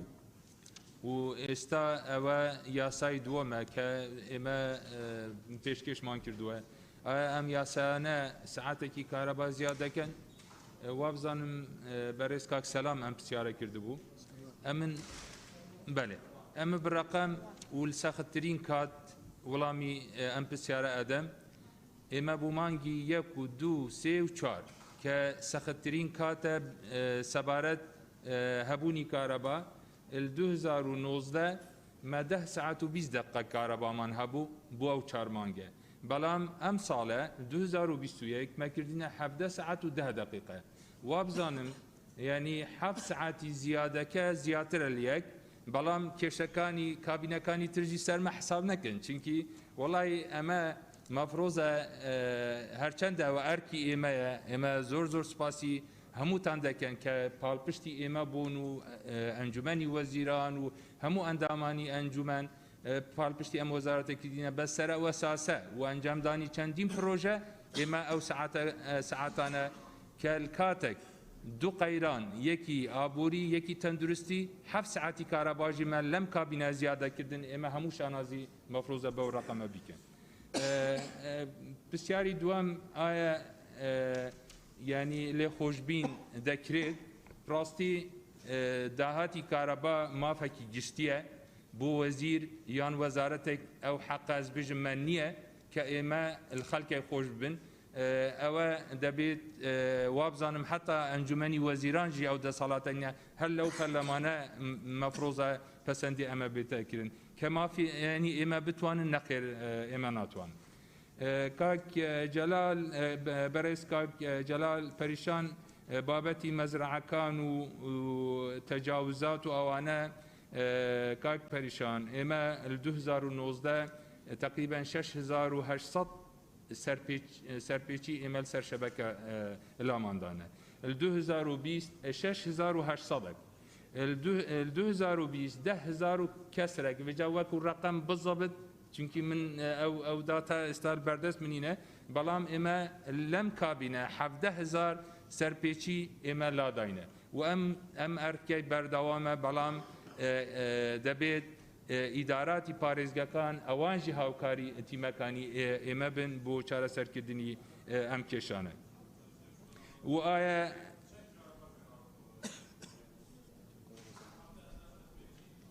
باش کاک بەڕێز وەزیر بەێ و داوا کردیە کە چۆن ئەم بابەتە چارەسەر دەکرێت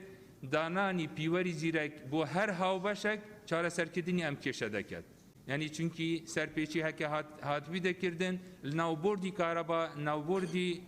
ماڵ داهاتێکردن بەڵام پیوەرەکانی ئێمە سەر عمودن ئەو کاتە چارەسەروی ئێمە دەبینن بەو پرۆژە چارەسەر دەبیت. زۆر بەڕێزان بابەتی نرخی کارەبا کرد و کە وەزیر پێشنیار نەکە. طبعا وەزیر ئەندامە ئەنجومەنی وەزارەت ئەنجومەنی وەزارەت وەکو ینی وەزیر یەک ئەندامەکانە چونکی وەزیرە بریکارە مدیر عامی شارەکانن گەل مدیر عام کە 5 مدیر عامل ناو وەزارەتن ینی تقریبا ئێمە ینی 11 ئەندامن. ئەم بابەتە بڕێگای ئەم ئەنجومەنە تێتە پێشنیارکردن و تێتە بەرزکردن بۆ ئەنجومەنی وەزیران. ئەنجومەنی وەزیران وەختێ ڕزامەندیل سەر دەردەچیت شنیکە چیتە وەقای و تێتە نەشرکردن و ئەو گۆڕانکاری بسەر نەرخداتێن. یعنی نە شەخصی وەزیرە کە نرخ دیار بکێت هەر بۆ چونکی زۆر بەڕێزان ئەم پرسیارە دووبارە بوو. بەڕێزان یعنی ئەو زیادکردنی نرخ و ئەوانە هەکە بنەمایەک نەبیت ئێمە خەڵکنژی ینی نە هەر حسابکەن ئێمە وەزیرەوانەنە کە كتنها والله كهربائي كي 24 ساعات ومولدات وانا البردست والله المالي منو تشبي زور البرادراني دوجي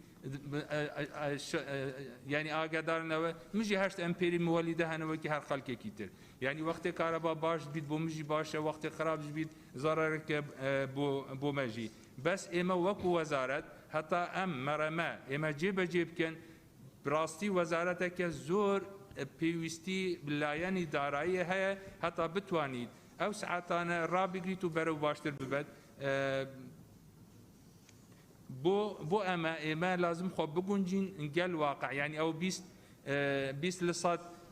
بنكي مركزي عراقي او فرق دينار ودولار كرت خو ايمانه چوبون مقود بو ام فرق بيكن يان اولوي هاتا كردن وزيري دارایی امرك بدر كرت خو امنه چوم گوت وزيري دارایی اما بيكه همو عقودي مبدولارن داهاتي مبدينار لازم ام خو بگنجينم چونكي امين وزيري كهرباء ما خلقي كهرباء المدبت بس تكلفه راس تكلفه بارگرانيه بو حكمت راس بارگرانيه بلام ايوا بابتي كهرباء المدبت او كهرباء چون دابين دكريت لازم اشتكل بردسي مهبيت حتى بتوانم يشي خو بكم رخصتني ام برغانا چون هندك زياد ببيت دمج ببيت اوانا او راستي اشي لجني ياساي والقال لجني والزواب زانم فتره كي دريج كاري خول سركردينه نسبه ما تشكيشانيه وكو رخصتن هكا عندك وش زياد بنت يان كم ببيت روباك خان قوتي عقد كراوه بو بابتي كرتي تايبت نخير هشتا هيج عقدك نهاته كردن چونكي هر وقت هاته كردن اما او كات اعلان دكان وجي اگه لازم اگدار بنو لجني وزاب كتايبت منديكي هيا ايشيوان قال وزارتي من اگداري ام بابته دبت دلت مادام اما كرتي تايبته بوشی چن بابتی چاکسازی وزگکان و آنکا که ما گویی 84% وزگکانی اما لای کرتی تایبته آیا دکان و دربندی خان لای کرتی تایبته آیا محطاتی تر مهنه و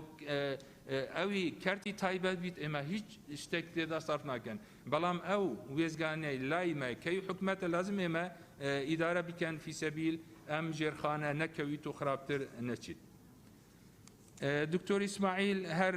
بابتي سعر زبجم بسيار كر هر نفسي والله من هيا وزير يكل عندما كان انجمن يعني حتى او نرخي او 20 لصد او زياد بوجي هكا بين باورك دوازده امزاي سنه كوزير وبريكار ومدير عام نو وزاره ومدير عام شاركان وانجا مهنارتي انجمن انجا الانجمن رزامدي هاتيا وشويه وقائع ولوي هاتيا دار كردن بابتي هكا عقد يعني مقاولة وازلة بنت أما وابزان قانوني عقود أم بابتها هاتيا شارع سركن يعني بيوسنا كتملنا وزارة كهرباء أو بيكن اندلت مادام اما ايوا برو كرتي تايبه دچن ام هيكليته انا بوچه استا اوي كرتي تايبه نه معناوی اما کرتی دابش کردن اما فروشت و اما یتر خلاص ولا هر جرخانه ما او آلیات او ستاف 70% الستافي اما الوي ايجدا كان حقوق او شايستا كان يان وكو داراي دكوت اللاي ام كومبانيا بلام وقت تقاعد وقت علاوه وقت ترفيع وانا همو اللاي ما ديمينن چونكي بو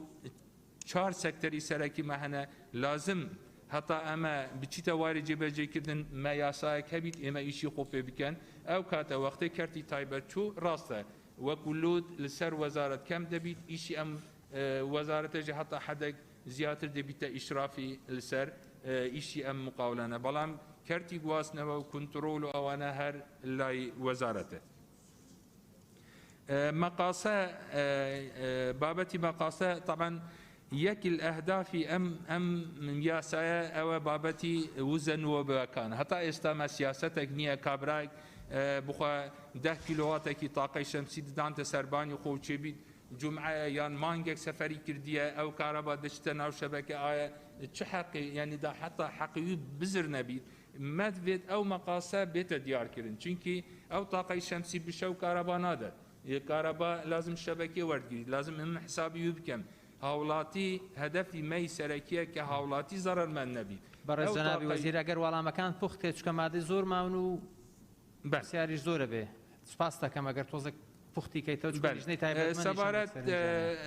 بەڕێز کاک سەفین قەرەبوو جوتیاران وڵای ئەوەژی هەر یەک بابەتەکانی ئەم یاسایەیە کە ئێمە وەختی زەرەرە هەر هاوڵاتیەکی بکەن لازم قەرەبوویاوی بێتەکردن سەبارەت وزەی خۆر و ئەوانە ئێمە دەست پێکردن ئێستا سێ تەندەر ئەوە هەفتەیەکە وەزارەت هەرێک 25 مێگاواتە هەر کۆمپانیا ئەتوانیت بەشدار بیت لێ سەبارەت گەرمیان ڕاستە گەرمیان وەزعیوان وەکو گەرما هەر ناوی گەرمیانە گەرمترە غێر ئەوە بەس ئێمە ساڵانە وەرزی هاوین و ئەوە پێشچاومان وەرگرتووە بە یەک دووەم باشترین و مەزنترین محەتە ئێستا مانگی لەو مانگەی پێنجە دەکەوتە ئیش 165 مێگاواتی بۆ گەرمیان ئەمە ئەکید تەسیرێکی باش دەبیت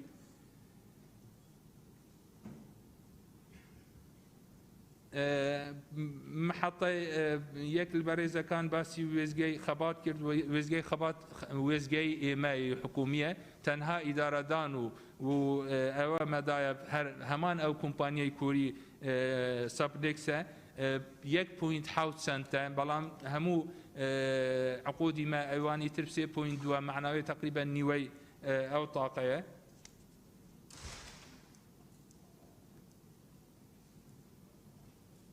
بابەتی مەقاسە کاک هیویدار گوتی طبعا مەبەستەمە نە مەقاسە بپارە مەقاسە کارەبا بکارەبا وەختێ تاقەی شەمسیدا شەبەکە لازم ئەو هاوڵاتی زەرەرمەند نەبیت وەکو عەداد و ئەوانە ڕاستە ئەم کێشەیە هەیە گەلە جارە هاوڵاتی دەرگال عەداد و ئەوانە کەتەوە بەڵام ئێستا پیوەری زیرەک ئەو کێشە چارەسەر دیکرد مانگانە و ئەم مانگە هەر بوو معلومات 220,000 پسولە ئێمە پیوەری زیرەکمان دەرکرد و بوو مانگی پێنج ئێمە تەوەقعی 480,000 و بەرەو تومامکردنیانی ئێستا 620,000 پیوەر ماندانەوە بە پیوەری زیرەک پسولە پێدەرەچیت مانگانە و پێویست ناکات عەداد بچیت قیرات بخوینی تەنها پسولە بۆ هاوڵاتی دەچیت و هاوڵاتی پارەی خۆ ئەدەت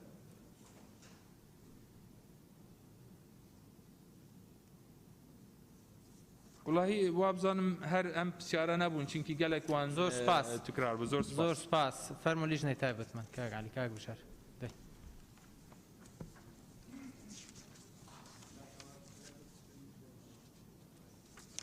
بەڕێز جەنابی وەزیر ئەگەر مایکەکەت بێ زەحمەت بەڕێز سەرۆکی پەرلەمان چەند بابەتێک باس کرا ئێمە وەکو لیژنە پێشتیش بە دوواداچوونمان کردووە لێرەش تا ڕادەیەک جێ کراوەتەوە ئەوەی کاک جەلال باسی کرد لە مادەی حوتا بە دیاریکراوی هاتووە لەسەر سزای سەرپێچی کاران و پێشووتریش بەرکار بووە بەڵام ئەوەی ئێمە بە دوواداچوونمان کردووە لەم دوو ساڵان نزیکەی 17,000 سەرپێچی بڕاوە بەڵام ژمارەیەکی زیاتر ماوە بەڵام ئێمە پێشنیاری شتێکی ترمان کردووە شوێن و وێ لاکانەمانە شوێنی تەرفیهین یعنی شوێنی حاجە و پێویستینی نەکرێن نرخی کارەبا بۆیان گرانتر بێت ئەمە گرنگە چەند جارێک باش لە وزەی خۆر کرا ئێمەش باسمان کردووە جگە لەو سێ پرۆژە ئێمە پێشنیارێکی ترمان هەبووە بە تایبەتی بۆ پرۆژە سەکەنیەکان کە بەشێکی زۆری ئێستا پێداویستی کارەبایە و ڕبحێکی زۆریشی تیاکرێ ئەگەریکە مەشروعەیە 50 میلیۆن دلار ڕبحی تیاکراوە ئەگەر 5 میلیۆن دلار بە ئیجباری ناچار کرێ پرۆژەی خۆردانێ خاڵێکی زۆر باشە مەقاسە لەسەر پێشنیاری لیژنەی ئێمە کرا چکەمە ئەزمموی چەند وڵاتێکی ترەیە هاوڵاتی هەیە لە ماڵەکەی خۆیان بۆ نمونە بڕێک کارەبا بەرەمەێنێت پێویستی بەو بڕەنیە یا لە هەندێک مەوسیما پێویستی بەو بڕەنیە ئەتوانێت بیفرۆشێتەوە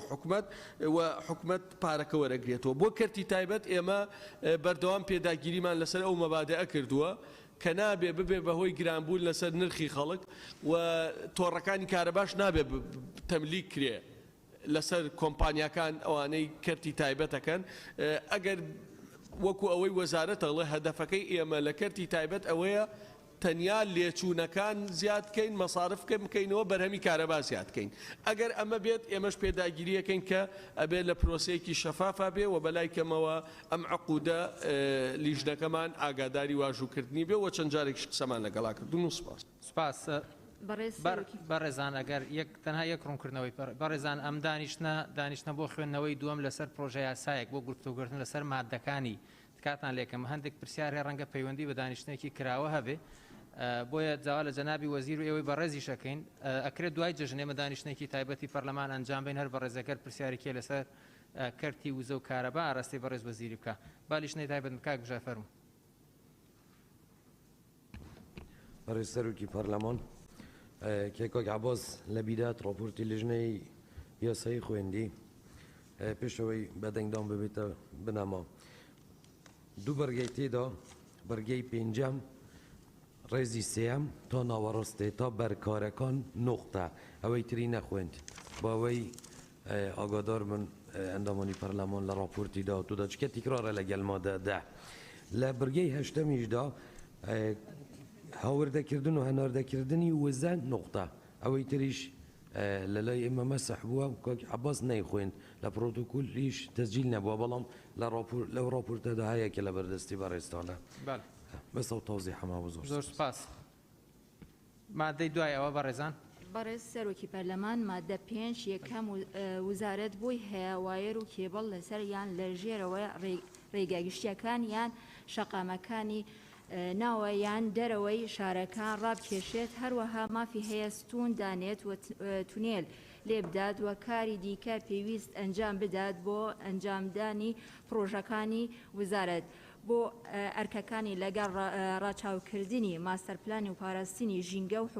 حکومەکانی یاسای بەرکارەکان. دووەم وزارەت بە گوێرەی پێویست بۆی هەیە ببێتە خاوەنزەوی و بەناوی وزارەتی کارەبا تۆمار بکرێت بە پێی یاسای بەرکارەکان. سێەم قەرەبووکردنەوەی هەر کەسێک زیانمەند دەبێت لە ئەنجامی چاڵکیەکانی و جێبەجێکردنی ئەرکەکانی بە پێی یاسای بەرکارەکان. چوارەم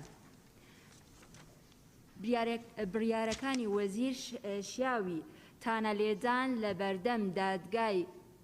کارگێڕی بە پێی یاسای ئەنجومەنی شورای هەرێمی بەرکار. زۆر سپاس هەر بە ڕێزیگەی و گفتوگۆ لەسەر مادەی 5 بە ناوی تۆمارکە تا ناوەکان تۆمارەکە مامۆستا عوسمان ئەگەر نقطە نیزامی بێ زەحمەت فەرموو.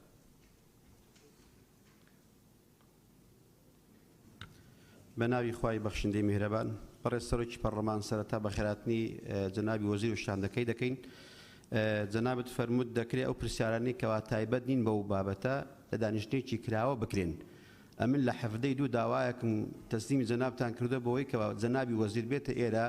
وەڵامی پرسیاری پەرلەمانتارەکان بداتەوە لەسەر زیادکردنی نرخی کارەبا لە کاتێکەوە قەیرانی بێموچەیی و ڕوبع موچەیە کەس تا ئێستا حەفدەی دوو تا ئێستا وەڵام نەدراوەتەوە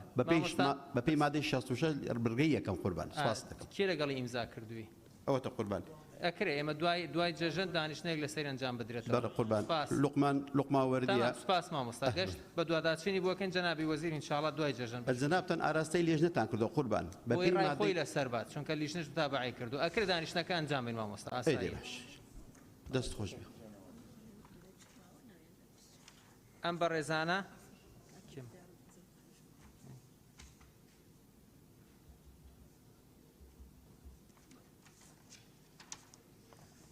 نەجات خان کاگەویدار کاک شێخزایار سەوسەن خان دکتۆرە گەلاوێش کاک هەڵکەوت کاک عوسمان سێدەری کاک مەلا ناسک کاک تۆر شێرکۆ کاک تۆر مەحێدین کاک تۆر ئیسماعیل مامۆستا ئەبوبەکر سەرسنەرخان هەر بەڕێزێکی تر سەرسنەرخان فەرموو. بەڕێز سەرۆکی پەرلەمان من لە بڕگەی دووەمی ئەم مادەی 5 ئەڵێ وەزارەت بە گوێرەی پێویستی بۆی هەیە بێتە خاوەن زەوی و بە ناوی وەزارەتی کارەبا تۆمار بکرێ بە پێی یاسا بەرکارەکان. ئەم ئیزافەیە بکرێ وەزارەت بە گوێرەی پێویستی پرۆژەکانی بۆی هەیە بێتە خاوەنی زەوی. ئەوە خاڵێک لە بڕگەی سێەمە ئەڵێ قەرەبووکردنەوەی هەر کەسێک زیانمەند دەبێت لە ئەنجامی چالاکیەکانی و جێبەجێکردنی ئەرکەکانی بە پێی یاسا بەرکارەکان. بەس دیاری نەکراوە کی ئەو قەرەبووە ئەکات. بڕگەی یەکەم و دووەم باستە وەزارەتەکە بەس سێم هیچ نەوتراوە هەڵە قەرەبوو جاو ئیزافەیە لە بیدایەتی بکە وەزارەت بیکات مەسەلەن یان بەڕێوەبەری گشتی پارێزگا بیکایان کە یەکە کارگێڕیەکان بیکات مەسەلەن یەکە کارگێرە سەربەخۆکان ئەبێ ئەمش ئیزافەی بۆ بکرێت و بۆی دیار بێ و قەرەبووە چۆن جێبەجێیەکرێ بڕگەی چوارەم بڕیارەکانی وەزیر شیاوی تانە لێدانە لە بەردەم دادگای کارگێڕی بەپێی یاسای ئەنجومەنی شورای هەرێم بەرکار لێرە ئەو لە بەردەم دادگای کارگێڕیە بە بڕوای من لا ببرێت چونکە ئێمە یاسای ئەنجومەنی شورای هەرێممان هەیە یاسای ئەنجومەنی شورای هەرێمیش دادگای کارگێڕی لەگەڵ هەیئەی بەرزەفدا دوو بەشن لە یاسای ئەنجومەنی شورای هەرێم مەرج نییە هەموو بڕیارێکی وەزیر کە قابل بە تەعن بێت بچێتە دادگای کارگێڕی چونکە بەس تەنها بڕیارە کارگێڕیەکان ئەچێتە دادگای کارگێڕی بەڵام ئەو بڕیارانەی کە پێویستی بە ینی ئینزیباتین بەرزەفتین یان بڕیاری ڕاژەیە ئەوە هەیئەی بەرزەفت بڕیاری لێیە لەبەرەوە منطق نییە تۆ لە دادگای کارگێڕی بێنیت چکۆ اختصاصی ئەوە کووتم لەسەر تەعنەدا لە بڕیارە کارگێڕیەکان لەبەرەوە ئەوە هەلا ببرێ هەر بڵێ بەپێی یاسای ئەنجومەنی شورای هەرێم ئەگەر واش نەکرێ بڵێ بەپێی یاسا بەرکارەکان ئیترەوە چارەسەری بابەتەکە کات و سوپاس سپاس کاوسمان سێدەری فەرمو بەڕێز سەرۆکی پەرلەمان مادەی پێنجەم بڕگەی سێیەم خەرەبووکردنەوەی هەر کەسێک کە زیانمەند دەبێت لە ئەنجامی چالاکیەکان و جێبەجێکردنی ئەرکەکانی بەپێی یاسا بەرکارەکان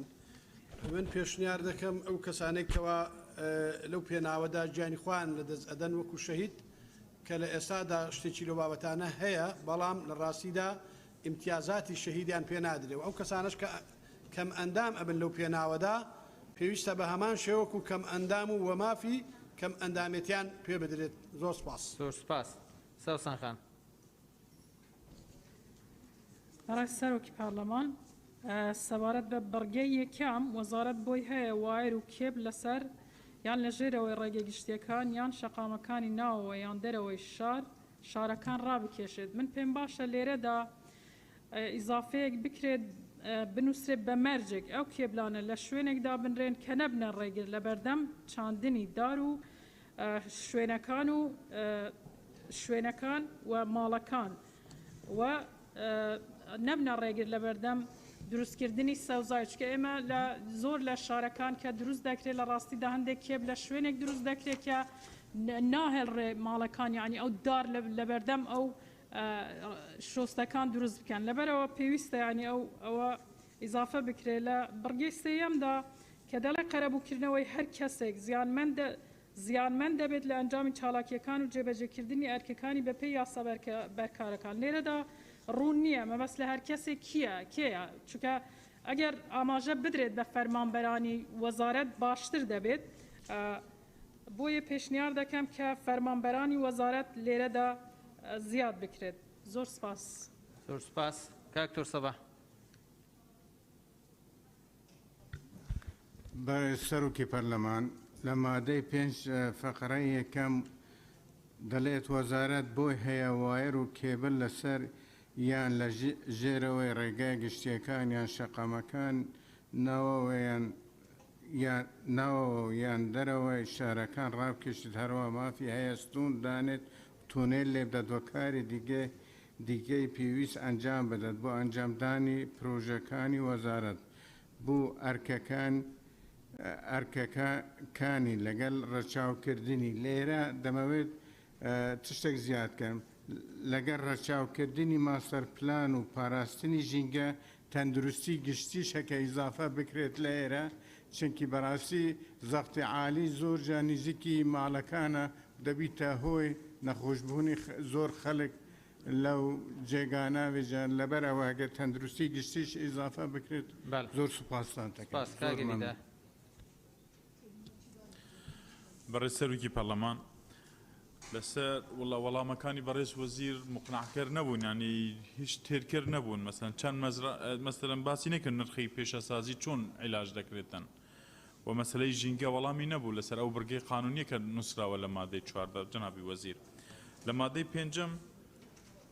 مادە ماستەر پلان هەیە بە پێ ماستەر پلان کار دەکەن دەبێت لەمە دوا وەزارەتی کارەبا هەر هێلێکی کارەبا ڕابکێشێت کارەبا کێبڵەکان لە دەرێ نەبن ئەتو لە بن عەر دەبێ و سیستەمێکی ینی مۆدەرن هەبێتن تو بە گۆرەی مادەی پێنجەم فەقڕە یەکەم دەڵێ بە پێ ماستەر پلان ئیش دەکەین مادە ماستەر پلانەیە ئەبێ ئەو هابێتن دووەم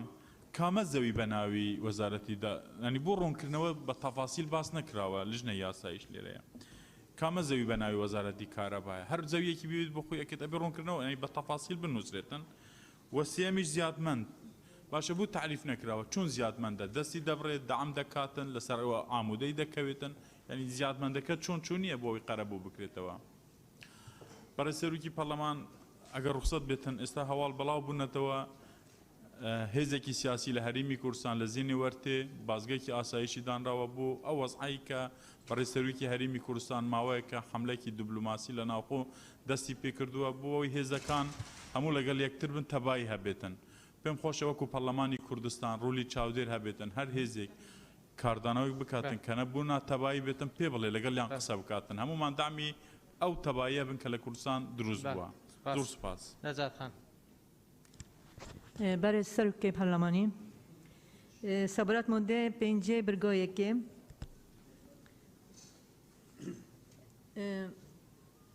وەزارەت بووی هەیە وایار و کێبڵ لەسەر یان لە ژێرەوە ڕێگە گشتیەکانیان شەقەمەکانی ناوەوە یان دەرەوەی شارەکان ڕابکێشێت لەبێرە من بێت ئیشارەتی پندێ بدەم پێتڤیە وەزارەت گرنگیەکە زیاتر بداتە کێمکردنەوە وایار و کێبڵۆ لەسەر عاردی و زیاتر گرنگی بداتە شێوەزی نییە گەهاندنەوە کار هەبێ یعنی بەدەر سەر عاد بیتن دیف شێوەزی نییە گەهاندنەوە کار هەبێ چۆیە زیاتر گرنگی پێ بدات و زۆر سوپاس زۆر سوپاس کاک تۆ شێرکۆ بەڕێز سەرۆکی پەرلەمان پشتگیری لە وتەکانی بەڕێز سەرچنارخانەکەم سەبارەت بە دادگا سەبارەت بە نرخەکان و دوو پێشنیارم هەیە بۆ ئەوەی کاڵێ وەزارەت بۆی هەیە بەقەدەر ئەوەی کە تەولیدی کارەبا گرنگە بەقەدەر ئەوە تەرشیدی بەکارهێنانی کارەبا گرنگە مستەڵەحێکی لە دنیای پێوترێ بڵدین کۆد و لە لیژنەکەشا زۆر مناقەشەمان کرد بڵدین کۆد واتە ئەو بینایانەی کە ئەکرێ لەم هەرێمی کوردستانە ئەبێ مواسەفاتی وای تیا بێ کە تاقە بگێڕێتەوە کە عەزل بێ ئەمە وەکو ئەوە وایە تۆ تەولیدی کارەبا زیاتر بکەیت چونکە بڵدین کۆد بەلای کەمەوە لە 120 تاقە ئەگەڕێتەوە کە کۆدی بیناکردنە چۆنێتی بیناکان چۆن بن وەزارەت بۆی هەبێ وەزارەتی کارەبا بۆی هەبێ قسە لەسەر مواسەفاتی بیناکانی هەرێمی کوردستان بکات ئەمە ڕێک لە بەلای کەمەوە لە 120 بەکارهێنانی کارەبا کەمەکاتەوە بەلای کەمەوە بۆ ئەمە نەکەین بە دەسەڵاتێک لە دەسەڵاتەکانی وەزارەتی کارەبا کە بۆی هەبێ لە بیناکانی هەرێمی کوردستانە قسە بکات و بۆی هەبێ ئەو لە 120 بجێڕێتەوە بەو مستەڵحی کە پێوترێ بڵدین کۆد وادە کۆدی بیناکردن خاڵێکی تر وەزارەتی کارەبا بۆی هەبێ لە بەکارهێنانی ئامێری خراپی کارەبا قسەی هەبێ استیرادی تەکنەلۆژیای بەکارهێنەری خراپ بۆ کارەبا وەزارەتی کارەبا بۆی هەبێ قسەی تیا هەبێ یعنی ئەم شتە مستەورەدە ستۆکە یان زۆر کارەبا بەکارهێنێ بە مەعایری وەزارەتی کارەبا ناخوا منع بکرێت لەوەی کە بێتە ناو هەرێمی کوردستان کە ئەمەش بەکارهێنانی کارەبا بێگومان تەرشیدە لە بەکارهێنانی کارەبا بەم دوو تەرحە بەڕێزان کە وەزارەتی کارەبا بۆی هەبێ لە بڵدین کۆدا قسەی هەبێ و بۆی هەبێ لە بەکارهێنانی ئامیا ئیستیرادی ئامێری کارەبای خراپ و بەکارهێنەری زۆر بۆ کارەبا قسەی هەبێ زۆرێک لە تاقەی کارەبا ئەگەڕێتەوە لە هەرێمی کوردستانە بۆیە من ئەو پێشنیارەکەم کە وەزارەتی کارەبا بۆی هەبێ لەو دوو بوارەیە قسەی هەبێ و لەم قانونەیە ئەمە تەسبیت بکرێ بۆەوەی کە ڕۆژێکی زۆر لە هەدری کارەبا بێ لەو لە 136 کە لە ڕێی نەقل و گواستنەوە تووشی ئەبێ و لە ڕێی هەدر و گەندەڵەکانی تر تووشی ئەبێ ئەمەش بگەردرێتەوە و ئەم هەدرە لەم ڕێگەیەوە لەم دوو ڕێگەیەوە ڕێگەی لێبگیری و زۆر سپاس کاک تۆر مەحەدین بەڕێز سەرۆکی پەرلەمان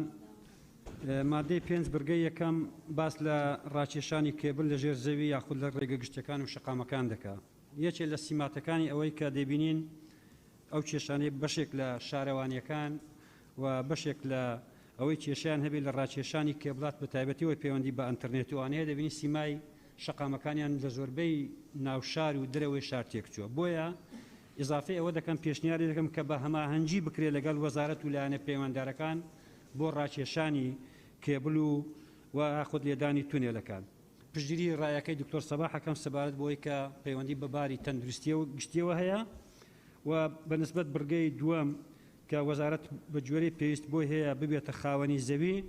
پێشنیاری ئەوە دەکەم کە ئەو زەویانە لە بەڕێوەبەراتی خانوبەرەی تۆمارەوە بکرێەوە بە ناوی وەزارەتی کارەباوە بکرێ. بەرگەی سێم و چوارەم پشتگیری ڕایەکانی سەرچنارخان دەکەم و زۆر سپاس. زۆر سپاس کاک مەلا ناسر. بە ناوی خی گەورە و میهرەبان بەڕێز سەرۆکی پەرلەمان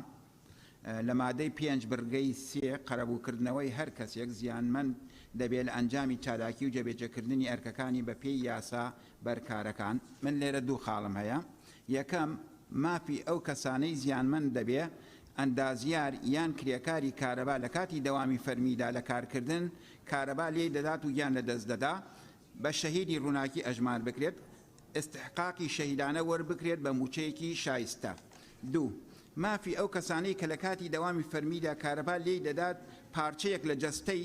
یان لە ئەندامی لەشی لە دەست دەدا وەکو دەست قاچیان هەر ئەندامێکی لەشی تری پێویستە هەتاوەکو تەواوبوونی ڕاژەی خانەنشینی موچەی تەوا وەربگرن و پاشان خانەنشین بکرێن. زۆر سپاس. زۆر سپاس.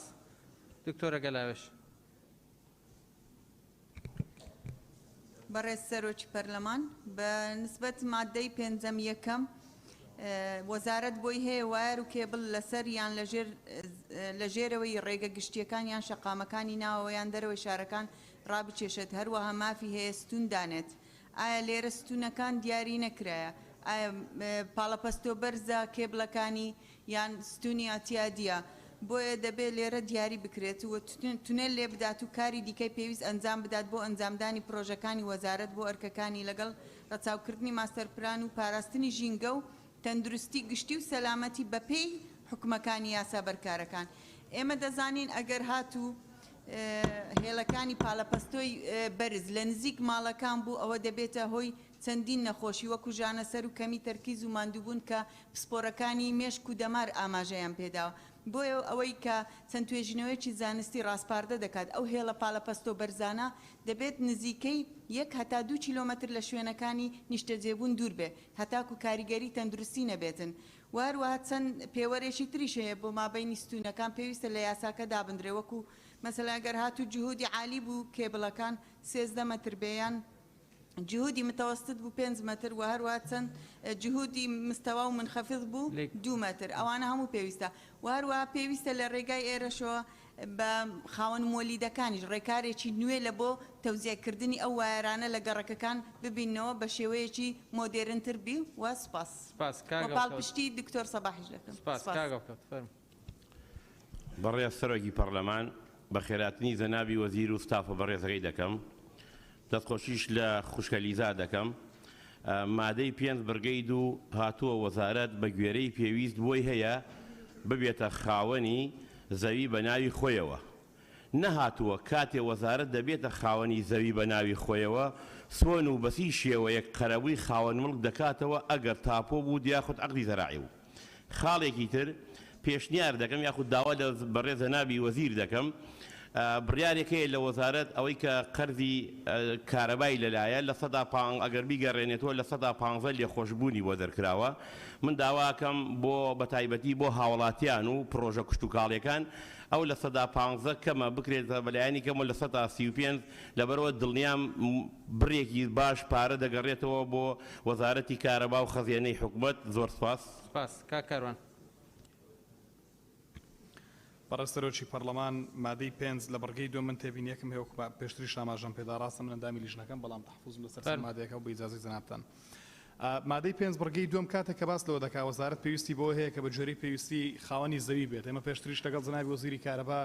ئەو گفتوگوێمان کرد مناقەشەیەمان کرد کە بەڕاستی بەش بە حاڵی خۆم پێم وایە کە وەزارەت ئیجاب ناکات کە خاوەنی زەوی بێت چونکە خۆی وەزارەتی حکوومەت هەرێمی کوردستانە و ئەو زەویانەش زەوی حکوومەت هەرێمی کوردستانن. بۆ لەو حاڵتە پێویست بۆ ناکە کە بڵێن وەزارەت خاوەنی زەوی دەبێت بۆ ئەم پێشنیاز دەکەم وەکو بەشێک لە برادران ئاماژەیان بە تعدیلاتدا لەم مادەیە لەم بڕگەیە من پێشنیاز دەکەم بڕگەی دووەم هەر لا برێ لە مادەکەدا و زۆر سپاس. سپاس کاکتۆر ئیسماعیل. بله بسم الله الرحمن الرحیم. سروکی پارلمانی هیجا من خالایکی ماده 5 خالایکی از پشتوانیا دکتر صباحی کم کو بیت زیاد کردن تندرستی یا گشتی. خالا دوی از پشتوانیا خوشکا سرچنار کم کو پروژه کان چون کنا بیتن او بیت خواهان زویه کر پروژه توی پیوست نبن و اضافه کلمه خانش بوبب کریتن یعنی ببیت پیوستی پروژه کانی هیا ببیت خواهان زوی و خانی چون که ابيت خاني منصب هبيت يعني ممكن موظف چند خان یک بو موظف کانی وزارت کهرباء درست بکرین اسوی ضرور دبینم خالا سی بجید قرابو کردنوی ابيت قانون يعني هندي ما بيتش بيت یک تفسير هالجريد چه قرابوی معنوي يان مادي يان هردو یک لدویان ایدی چون که بیانی ممکنه شکرنامه با موظفك بدت بيشتاوش قرابويا رفع درجي تو وعلاوة أواش بيدا كريتو نوا أبيت تحديد بكريت قرابوا كرنوي مادي تا تفسيري ترنا هالجريدن أوش أس بينما ضرورية خالا شاري أس بيشتوانيا خوشكا هلسخان كم فعلا او ببيتا دادگاهی تایبەتمەند یان جواب بس کاکتۆر ئیسماعیل هەڵەستان قسەی نەکردووە سەرچنار خان ببوورە ئەخیرێ بچوونەکاتەی دیکرە مقاسە یا سەر يعني قرية سر خلكي جناب وزيري الفيري جناب سروك وزير حاضر بوقت ما بيشان مقترح دايه خلكي باشا كوتي هاي اويب مقاصب كان للجل الديون وقريت وانا السر خلكي ابدا بيتا اجر هندي خلك همي بهت جار سريا دينت وزارة الكهرباء بكتن اجا جار كدي وزير تاكيد السيرفي بشنيار بكت چونكي توي وقتي دا جناب سروك وزيري قلتي بشنيار كد جي خدايا مادام جي خدا ما فيها با تنفيذ با كيف بواري جي بجنه وسپاس سپاس كاغا ابو بكر برا سروكي برلمان منیش تبینیم لەسەر خاڵی دووەم هەیە لەگەڵ زەویەکانە ئەو مڵک و دامەزراوانەی کە سەر بە وەزارەتی کارەبان تۆمار بکرێت بە ناوی وەزارەتی کارەباوە واتە کۆمەڵێک خانووی لە وێزگەکان لە محەتەکانی وێزگەکان و شوێنەکانی بەرهەمهێنانی کارەبا یان منشعاتی وەزارەتی کارەبان ئێستا دەستیان بەسەرداگیراوە لەلایەن حیزب و گروپ و کەسایەتەکانەوە ئەوانە بە ناوی لەگەڵ زەویەکانە بە ناوی وەزارەتەوە تۆمار بکرێ بە پشتگیری سەرچنارخانی ژەکەم لەسەر بڕگەی چوارەم کە اختصاصی دادگای کارجێڕی بۆ فەرمانبەران و حقوقی فەرمانبەرانە بۆیە ئەمە بوترێ شیاویتانە لێدانە لە بەردەم دادگاکانە بەپێی یاسا بەرکارەکانی هەرێم زۆر سپاس. سپاس سەلمە خان. بەڕێستەرۆکی پەرلەمان مڵکەکانی حکوومەت و دەوڵەت بەنای وەزارەتی دارایی و تۆمار دەکرێت و وەزارەتی دارایی وەزارەتی کارەبا هەردوو وەزارەتن وەزارەتی حکوومەتی یاریمی کوردستانن بۆیە داڕشتنەوەی قسەکانی من سەرچنارخان کردی لە مادەی پێنجەم بڕکەی دووەم و سێم و هەروەها لە بڕگەی چوارەمیش پشتگیری قسەکانی سەرچنارخان دەکەم و زۆر سپاس. سپاس کاک شێخزایر. بەڕێستەرۆکی پەرلەمان مادەی پێنج یەکەم وەزارەت بۆی هەیە وار و کێبل لە سەربان تا دوایی بۆ ئەنجامدانی پرۆژەکانی وەزارەت بۆ ئەرکەکانی لەگەڵ ڕەچاوکردنی ماستەر پلان و پاراستنی ژینگە و حکوومەکانی یاسا بەرکارەکان لێرە ئەوە زیاد بکرێت بە هەماهەنگی لایەنی پەیوەندیدار. خاڵی سێم قەرەبووکردنەوەی هەر کەسێکی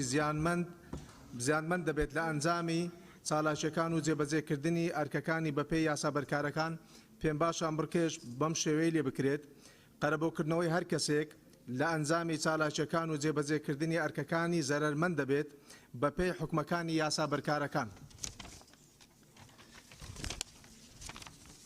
خاڵی چوارەم بڕیارەکانی وەزیر شیاوی تانە لێدانە لە بەردەم دادگای کارجێڕی بەپێی یاسای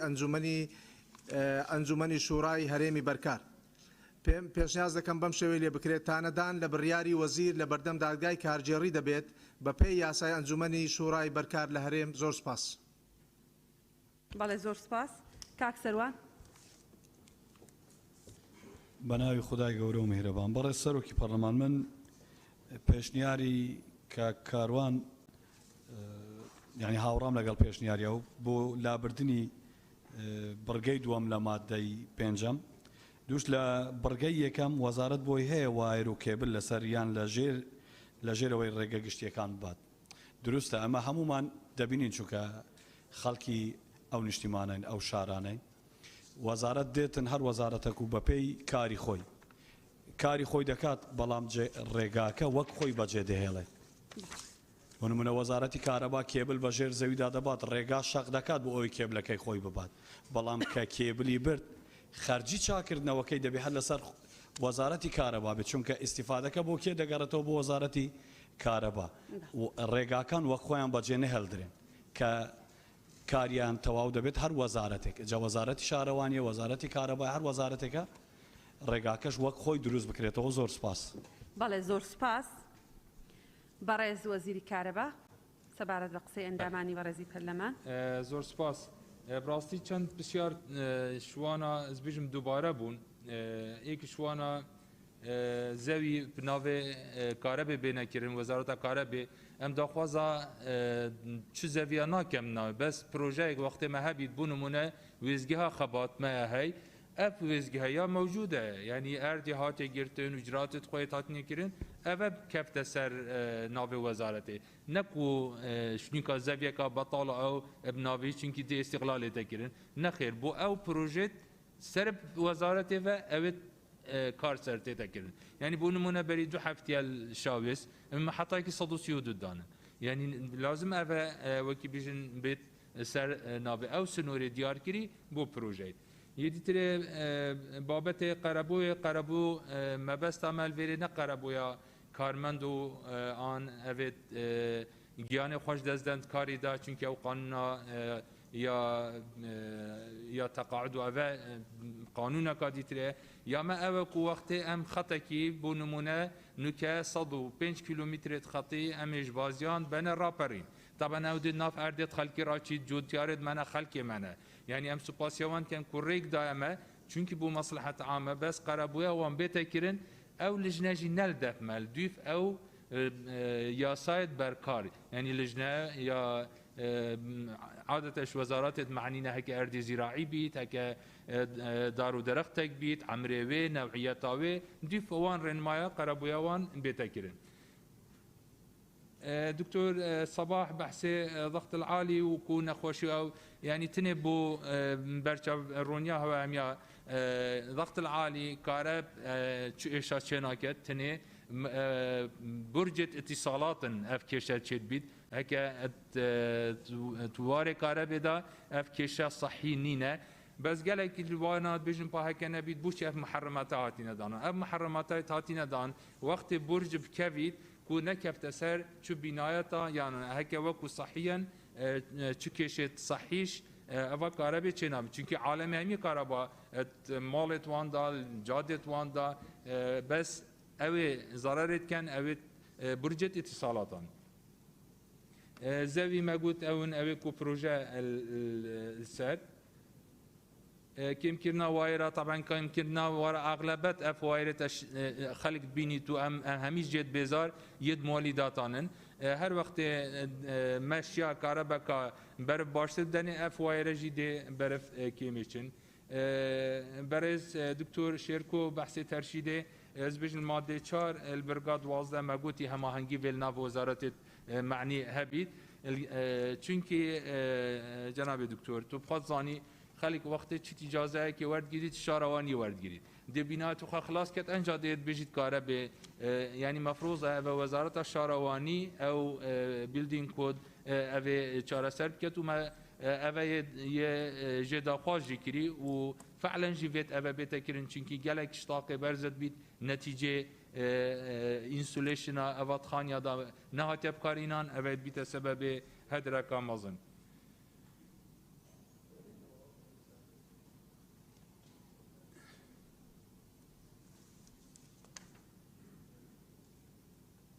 رنمایت پیدانا کاره به برزه که بسیار کرد عمود که چند مترات بلندن و چند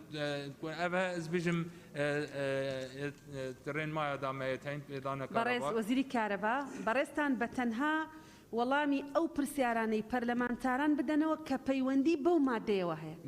خۆ ئەگەر بەڕێزان ئەندامانی پەرلەمان دەیانەوە بەڕێستان ڕۆژێک لە کۆبوونەوەیەکی پەرلەمان ئامادە بن بۆ ئەوەی پرسیارگەلی تری دەرەوەی ئەم پرۆژەیەتان لێ بکەن، ئێمە وەکو سەرۆکایەتی حازرین و نووسراوەکە ئاراستەی بەڕێزان ئەنجومەنی وەزیرانەکەین و ئەوانیش بەڕێستان ڕائەسفێرن. ئێستا لە دەرەوەی نەسی مادەکە بەڕێستان وەڵامی پرسیارەکان مەدەنەوە بۆ ئەو دانیشتنەژی شاڵڵا ئەگەر پێویست بوو ئێمە هیچ لاریمان نییە و دڵنیام ئێوەش لاریتان. با گەلێک شوا پرسیارە باوەڕکە هیچ علاقات وی بابەتی وەڵام مەدەرەوە بەڕێز وەڵام مەدەرەوە زۆر سپاس سپاس بۆ بەڕێز. مادەی 6 فەرموون. بەڕێز سەرۆکی پەرلەمان مادە 6 یەکەم هاوبەشەکانی کارەبا پۆلین دەکرێن بەم شێوەی خوارەوە. یەکی نیشتەجێبوونی ماڵەکان، 2 بازرگانی، 3 پیشەسازی، 4 کوشتتوکاڵی، 5 کەرتی گشتی. دووەم وزارە دەتوانێت جۆری دیکەی هاوبەشی کارەبا زیاد بکات. سێەم دیاریکردنی جۆری پۆلینەکان و بنەمای جیاکردنەوەیان بە ڕێنماییەک دیاری دەکرێت کە وەزیر دەری دەکات.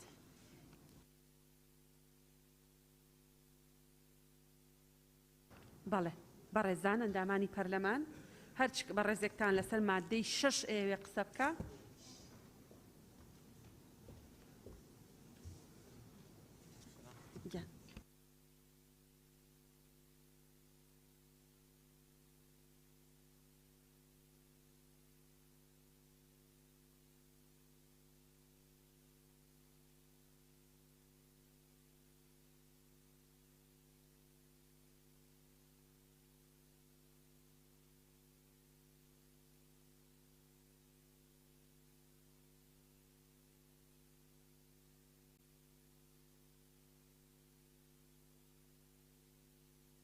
ناوەکانە خوێنمەوە هەڵەسخان دکتۆر ئیسماعیل، مامۆستا عوسمان، مامۆستا عومەر، کاک زیاد، کاک چیا، دکتۆر زێدان حاجی سەفین، دکتۆر محێدین. کەس هەیە نەمان نووسی بێ؟ دکتۆر شێرکۆ. بەڵێ بەسەرچاو. شێخ زاهیر. بەڵێ بەڵێ هەڵەسخان. برای سروکا پرلمانی تبینیت من سرماده 6 برگا ایکی 5 پولین کرن یه هاتی نداناتن بس بحثی کرتی تایبت نهات یکرن برنده پیشینیار کم خالق بیت اضافه کرن کو کرتی تایبت جی ضمنی خالد سرکی بتن. تبینیات دوی سر برگاسی بو دیار کنا جوری پولینا و در کنا رین مایا دست حالات یاده وزیری الویره. از پیشینیار کم دست حالات بدن انجمن وزارته. يعني شينا وزيري بيتا قورين بأنجمان وزارته شكل ديف مادا هجي دقيتن برقا ايكا بحثي أنجمان وزارته كري ايا اركي أنجمان وزارته چيه اگر بجدار نبتن في دا صلاته دا زور ممنون. سپاس. مامۆستا عوسمان. بەناوی خوای بەخشندەی میهرەبان بەڕێز سەرۆکی پەرلەمان ئەگەر مۆڵەتم بدەی حەز دەکەم یەک فەرمودەی پێغەمبەری خوا ڕوونکەمەوە لێرانە کە سێ کەلیمەیە. إمامي أحمد رواية دكا بو زاراوي فرمي المسلمون شركاء في 3 في الماء والكلأ والنار. إمامي الباني تصحيح كردوا شارح دا فرمون نار يستاق بريتي لروناچي أو روناچش يستاقين كهربايا دكري إما فتواك دربك للجني فتواي هريم بتحريم كردني هر سربيتشي كهربا أو يك. دوم داوا دەکەم پاڵپشتیا و قسەی خوشکە هەلس دەکەم کە کەرتی تایبەتی مرۆیی خێرخوازی زیاد بکرێ. یعنی وەکو کەرتێکی گشتی سیر نەکرێت کە پرۆژەیەکی مەشروعێکی بۆ نمونە دەستگای بارزانی خێرخوازی هەیە، دەستگای نۆدووەمان هەیە، دەستگای بەخشینمان هەیە. ئەگەر مساعدەیەکیان بکرێ هەم خێرە بۆ جەنابیشتان و هەم بۆ حکومەت و هەم بۆ خەڵکیش ئیستیفادەیە زۆر سپاس. بەڵێ سپاس بۆ بەڕێز. کاک زیاد فەرموو. بەڕێز سەرۆکی پەرلەمان بڕگەی یەکەم خاڵی دووەم و سێم بازرگانی و پیشسازی بازرگانی بچووک و گەورە پیشسازی گەورە و بچووک بە نمونە کارگەی چیمەنتۆ ناکرێ مقارنە بکرێ بە دوکانێکی میکانیکی لە پۆلێنەکە حەق ئامە باشتر ڕێ بکرێیان مۆڵێکی گەورە ناکرێت لەگەڵ دوکانێکی لا کۆڵانە بە هەمان شێوە لە یەک پۆڵێ نابن و زۆر سپاس. بەڵێ زۆر سپاس. دکتۆر زێدان. بەڕێز سەرۆکی پەرلەمان، تێبینی من لەسەر خاڵی سێهەمە لەسەر ئەوەی کە بەڕێز وەزیر ڕێنمایی دەربکە هەم لەو یاسایەدا لە مادەی 13 ئاماژە پێکراوە کە وەزیر ڕێنمایی دەردەکە بۆ کاراسانی ئەم یاسایە بۆ بە پێویستی نازانم و دووبارەیە. بەڵێ سپاس. کاک حاجی سەفین. بەڕێز سەرۆکی پەرلەمان، مادەی شەشەم خاڵی یەکەم دەرێ هاوبەشەکانی کارەبا پۆلین دەکرێن بەم شێوەی خوارەوە. یەکەی نیشتەچی جێبوون یعنی ماڵەکان دەگرتەوە. پێم باشە ئەو پۆلینە یەکەم بزانم ئەو پۆلینە دەربارەی پێدانی کارەبا لە ڕۆی پۆلینەوە یانەچینێ لە بەنسبەت پارەیە تەرخانکردنی نرخە. ئەگەر پێدانی کارەباوی پێم باشە بەم شێوە لێ بکرێت. یەکەم نیشتەچی بوون ماڵەکان، دووەم بکرێتە کشت و کاڵ، سێم بازرگانی چارەم پیشەسازی، پێنجەم کەرتی گشتی. سپاس. بەڵێ زۆر سپاس. کاک چیا؟ بەڕێز سەرۆکە پەرلەمانی، تێبینیامە هەر خاڵە لە پۆلینکردنێ بایە مادەم پێشەسازی و کەشت و کاڵ و کەرتێ گشتی هاتە وەک هەلسخان ئیشارەت دایە کەرتێ تایبەت ji بێتێ لە زێدەکردن ئەجل گەل ڕایە هەلسخانێ مە هەر وسا دووەم خاڵە دووەم وەزارەت دەتوانێت جۆری دیکەی هاوبەشی کارەبا زیاد بکات. ئەو جۆری دیکە دێ مەجالیدا دە قانونەدا پچێکی بەرفرایی و نەوازحەیەک تێدا هەبێت چونکی جۆرەکانی دیکە دە 5 پۆلینکردینە جۆرەکانی دیکە وێرە زێدەیە. ئەس بێژم ئەف خاڵە زێدەیە. زۆر سپاس. بەڵێ سپاس بۆ ڕێزە. دکتۆر محەدین. بەڕێز سەرۆکی پەرلەمان، لە پۆلینەکان من هاو ڕای کاک زیادم بە تایبەتی لە پۆلینکردنی کەرتەکان لە قەبارەیان لە گەورە و بچووکیان و پێشنیار یەکەم شوێنە گەشتیاریەکانیش ئەزافە بکرێت و ئەوانیش بەشێکن لەگە شوێنە تەرفیەکان. زۆر سپاس. بەڵێ زۆر سپاس. دکتۆر ئیسماعیل. بەڵێ سەرۆکە پەرلەمانی، ئەس پشتەوانیا دکتۆر محەدینی تکەم و هێژا زیادی تکەم فعلا بازرگانی پیشەسازی کشت و کاڵی ئەبێت قەبارێوان ئەبێتە دیارەکردن هەموو وەکوەیەک نینن و الخاڵە سێ پشتەوانیا خوشکە هەلزت تکەم و ئەنجومەنێ وەزیرام دانیتە نە وەزیر. سپاس. بەڵێ زۆر سپاس. مامۆستا عومەر. بەناوی خۆی بەخشندەی میرەمان، بەڕێز سەرۆکی پەرلەمان، سەبارەت بە مادەی شەشەم بڕگەی یەکەم پشتگیری لە قسەکانی مامۆستا عوسمانەکەم بە جیاکردنەوەی دام و دەستگا خێرخوازیەکان ئەوانەی لە 100% کاری خێرخوازی و مرۆییەکەن، چونکە ئەوانە نە یەکەی نیشتەجێبوونن، نە بازرگانین، نە پیشەسازین، نە کشت و کاڵین، نە کەرتی گشتین و گرنگە حکوومەت لەمڕۆ پشتگیریان بکە. ئەگەر لە پۆلێنەکە جیاکرانەوە ئەوسا بەدڵنیاییەوە جەنابی وەزیر لە کاتی دەرکردنی ڕێنماییەکە مڕعاتی نرخەکانیشان بۆ کە بە بێ بەرامبەر یاخود بە داشکاندنێکی گونجاو بۆیان. زۆر سپاس. بەڵێ سپاس. دکتۆر شێرکۆ. بەڕێز سەرۆکی پەرلەمان، من پشتگیری لە وتەکانی مامۆستا هەلز و کاک زیاد و دکتۆر ئیسماعیل و مامۆستا عومەرەکەم. بەڵێ زۆر سپاس. کاک شێخ زاهر. سەرۆکی پەرلەمان، بڕگەی دووەم وەزارەت دەتوانێت جۆری دیکەی هاوبەشی کارەبا زیاد بکات. دەکرێت پرسیار لە جەنابی وەزیر بکەم جۆری دیکەی هاوبەش چییە کە لە کاتێکدا چەند جۆرێک 5 جۆریان ژماردرایە و پشتگیریش لە ڕای برای بەڕێز کاکسیایی دەکەم و زۆر سپاس. بەڵێ زۆر سپاس. بەڕێز وەزیری کارەبا، یەک دوو پرسیاران ئاڕاستەی بەڕێزتان کرد.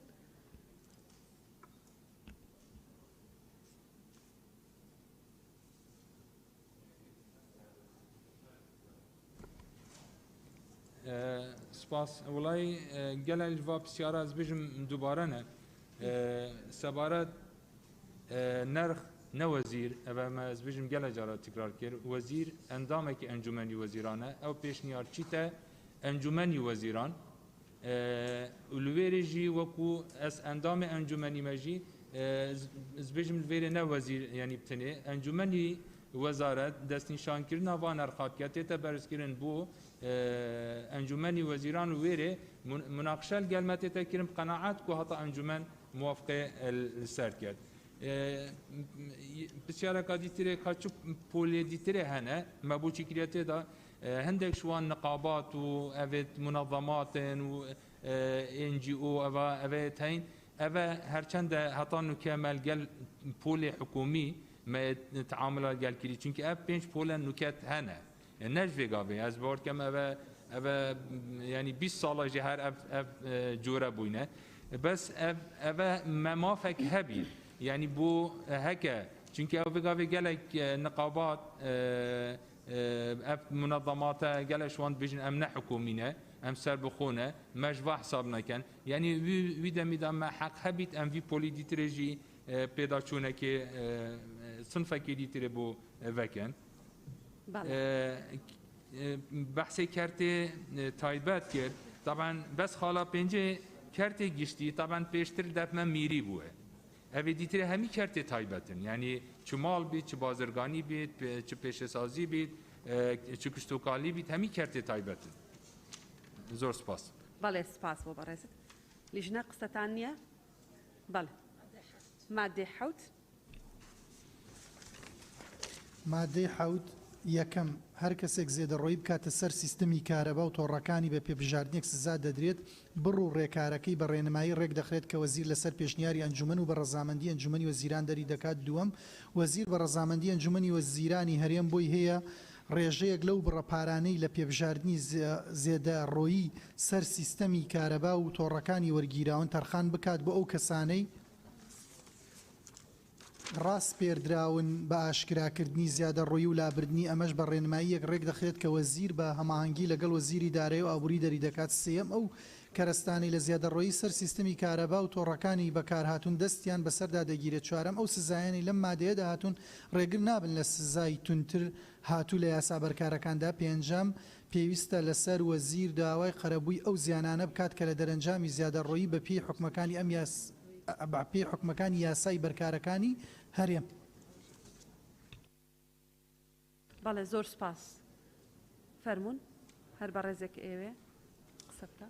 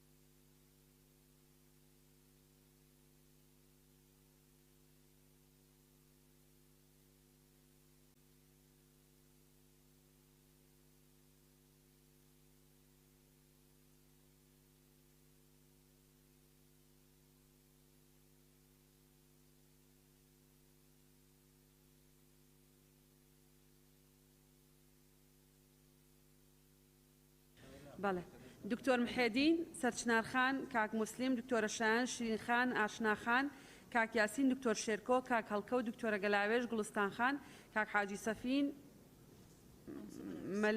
مامۆستا مەلاوەیس مامۆستا عومەر کەسێ نەمان نووسی بێ مامۆستا عوسمان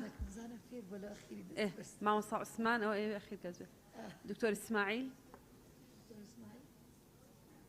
شێخ زاهر مامۆستا عوسمان نووسی دکتۆر ئیسماعیل نووسی شێخ زاهر نووسی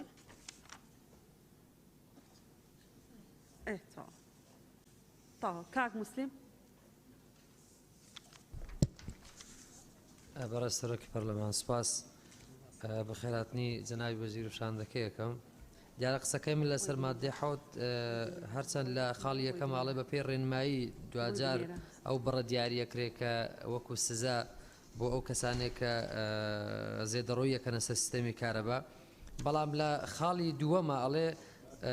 وەزیر بە ڕەزامەندی ئەنجومەنی وەزیران ڕێژەیەک لەو پارەیە کە ئەگەڕێتەوە دیاریەکە بۆ ئەو کەسانێک کە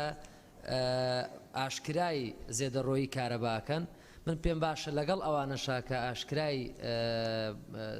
زیادە ڕۆیی بۆ سەر تۆڕەکانی کارەباکەن و ئەو تیمەشی کە دەردەچن لە وەزارەتی کارەباوە لە بنکەکانی کارەباوە ئەچەن بەجێهێنانی ئەو فەرمانانە دەکەن کە وەزارەت یاخود بەڕێوەبەرایەتەکان پیان سپێرە چونکە زۆر جار ئەو تیمانە تووشی هەڕەشە تووشی لێدان تووشی گرژی دەبنەوە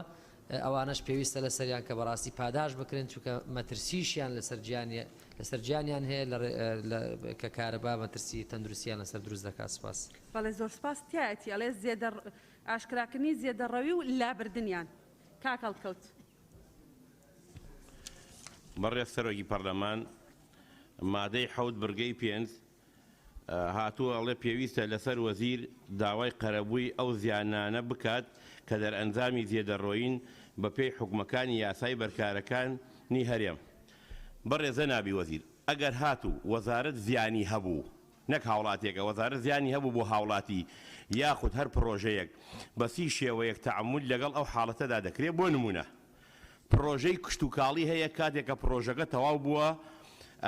مۆزەفی وەزارەتی کارەبا هاتووە بە پرۆژەی بازرگانی ناوزەنگیری کردووە لە کاتێکدا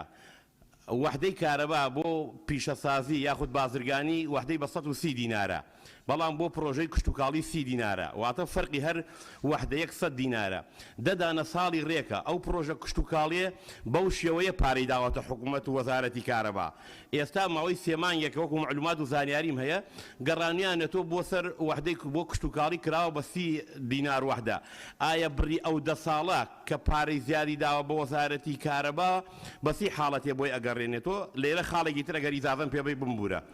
هەر هەمان هاوڵاتی پرۆژەی بازرگانیشی هەیە یاخود پیشەسازی لەو پرۆژە قەرزاری وەزارەتی کارەبایە ئایا ئەکرێ لەوێ بەراوردێ بکەیت لە قەرزی ئەو زیادەکە لە لای وەزارەتە ئەو قەرزەی بۆ دەبرکرێ زۆر سپاس. بەڵێ سپاس کاک یاسین. بەناوی خوددا بەڕێز سەرۆکی پەرلەمان بە خێراتنی جەنابی وەزیر دەکەم لە مادەی 7 دەڵێ هەر کەسێک زیێدەڕۆیی بکاتە سەر سیستەمی کارەبا و تۆڕەکانی بە پێی پێشراوی سزا دەدرێت هیچ مادەک هیچ شتێک دیاری نەکراوە پارەکە چەندە ینی هیچ ناڵێ مەسەرەن پارەکە 100 دلارە 200 دلارە لەبەرەوەی کارەبا جەنابی وەزیر دەزانێت خەتی زەختر عالی هەیە خەتی دیکە هەیە کە زەڕبەی چەند بێ دەکەوێت لە ئەوەی پێنجەم خاڵی پێنجەم دەڵێ لەسەر وەزیر داوای قەرەبوو بکە وەزیر یان وەزارەت خۆ وەزیر ئەو وەزیرە بۆ خۆی داوا ناکات دەبێت وەزارەت داوا بکە نەک وەزیر. سوپاس. دەست خۆش سپاس. ئاشناخان. بەڵێ بەڕێز سەرۆکی پەرلەمان هەرچەند ئێمە دەنگمان داوە لەسەر ئەوەی کە ئەو راپۆرتەی کە لیژنەی تایبەتمەند ئامادەی کردو و ڕاستاندنی بۆ کراوە لەلایەن لیژنەی قانونیەوە بەڵام من پێم باشە مادەی 7 بڕگەی یەکەمی بکرێتەوە بە هەمان ئەو پرۆژەیە کە سەرەتا ئێمە خوێندنەوەی یەکەممان بۆ کردووە هەر بە هەمان شێوە بۆ پێی کە بڕەکە دیاری کراوە 500,000ەکە پێبژاردنەکە بڕەکەی دیاری کراوە من جارێکی تر نایخوێنمەوە چی لێ بکرێت بەڵام بکرێتەوە سەر هەمان داڕشتن. زۆر سپاس. بەڵێ قسەتان هەیە لیژنە کاگعلی فەرمو. بەڵێ سەبارەت من بەسەر بۆ سەبارەت بەو مادەیە بەگشتی بۆ گۆڕیوتانە ڕوونکردنەوە بدەنە بە ڕێزانە دامان. بەڵێ سەبارەت بە قەرەبۆکەی مە فکرێکمان هەبوو زۆریش مناقەشەمان کرد دانانی بڕ لە هەموو لەحظەیەکە تووشی گرفتەکە لە قانونە چونکە ئەگەری گۆڕانکاری هەیە بەهۆی گۆڕانکاری لە بەهای دراوە لەوانەیە 500,000 ساڵێکی تر بەهاکەی بگا بە 600 دلار یا کەم بێتەوە یاخود نەخێر 3 لە پارەکە ئەهێنرێتە خوارەوە 3 زیاد دەکرێت ئەم سەلاحیەتە داومانە بە وەزارەت لە زووترین کاتە ڕێنمایی دەکات چونکە عملیای دەستکاریکردنی ڕێنمایی عملیەیەکی خێرایە ئەنجومەنی وەزارەت کۆ بێتەوە لە لەحزەیەکە بەپێی ئەو دۆخەیە هەیە و لە ڕووی قانونی شۆ پرسیارمان کرد هیچ گرفتێکی نییە بۆیە فکرەکەی ئێمە ئەوە بوو. بەڵێ سپاس بۆ بەڕێزت مامۆستا عومەر. بەڕێز سەرۆکی پەرلەمان سەبارەت بە مادەی 7 بڕگەی یەکەم سەبارەت بە زێدەڕۆیی بابەتی زێدەڕۆیی لە کوردستانە لەسەر تۆڕەکانی کارەبا بابەتێکی بچووک نییە و بابەتێکی گەورەیە ئەو ڕێژە ونبووەی وزە کە نزیکەی لە 144 شتێکی لەو جۆرە بەشێکی گەورەی بەهۆی زێدەڕۆییەوەیە و خەڵکانێک کە ڤێلا بە نایاساییەکەنەوە دوایش بە نایاسایی کارەبا ڕایکێشن تەجاوزێکی گەورەیەکەن. بۆیە من پێم باشە ئەم دوو لیژنە بەڕێزە لەم خاڵی لەم بڕگەی یەکەمە تۆزێت ڕوونکردنەوەی زیاتر بدەن، مەسەلەن زێدەڕۆیەکان چی بن و جۆری سزاکان چۆن بێ، قەیناکە با هەر بە ڕێنماییەک بڕی سزاکان دەستنیشان بکرێ. بەڵام کارێکی باشە لە ڕووی تەکنیکیەوە بۆی کارمەندی وەزارەتی کارەبا بەرچاو ڕوون بێ کامە زێدەڕۆییە بە دوو سێ بڕگە. ئێوە مادەم پیاچوونەوەتان بەم پێشنیازە یاسا کردووە بە دڵنیاییەوە توانن بڕگەی باش لەم بارەوە زیادکەن. ئەگەر بشفەرمونون ئێمە لە خزمەتتانین لەو ڕۆوە پێشنیارتان خێنە بەردەست بە نووسراو. زۆر سپاس. زۆر سپاس. دکتۆرە گەلاوێش. بەڕێز سەرۆکی پەرلەمان مادەی حوتەم سەبارەت بە مادەی یەکەم دەڵێ بە پێبژاردنێک سزا دەدرێت. لێرە لە مادەی چوارەم دەرێ ئەو سزایانەی لەم مادەیەدا هاتوون هیچ سزایەک دیاری نەکراوە، ڕێگر نابن لە سزای تونتری هاتوو لە یاسا بەرکارەکاندا. بۆیە نازانم ڕوونکردنەوەکم دەوێت لەو دوو مادەیە، مەسەلەن دەڵێ ئەو سزایانەی لەم مادەیەدا هاتوون بەڵام هیچ سزاکەش لێرە دیاری نەکراوە. و بەنسبەت بڕگەی دووەم دەڵێ وەزیر بە ڕەزامەندی ئەنجومەنی وەزیرانی هەرێم بۆی هەیە ڕێژەیەک لەو بڕە پارانەی لە پێبژاردننی زێدەڕۆی سەر سیستەمی کارەبا تۆڕەکانی وەرگیراون تەرخام بکات بۆ ئەو کەسانەی ڕاست پێردراون بە ئاشکراکردنی زێدەڕۆیی و لابردنیا. ئایا لێرە مەبەستی تیمی وەزارەتە یان ئەو کەسەی کە هەواڵ دەداتن کە ئەو زێدەڕۆیە هەیە؟ چونکە ئەگەر مەبەستی کەسەکە بێ بەس زێدەڕۆیەکە دەگرێتەوە، ئەگەر مەبەستی تیمی وەزارەتی کارەبابی زێدەڕۆیی و لابردنی دەگرێتەوە. سپاس. بەڵێ سپاس. ماوەسا مەلاوەیس. بەڕێز سەرۆکی پەرلەمان سەبارەت بە مادەی حەفت لە بەرگەی یەکەم پێشنیار دەکەم هەر کەسێک ئەوە زیاد بکرێت، هەر کەسێک سروشتی بێ یا معنەوی، چکە جاروەیە کۆمپانیایەک بارەگایەک دەستگایەک زێدەڕۆیەکەی ئەکات. هەروەها لە دێڕی دواوەش کە وەزیر لەسەر پێشنیاری ئەنجومەن ینی ئەنجومەنی وەزارەت هەوە بزانام لە کۆی گشتی یاساکەش ئەنجومەنی وەزارەت هاتووە پێشنیارەکە موشەی ئەنجومەنی وەزارەتی زیاد بکرێت و زۆر سپاس. بەڵێ زۆر سپاس. سەرچنارخان. بەڕێز سەرۆکی پەرلەمان پێش تێبینی لەسەر ئەم ینی تێبینێکی گشتیم هەیە لەسەر یاساکە، ئەویش تێکەڵاویەک هەیە لە یاساکە ئەگەر بەش بکرایە بۆ نمونە بەشی یەکەم ئامانجەکان، بۆ نمونە پێناسەکان، بەشی دووەم ئامانجەکان، بەشی سێم تروەها کەزا تا ئەخیری، چکۆ ئێستا هەمووی تێکەڵاوە بەسەریەکە زۆر جا ناکرێتەوە، ئەوە باشترە بوو. خاڵی دووەم بەنسبەت مادەی حوتەوە بڕگەی یەکەم لەگەڵ بڕگەی دووەم لەگەڵ بڕگەی چوارەمە باستە سزا ئاکات. ئەمە گرفتێکی یاساییمان بۆ دروستە بێت. ئێمە کاتێکە فەرزی غەرامە تۆ ئەیتە دەست وەزیر لەسەر پێشنیازی ئەنجومەنی وەزارەت و بە موافقەی ئەنجومەنی وەزیران، ئایا ڕێنمایی یعنی بە پێ قانون سەلاحیەتی وەزیر دەتوانێت بە ڕێنمایی فەرزی غەرامە بکات؟ حتمما ناکایەک حاڵەتمانەیە ئەویش لە یاسای هاتوچۆ هەمانە کە وەژمە ئەلوف نییە، ینی ئەسڵ وایە قانون. ئێمە یاسای بەرکارمانەیە، یاسای وەرگرتنی قەرزەکانی حکوومەتمانەیە، یاسای سزاکانمان هەیە کە سزاکانی هەمووی دیاری کرێەوە تا گرفتی بۆنە پەرلەمانتار دروست کرد نازان ئەو یاس ڕاستی شەکە مەسەلەن دیار نییە، تۆپڕەکە و دیاری نەکردووە لە بڕگەی چوارەما چۆن ئەیێنی بە هەمان شێوە. لەبەرەوەم پێم وایە هەروەکو لە مادەی یەک بڕگەی شەشا باسە سزاکان کرا، ئەم یاسایە کە بۆ ڕێخستنی هەیکەلی وەزارەت و یاسایەک نییە بۆ ڕێخستنی سلوکی هاوڵاتیان و مەئلوف نییە لە یاسای وەزارەتەکان ئەم جارە شەیڕێمەوە کە سزا هەبێت. ئەکرێ ڕژە بکەیتەوە بۆ یاسا بەرکارەکان خۆشمان لەم کێشە یاسایە ڕزگارەکەین و ئەو کۆتایی پێ. خاڵی پێنجەم ئەڵێ پێویستە لەسەر وەزیر داوای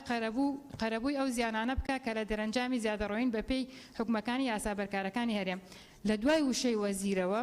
بۆی هەر شتەکە حەسر نەبێت لە وەزیرە و ئەمە دوای لە تەطبیقاتە کێشەمان بۆ دروست دەکات. ئەتوانین بڵێ وەزیر و بەڕێوەبەرە گشتیەکانی پارێزگاکە و یەکە ئیداریە سەربەخۆکان بە پێی تایبەتمەندی ئەوەی بۆ زیاکرۆت داوای قەرەبوو بکەن. سوپاس. بەڵێ زۆر سپاس. سەبارەت بەم مادەیە لە ڕاستیە مادەیەکی جەدەلی بوو هەر لە بیدایەتی کە پرۆژە یاساکە هات بۆ پەرلەمانی کوردستان و ئێمە لەگەڵ وەزارەت قسەمان کرد، باوەڕمان وا بوو کە بابەتی سزا ئەبێ یا بۆ پاراستنی بوونی تەحتی کارەبا لە هەرێمی کوردستان چۆن پێشنیازە یاسایەک لە پەرلەمانی کوردستان تەبەنی کرا بۆ پاراستنی تۆڕ و بنچینەکانی ئاو ئاوەڕۆ واتە ژێرخانی ئاو ئاوەڕۆ ئەسڵ ئەوەیە کە حەقە پێشنیازە یاسایەک یا پرۆژە یاسایەک بۆ پاراستنی ژێرخانی کارەبا لە هەرێمی کوردستان ئامادە بکرێ بە هەمان شێوە بەڵام دیارە ئەو کاتەی تر کە بەڕێز وەزیری کارەبا هاتبووە لیژنەی تایبەتمەند ئەوان لە لیژنەی تایبەتمەند لەسەر ئەم سیغەیە ڕێککەوت بوون بۆ خۆشم ئێستەشی لەگەڵ بەوەکو قانونیەک بەڵام ئیتر ئەندامێکی پەرلەمانم وەکو بەڕێستان باوەڕم وایە کە ئەو مادەیە ئەو شوێنەکەی نییە بەڵام ئەوە دوجار پەرلەمان بڕیاری لەبارەوەدا وەریانگرم ئەخر سەرۆکی لیژنە ڕوونکردنەوەی دا سەرۆکی لیژنە ڕوونکردنەوەی دا بەڵێ دکتۆرە شایان بەڕێز سەرۆکی پەرلەمان شایان کاکە ساڵح پشتگیری کاگیاسین و ئاشناخان و بەڕێزیشت دەکەم سپاس بەڵێ مامۆستا عوسمان بەڵێ بە ناوی خوای بەخشینده باش بەڵێ بەڵێ مامۆستا بەڵێ بەڕێز سەرۆکی پەرلەمان لێرانە من ئەو پێبژارنەیەکەوە بۆ سەرپێچی کار دانراوە ساڵی 2020 لەگەڵ کاک حاجی سەفین و کاک شوان زراری کە ئەو کات سەرۆکی لێژنەی کشت و کاڵ بووم پۆلێک لە جوتیارانی بەڕانەتی سەردانیان کردین بۆی کەوە تەنانەت مانجێ کارەبایان سەرپێچی ڕاکێشاوە بۆ تا کاتی یعنی 20 میلیۆن غەرامە کرابوون ئەو شێوازە سەرپێچیکردنە جەنابی وەزیری چۆن تەخمین دەکات سەرپێچیان بکە ئەوە یەک دووەمیش حەز دەکەم بەڕاستی ئەو کەسانێکەوە قەرزداری وەزارەتی کارەبان لە ئەو موچە پاشەکەوتێ بەڕاستی بۆیان هەژمار بکرێ و بەبری بخرێ زۆر سپاس بەڵێ سپاس کاک حاجی سەفین بەڕێز سەرۆکی پەرلەمان مادەی حەفت خاڵی دووەم دەرێ وەزیر بە ڕەزامەندی ئەنجومەنی وەزیرانی هەرێم بۆی هەیە ڕێژەیەک لەو بڕە پارانەی لە پێبژاردننی زێدەڕۆیی سەر سیستەمی کارەبا و تۆڕەکانی وەرگیراون تەرخان بکات بۆ ئەو کەسانەی ڕاست پێدراون بە ئاشکراکردنی زۆدەڕۆیەکە ئایا ئەو کەسانەی ڕاست پێدراون خەلکی ئەتیادینە یان کارمەندی وەزارەتی کارەباینە ئەگەر کارمەندی وەزارەتی کارەبا بن ئەوە ئیشی خۆیتان لۆ پاران پێ بدرێتن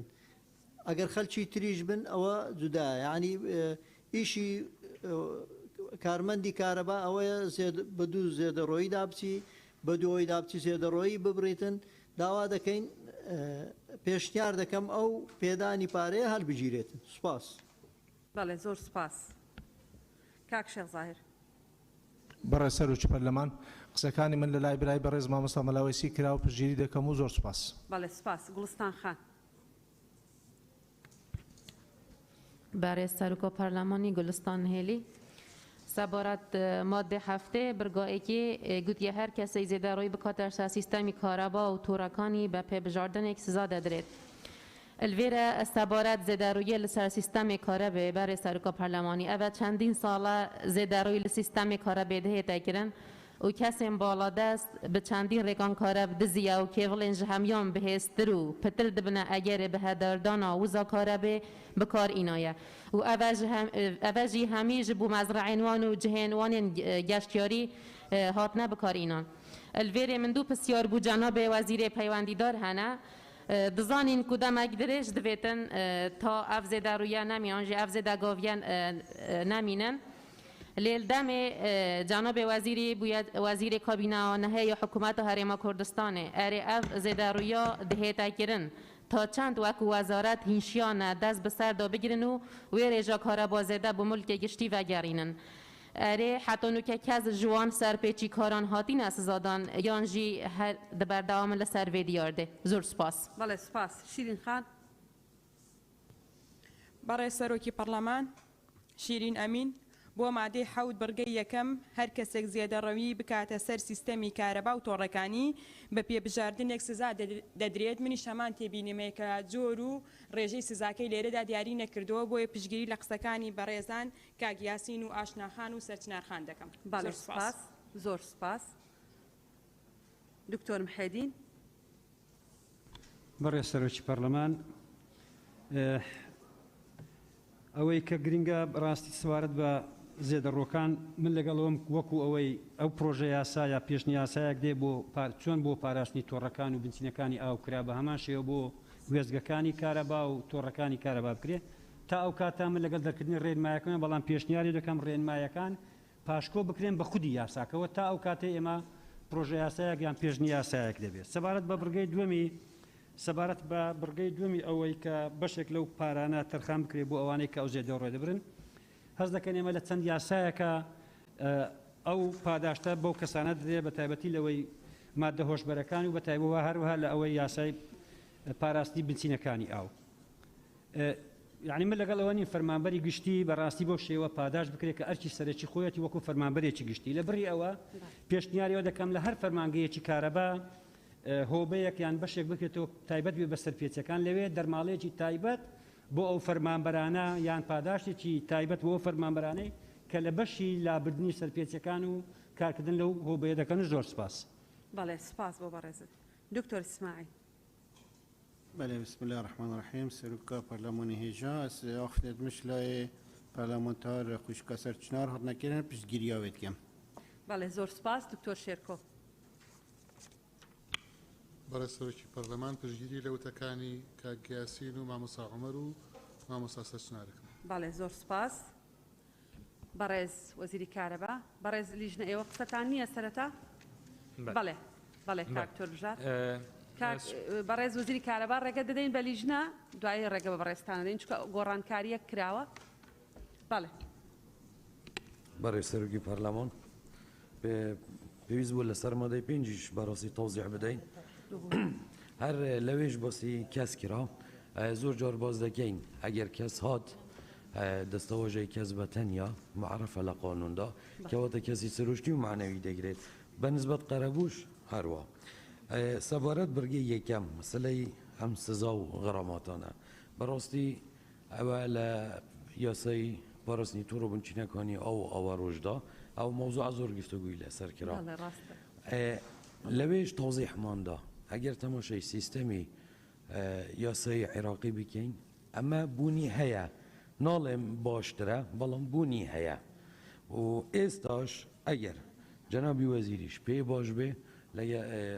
قسەی جەنابەت سەرۆکی پەرلەمان منطقی تێدا ئێستاش ئەگەر معقول بێ دەتوانین ئەمە هەلبگرین ئەگەر وەزارەتین جەنابی وەزیر تەوزیح بدات ئەگەر بە نیاز من دوای مانگێک دو مانگی تر پرۆژەیە یاسایەکی تر تایبەت لەسەر غەڕامات ئەو جۆر سزا و غەڕاماتانە کێشەمان نییە بەڵام ئێستا کە هاتووە لای ئێمە ناتوانین وەکو لێژنە یاسایی ڕەڤز بکەین بوو چکە پێش 20 ڕۆژ مانگێک نەبووە یاسایەکمان پەسەند کردیە بەم شێوەیە زۆر سپاس. بەڵێ زۆر سپاس بەڕێز لە لیژنەی پیشەسازی بەڕێزان کاک عەلی قسەت هەیە؟ تەواو ڕۆژان خان تۆ دەستبەرز کردووە بەڵێ. بەڕێز سەرۆکی پەرلەمان دیارە من پێشتر دەستم بەرز کردەوە هەر تێبینیەکانی خۆم بڵێم نەک وەکو لیژنەی یاسایی هەر هەمان لەسەر هەمان بڕگەی یەکەم تێبینیم هەبوو و بەڕای منیش ئەم یاسایەکی سزایی نییە و یاسای سزاکان هەیە پێویستە ئەم بڕگەیە بەڕای من پێویستە لا ببرێ لەگەڵ بە هەمان شێوە بڕگەی شەشەمی مادی دووەمیش لا ببرێ لەگەڵەیە لە حاڵەتی مانەوەشی یا لە یاساکەیە پێبژاردنەکان دیاری بکرێ یاخود ئەوەی کە بەڕێنمایی نووسراوە بڕوو ڕێکارەکەی لەو بەشەیەوە بڕوو ڕێکارەکەی بە پەیڕەوێک ڕێک دەخرێت کە ئەنجومەنی وەزیران دەری دەکات. سوپاس. زۆر سپاس بەڕێز وەزیری کارەبا فەرموون بەڕێستان. زۆر سپاس. پراستی بابەتە ئەمەد ڕێمادا یە جێوەیە کری ئەvە ئێک و ئەف ڕێنمایە طبعا العێراقی جێ هەبووینە ئەمە وەکو وەزارەتە کارەبا هەرێمی 2007 هەبووینە 2008 یا هاتی هەموارکردن 2018 و ئەvە آخر نسخە کوش الوقائع الكردستاني 2019 ئەvە هاتیە ڕێخستن سەبارەت ئەو ئەvە چت گیریت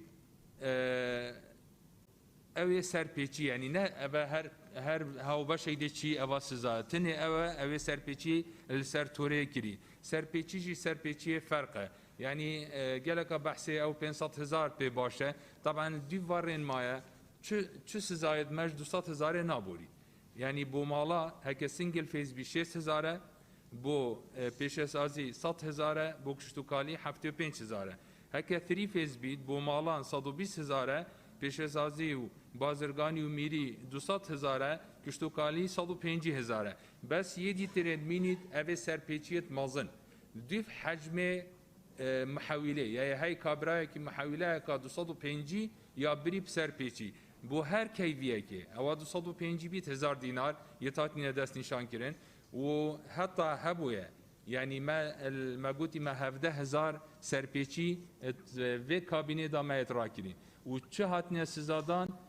نزدیکی 4 میلیارد دینار اوه هاتنه سزادان هكا سزاك نبيت ماني غايتش عقوبة چيه انتقام نينا إصلاحه أفا يعني دي قالك صانهي دي تجاوز السر كو جيرخانه ويا في خلقي همية يعني وكي تشاوت بيجي يا همي يا تشتكي اجتماعية دي بصانهي تجاوز سري تكرن أفا سزايا تشاوت تدابش كرن طبعا أفا ما موافقة أنجمني والقال وزارة دارية هاي سيه الصدي بو جنجينا حكمت الزفرت اف سزايد ما بحث كرين وحفته الصدي بو او كارمندين چن اوه سزايد رات كان زايدا او مخبره اشارت داي مثلا چه بيش در في وزارت كابراي ديت بيجيد مزرعه فلان كسي تجاوزه وقتی چن ادبرن طبعا هيك سنجل فيز بما قلت 6,000 يعني 6 صداوي هندك بو مخبريه هندك بو او تيمات شيت ورد جريد يعني هيك بو نمونه بيجن او 6,000 18 صدي بو جنجين الزفري 42,000 بو أبي تيمي أو تيم جي سائقة فنية أو درجة بود جريد وزايدا مخبر أبا چونكي برزان يعني هكا پاداش تاي بوان نبيد كس ناچيت خوب كتا نخوش مروف يعني والله هي چي غداريتي تا في كارمندي نايلي في تجاوز الراكات ما يهبويا يعني ما نفيد نافا بيجن والله النيفكا سنتر باريزگه درجه دای هاوتي بيويش كاندي يعني حالته توصا كسخوا هكا پاداش تاي بو فيتامين بيت ابي شولي ناكد يعني الديفارن مع جناب السروك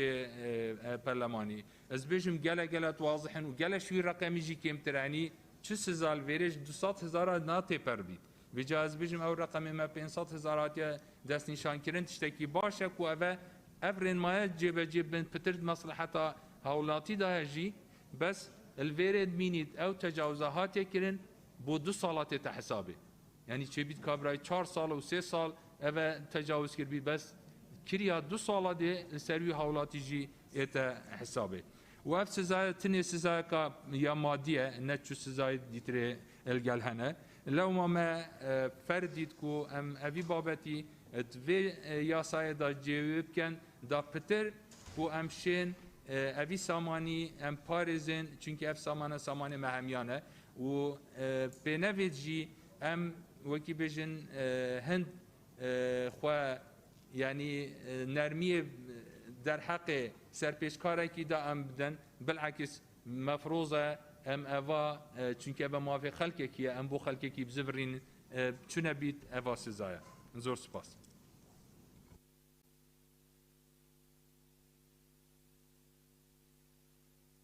بله زور سپاس مادی دوای ئەوە ئەگەر کەس نەماوە بەڕێز سەرۆکی پەرلەمان مادە 8 یەکەم ئەنجومەنێک لە وزارەت پێک دەهێنرێت بە سەرۆکایەتی وەزیر و ئەندامەتی هەر یەک لە یەک بریکار دەبێتە جێگیری سەرۆکی ئەنجومەن دوو ڕاوێژکارەکان سێ بەڕێوبەری گشتیەکانی وزارەت چوار هەر شارەزایەکی پسپۆر کە وەزیر لە ناوایان دەرەوەی وزارەتەوە دەستنیشان دەکات دووەم ئەنجومەنی وزارەت دەربارەی ئەم کاروبارانەی خوارەوە گفتوگۆ دەکات و بڕیار و ڕێنمایی و ڕاستپاردە پێویست دەری دەکات یەک ڕێخستنی سیاسەتی بەرهەمهێنان و کۆنتڕۆڵ و گواستنەوە و دابەشکردنی وزەی کارەبا و دانانی پلانی استراتیژیەکان دوو ڕێخستنی وەبەرهێنان لە بواری کارەبا سێ ڕێخستنی پەیکەر و ئەرک و وەزیفەی پێکهاتەکانی وزارەت سپاس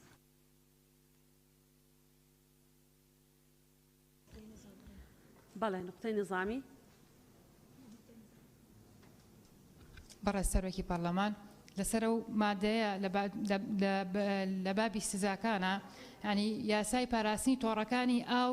جیاوازە لە یاسای وەزارەتی کارەبا. ئێمە سبێنێ پرۆژه یاسای وەزارەتی پەروەردەشێتە پێشەوە، ینی ئەمە یاسای وەزارەتەکانی حکوومەتی هەرێم هەموو یاساکانی وایە، هەر بە یاسا کۆنەکەشەوە کە ئێمە ئیلغامان کردوێتەوە ژمارە 5 ساڵی 2006 هەر نۆمادەکە هیچ باسێکی سزاییتیان نییە. ئەکرێت ئێمە ناڵی لەگەڵ سزانین بەڵام لە شوێنی خۆیان مەسەلەن لەگەڵ سزاین بەڵام بۆ شوێنی خۆی لەم یاسایە لە ڕووی قانونیەوە بە قەناعەتی من کێشەمان بۆ دروستە بێ و جێگای نابێتەوە. سوپاس. بەڵێ بەڵێ ڕەئیە ئەوی تر لیژنە هەیە و دوایی خەینە دەنگدان ئێمە ڕەئیمانەوە وەکو قانونی. بەڵێ وەکو لیژنە جواب دەدەیەوە قسە لەسەر مادە هەش دەکەی یا جواب بدەیەوە. بەڵێ فەرمو بەڵێ خۆی ئەم بابەتە بڵێن مال العامە هەدری مال العامە وەخۆمان دەزانی چەند یعنی سەرپێچی دەکرێت لە سەر بڵێن کەرتی کارەبا. ئەگەر بچێتە محکەمە عملیەی محکەمە زۆر متەوڵە بدرێتە وەزارەت ئەو سەلاحیەتە تەنها بۆ غەرامەکردن ئەوە باشترە. ئەمە بوو ینی مەبەستی خۆی لە قانونی عێراقیش وەختی تعدیلیان کرد هەر لەبەر ئەو مادەیە بوو کە دەبێ ئیزافە بکرێت نەچێتە محکەمە عملیەکە دوور درێژتر دەبێت.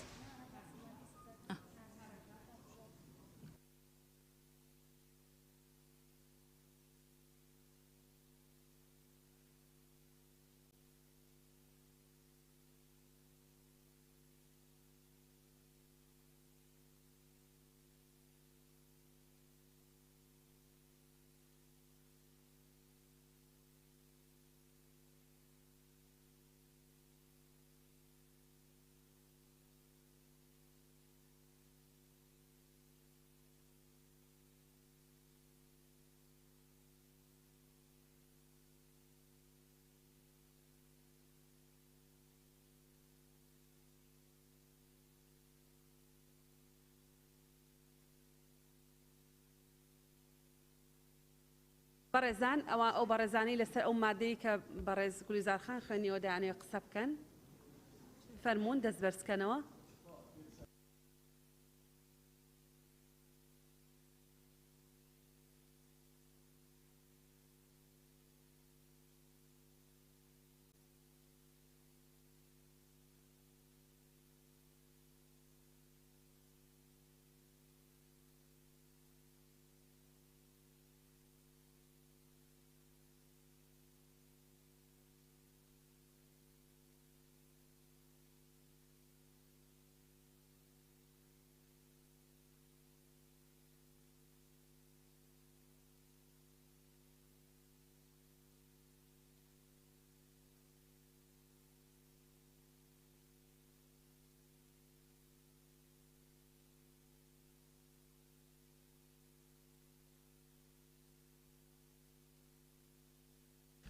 بەڵێ ئەو بەڕێزانە ناوتان نووسیوە مامۆستا بووبەکر شیرین خان دکتۆرە شایان ئاشنا خان کاک یاسین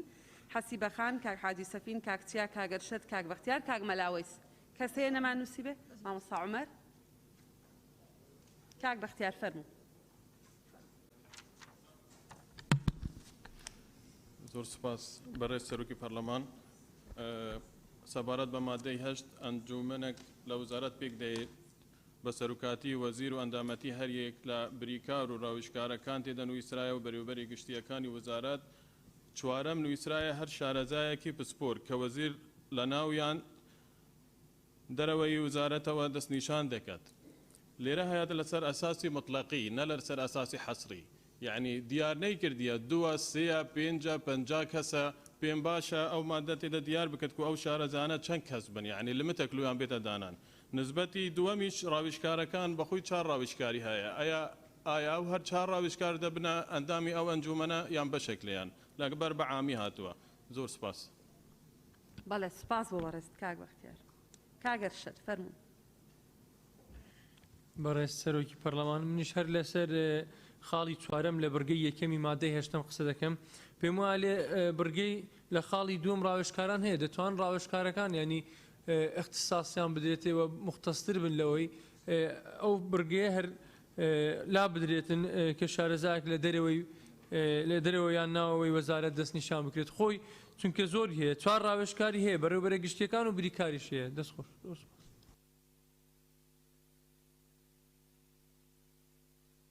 بەڵێ کاگەشت تەواو بووی بەڕست بەڵێ زۆر سوپاس شیرین خان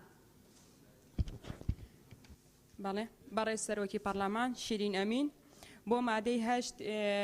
بۆ پێکهێنانی ئەنجومەنێک پێویست دەکات زیاتر لە ڕاوێژکارێکی هەبێت کە لە خاڵی دوودا نووسراوە ڕاوێژکاران لە هەمان کاتە لە خاڵی چواردا هەر شارەزایەکی پسپۆر کە وەزیر لە ناوە یان دەرەوەی وەزارەتەکە دەستنیشانی دەکات بۆیە پێشنیار دەکەین کە ڕاوێژکاران بکرێت بە ڕاوێژکارێک سواس بەڵێ زۆر سپاس دکتۆرە شایان بەڕێز سەرۆکی پەرلەمان شایان کاکە ساڵح لە خاڵی دوو منیش پێشنیار دەکەم کە ڕاوێژکاران بکرێتە ڕاوێژکارێک لە وەزارەت و لە خاڵی چوار پشتگیری بەڕێز کاک بەختیار دەکەم و پشتگیری شیرین خانیش دەکەم زۆر سپاس سپاس دکتۆرە مامۆستا عومەر بەڕێز سەرۆکی پەرلەمان ئەنجومەنی وەزارەت ئەنجومەنێکی زۆر گرنگە ئەتوانێت زمانی دەرکردنی بڕیاری دروست و پلانی دروست و استراتیژی دروست بۆ وەزارەت بکات و لەبەرەوەی زۆرینەی پرۆسەکانی کارەبا لە بەرەمهێنان بووە لە گواستنەوەشا پەیوەندیدارن بە دۆخی ژینگە و تەندروستی هاوڵاتیانەوە من پێشنیارەکەم ئەندامێک بە نوێنەرایەتی دەستەی ژینگە ببێتە ئەندامی ئەم ئەنجومەنە پلەکەی لە بەڕێوەبەری گشتی کەمتر نەبێ بۆی ئەو ئەندامە هاوکاری ئەم ئەنجومەنە بێت لەسەر جەمبڕیار و پلانەکانیانە ڕەچاوی بابەتە ژینگەییەکان بکرێ زۆر سپاس سپاس مامۆستا عومەر مامۆستا بوبەکر بەڕێز سەرۆکی پەرلەمان منیش سەرنجەکەم لەسەر پێکهاتەی ئەم ئەنجومەنەیە لەسەر خاڵی چوارەم طبیعیە ئەنجومەن پشت بە پسپۆڕ و شارەزا ببەسترێ بەڵام لەبەرەوەی ئەم ئەنجومەنە ڕسمی سیاسەتی وەزارەت بە تەولید و بە نەقڵ و بە بەرهێنان و بە تەوزیع و بە ئەمانە ئەکار ناکرێ ئەو شارەزا و پسپۆڕانە دواتر لە بڕیاردانە بەشدار بن دووەم ئەمە شتێکی نوقسانە لە ئەخیرا ئەبێ بوترێ کارەکانی ئەم ئەنجومەنە و بڕیاردانی بە پێڕێوێک ڕێگەخرێت چکە ئەمە هەر ڕاوێژکاری نیە ئەبێ بە سیغەیەکی هەبێ بە زۆرینە بە کەمینە بەچی بڕیارەکانی ئەم ئەنجومەنەیەک لای دەبێتەوە بۆیە ئەگەر پسپۆڕ و شارەزاکانیش ئیسیعانیان پێ بکرێ و پشتیان پێ ببەسترێ بەڵام نابێت لە بەشێک من لە پێکاتی بڕیاردانی ناو ئەنجومەن هەر ئەوانی پێشەوە کافیە وەزیر و بریکاری وەزیر و ڕاوێژکاران و بەرەگشتیەکان زۆر سپاس بەڵێ زۆر سپاس کاکچیا بەڕێز سەرۆکە پەرلەمانی ئاخفتنێک و من ڤیاس بێژم کاک بەختیار و کاک ئەرشەدی کرن ئەس پشتەوانی هەردوو کاکم ئەگەر جنابەتە ڕوخسەت بدت خاڵێکی پەیرەوی بەحەز بکەم مخابنی و ئەم بەری خوابدن هۆڵە پەرلەمانی نوکە مشمارتن نێزیکی 6 کەسە ئامادەی کومبوونێنینە جهێ داخەیە ئەف پرۆژە یاسایە ژیانە خەلکێکی ڤیڤە گرێدایە گەلە جاراجە خەلکێک گازندێکت کو ینی گەندالی دزی هەمی هەیە ئەم هەمی پێتیڤیەوان پرۆژیاسە هەمی بەشدار بن بەس ئەس بەری خودم هۆلێ ڕاستی جهێ داخەیە کار کەسێکیشمە دەستپێکە کومبوونێ خاڵێکی پەیرەوی کت و بۆ مزایداتێت سیاسی تشتێکی دەبێژت و پشتی 5 دقه هۆلێ تەرکت و چتن ڕاستی جهێ داخێ سەرۆکێت فراکسیۆنا هیویدارم وێت شتێ بەرچاو وارگن زۆر سپاس قسەکە دروستە هەموو جارێ ئەمە دووبارەکەینەوە بەڕێزان سەرۆکی فراکسیۆنەکان ئاگدارەکەینەوە کە بە بەڕێزان ئەندامانی پەرلەمان بڵێن کە پابەندی دانیشتەکانی پەرلەمان بن چکە دانیشتنی پەرلەمان هەر ئەو نیو سعاتە نییە کە شتێکی تیا عەرزەکرێ بە ناوی خاڵی پەیڕەوی دانیشتەکانی پەرلەمان دوای ئەوە شەگرێتەوە کە ئەرکی پەرلەمان بەتەنها یەک شت نییە پەرلەمان قانون تەشریعەکە و قانون بودجەت پەسەندەکە و چاودێری حکوومەتی ژەکە لەبەرەوە دانیشتەکانی پەرلەمان بەس نیو سعاتی یەکەم نییە دانیشتنی پەرلەمان تا ئەو کاتەیە کە ئێمە ئەم چەکشە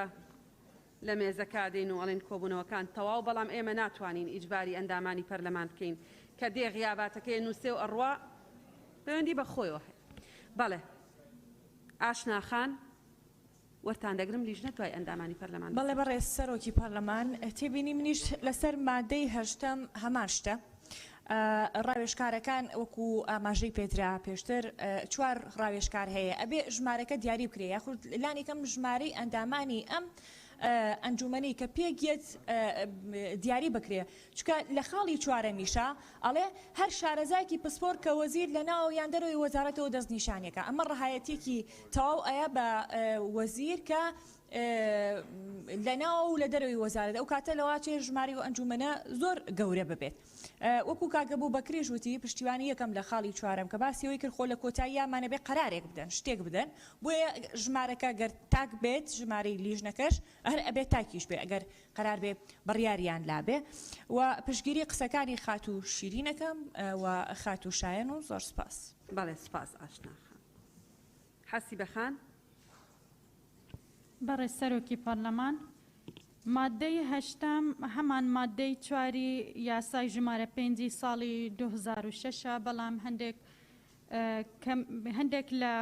بڵین پێکهاتەکانی وەزارەت کەم کراوتەوە بۆیە من پێشنیارەکەم مادەکە هەروەک خۆی لەناو ئەم یاسا نوێدا جێگیر بکرێت بەم شێوەیە مادەی هەشتم ئەنجومەنی ڕاوێژکاری وەزارەت پێک دێت لە یەکەم وەزیر دەبێتە سەرۆکی ئەنجومەنی ڕاوێژکاری دوام ڕاوێژکاران بەمەرجێ لە 3 کەس زیاتر نەبن سێەم بەڕێوبەری گشتیەکانی وەزارەت چوارەم لا بچێتن و یعنی لە شوێنی چوارەم خاڵی پێنجەم نوێنەری وەزارەتی سامانە سروشتیەکان لە نێودا بێت کە پلەی لە بەڕێوبەری گشتی کەمتر نەبێ شەشەمیش نوێنەری وەزارەتی ژینگە ئەویش پلەی لە بەڕێوبەری گشتی کەمتر نەبێ و لە بەشی دووەمیش لە دوای زنجیرەی سێەم خاڵێک زیاد بکرێت بەم شێوەیە چوارەم لەسەر پێشنیازی وەزیر و بە بڕیاری ئەنجومەنی ڕاوێژکاری وەزارەت کرێی کارەبا دیاری دەکرێت بە مەرجێ ئەنجومەنی وەزیران پەسەندی بکات و سپاس. بەڵێ زۆر سپاس حەسی بەخان کاک مەلاوەیس. بەڕێز سەرۆکی پەرلەمان سەبارەت بە مادەی هەشت ئەم ئەنجومەنە زۆر گرینگە بەڵام لەگەڵ ئەوەی کە گرینگە دەبینین زۆریش قەرەباڕق بووە بۆیە من بەڕاستی لەسەر ڕاوێژکارەکان پێم باشە مەرجێک دیاری بکرێت لە دوو ڕاوێژکار زیاتر نەبێت و بەڕێوبەرە گشتەکانی وەزارەتیش نازانم مەبەستی ئایا بەڕێوبەری گشتی پارێزگاکانیشە ئەگەر ئەویش بی ئەویش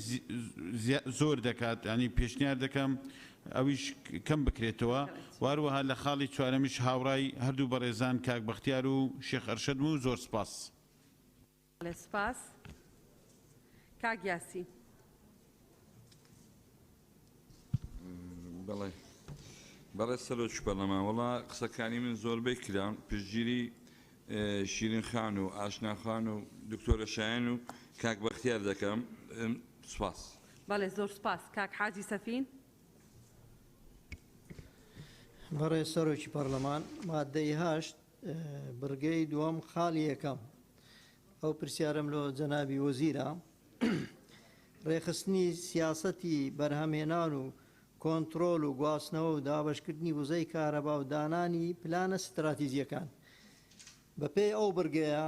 دەبێت خەڵکێکی شارەزا هەبیتن بۆ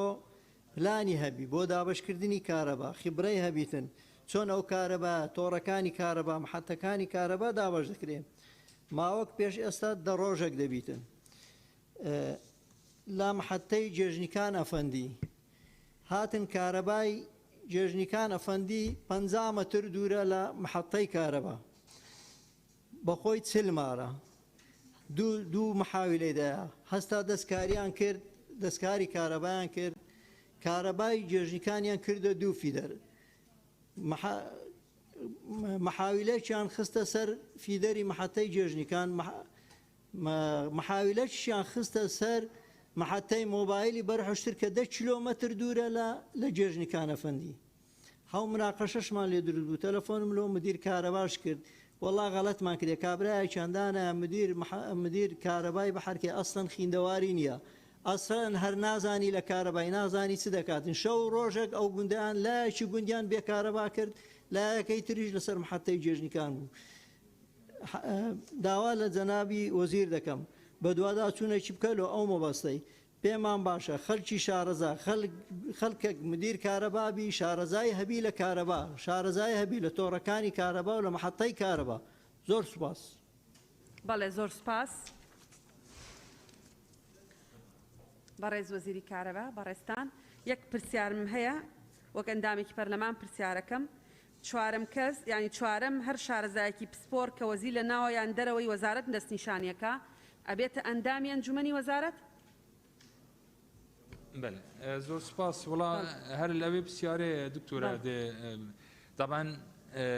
وزارة كهرباء بيوندي العلاقات الجال چندين وزارة يتهين نده بيت اندام بردوام يعني بونمونه بري هيفا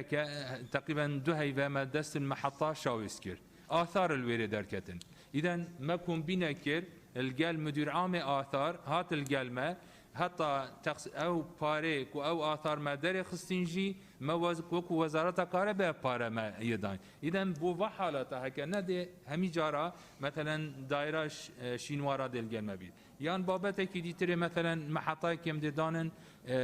يه ديزل يه غازية ودي يعني آية مصدر وقود سامان سروشتي دتما ارم غاز هي اسم محطة كي غاز بدانم ارم نفتارش هي بدانم بوفا استشاراتا يعني جار هي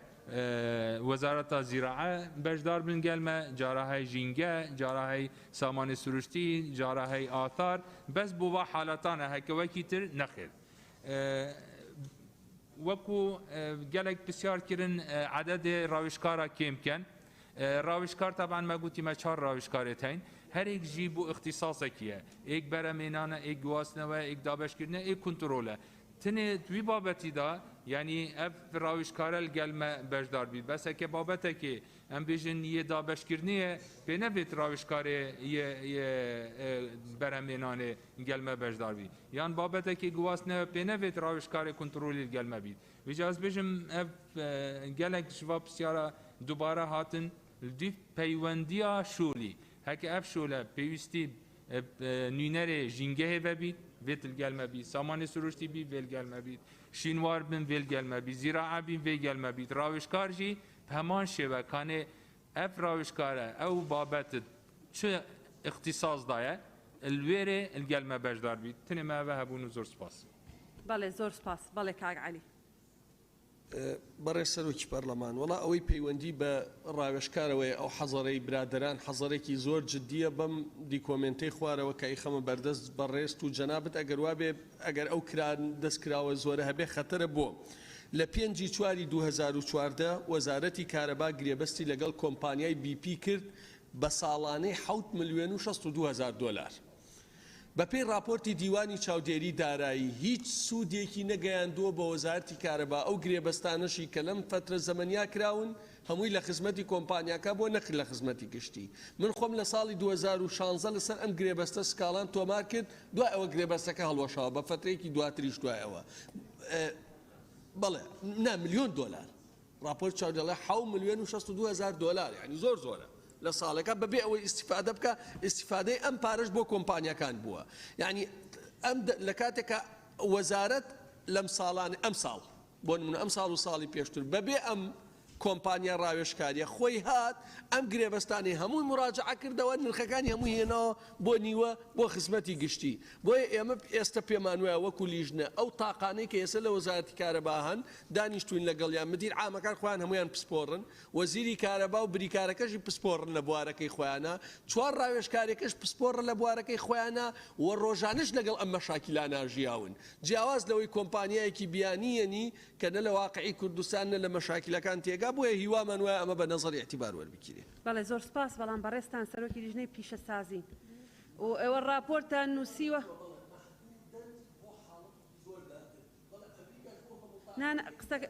کاک علی قسەکە لەسەر ئەوەیە ئێستا ئەمەی لەبەردەستی ئێمەیە راپۆرتی بەڕێستانە و لیژنەی قانونی ڕاستاندوویەتی ئەم حەزەرەتان هەبوو ئەبوو لەوێ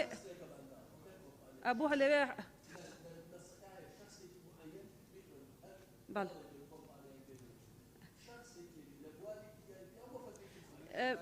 بەڕێزان بە لە بەرچاوگرتنی گفتوگۆی ئەندامانی پەرلەمان و وەڵامی بەڕێز وەزیری کارەبا و دوای ئەوەی کە خۆتان ڕێک دەکەون لەسەر سیاغەیەک ئەوە بە نەزەری اعتیبار بۆربگرن کە ئایا ئەندام دەبێت دەنگەدا بەشدارە بێت دائیمیە ضرورەتە ڕەقەمە بەڵێ کاک تۆربژار فەرموون بەڕێز سەرۆکی پەرلەمان ئەگەر خاڵی 4 ئیزافە بکەین کە مافی دەنگدانی نییە ئەوە کێشەکە تقریبا حل دەبێ دوو ناتوانین یعنی بڵێن ئەگەر ئەمەی ئیزافە نەکەین ناتوانین بڵێن نوێنەرێکی مەسەلەن دەستەی چاکردنەوەی جینگەیان سامانە سروشتیەکان چکان لە وەزارەتێکی تر بێتەنەوە ئەنجومەنی وەزارەتی کارەبا لەوێ دەنگیش بدات ڕاستە معقول نییە بەڵام دەبێت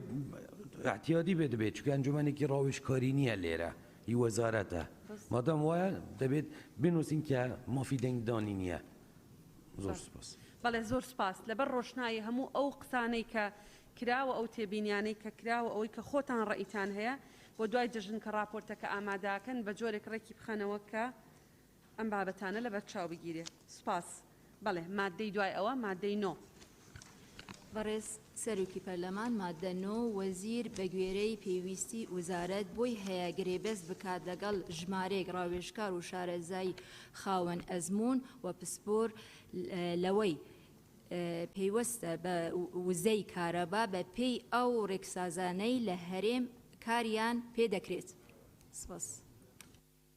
بەڵێ زۆر سپاس بەڕێزان هەر بەڕێزێک لەسەر و مادەی قسەی هەیە بەڵێ بەڵێ ناوەکان بنووسە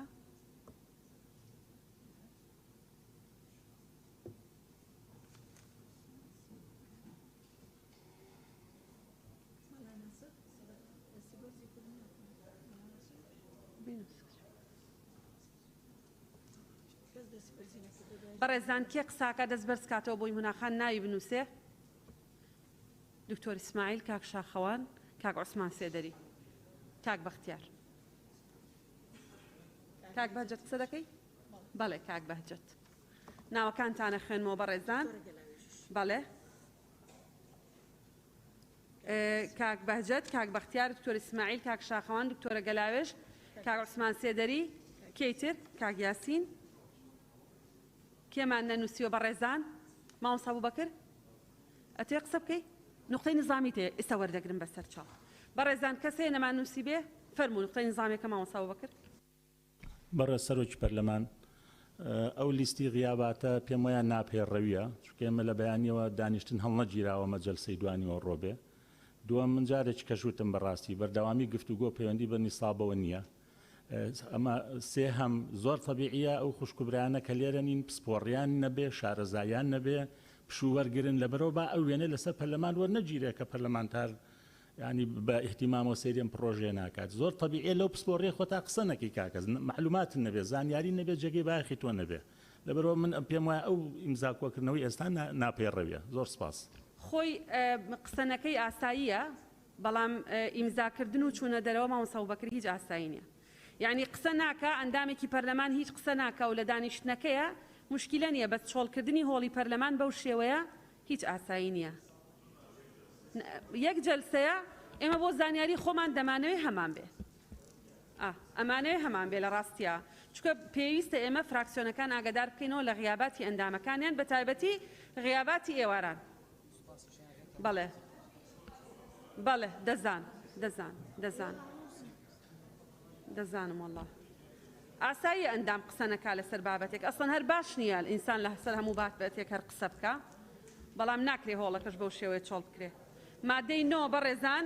ئەو بەڕێزانەی ناوتان نووسیوە کاک بەهجەت فەرموو قسە بکەن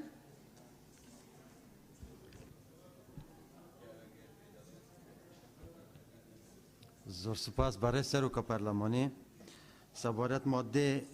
نەهێ وەزیر بە گوێرەی پێویستی بە وەزارەت بووی هەیە گرێبەست بکات لەگەڵ ژمارەیەک ڕاوێژکار و شارەزای خاوەن ئەزمون و بسپووری لەوەی پێویستە بە وزەی کارەبا بە پێی ئەو ڕێکسازیانەی لە هەرێم کاریان پێدەکرێتە ئەس بەری خودەمە ئەڤەل گەل مادێ هەشتێ خاڵا چارێ یعنی چ جیاوازی هەیە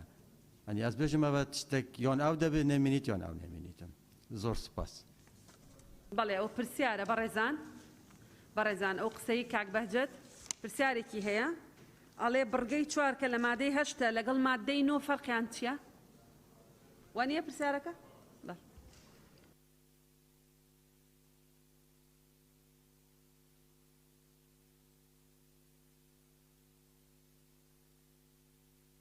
بەڵێ کاک بژار بەڵێ کاک عەلی سەدەرفەت بدەن بەڕێز سەرۆکی پەرلەمان سەبارە پرسیارە بەهجەتی خاڵە چارێش برگەیەکش مادە هەشت بەحسێ ئەندامبوونا ئەوی کەسی کات ناف ئەنجومەنی وەزارەتێدا بەردەوامی ببتە ئەندامت ئەنجومەنیدا المادە نه کاک بەهجەت تاشمە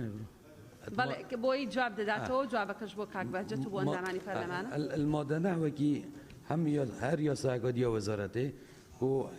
دا صلاة هاي جريبست هاي جريدات استفادهش خبرات توی کسی سپوریاوی بکرد یعنی الماده دی تنه وکو اندامبونت انجمنی ده بسوادی بو استفاده کردن همی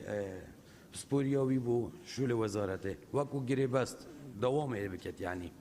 عقد خودی دو تشتیجک جنانه نشیم کن الگلیک چکه دی اندام انجمنیه بله بەڵێ کاک علی حەمەساڵ زۆر سپاس کاک وەڵام نیەتی ئێمە لە داڕشتنەوەی ئەم مادە ئەوە بووە بۆ ئەوەی ئەو دەستکراوەی پێشووتر و وەڵامیشە بۆ کاک بەهجەت بۆ ئەوەی ئەو دەستکراوەی پێشووتر نێنی کۆمپانیە بێنە بە هەمیشەی عەقدی ساڵانەی هەبێ و چەندە بۆ حاڵەتێکی دیاری کراو کەسێکی دیاری کراو بۆ کاتێکی دیاری کراو هەرچێکیان بۆ نمونە پلاندا ئەنجێ وێزگەیەکی کارەبا بە با دروست کرێ وەزارەت خۆی پسپۆڕی نییە کەسێکی دیاری کراویە نیە بۆ دوومان بەس بۆ ئەو حاڵەتە یعنی نیەتی ئێمە لەم مینە ئەگەر داڕشتنەوە کەشی وەکو پێویست نەبێت نیەتەکەی ئێمە تەنیا ئەمە بووە ئەویش بە ئەزمونگرتنی ئەو دۆخەی کە لە پێشووترا هەبووە بەڵام ناتوانانی تۆ بڵێ بە تەواتی ڕاوێژکار نابێ چکە لەوانەیە ئەگەر ڕاوێژکار نەکەی زەرەرێک بدا زەرەرەکە چەندین ملیۆن دۆلار بێ و زیانەکەی زیاتر بێت بەڵێ سپاس بەڵێ ئەوە نیەتی مشەڕع باز دەکا کاک علی حەمەساڵان وە دەبێ داوای ڕوونکردنەوەش بکەین لە بەڕێز وەزیری کارەبا بزانین مەبەستەکە چییە ینی بە بەڕێزیان پێمان ئەڵێ دواتر ئاخر کەس کاک بەختیار فەرمونون زۆر سپاس بەڕێز سەرۆکی پەرلەمان من پێشگیری قەسەکانی کاک بەهجەت دەکەم بەڕاستی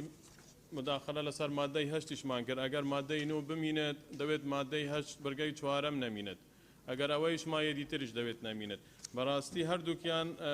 ئاماژە بەوەی دەکەت کە وەزارەتی پێویستی بە ڕاویشکاران هەیە ئەو ڕاویشکارانە دیار نەکریە ماوەکەی چەندە لەسەر ئەساس تەعقیتە یان تەعبیدە یعنی لە ماوەی ساڵێکە دووە پێنجە دیار نەکرایە لێرە ئەوجا پێم باشە ئەگەر مادە نوما بەرگەی چارەم لە مادەی هەشت لادرا مادەی نو ماوەی دیار بکەت و چمە بەستە لەسەر ئەساسە بێتە دامەتراندن زۆر سپاس بەڵێ زۆر سپاس کاک بەختیار کاک عوسمان سێدەری بەڕێز سەرۆکی پەرلەمان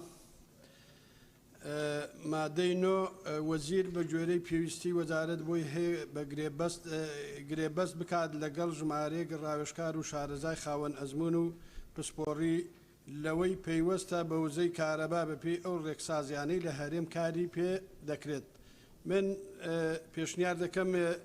ئەم ڕستەیەشی بۆ زیاد بکرێتەوەوانە ئێمە با هەر باسی ڕاوێژکار نەکەین ئێستا من بەپێ ئەو بەدواداچوونەی کردومە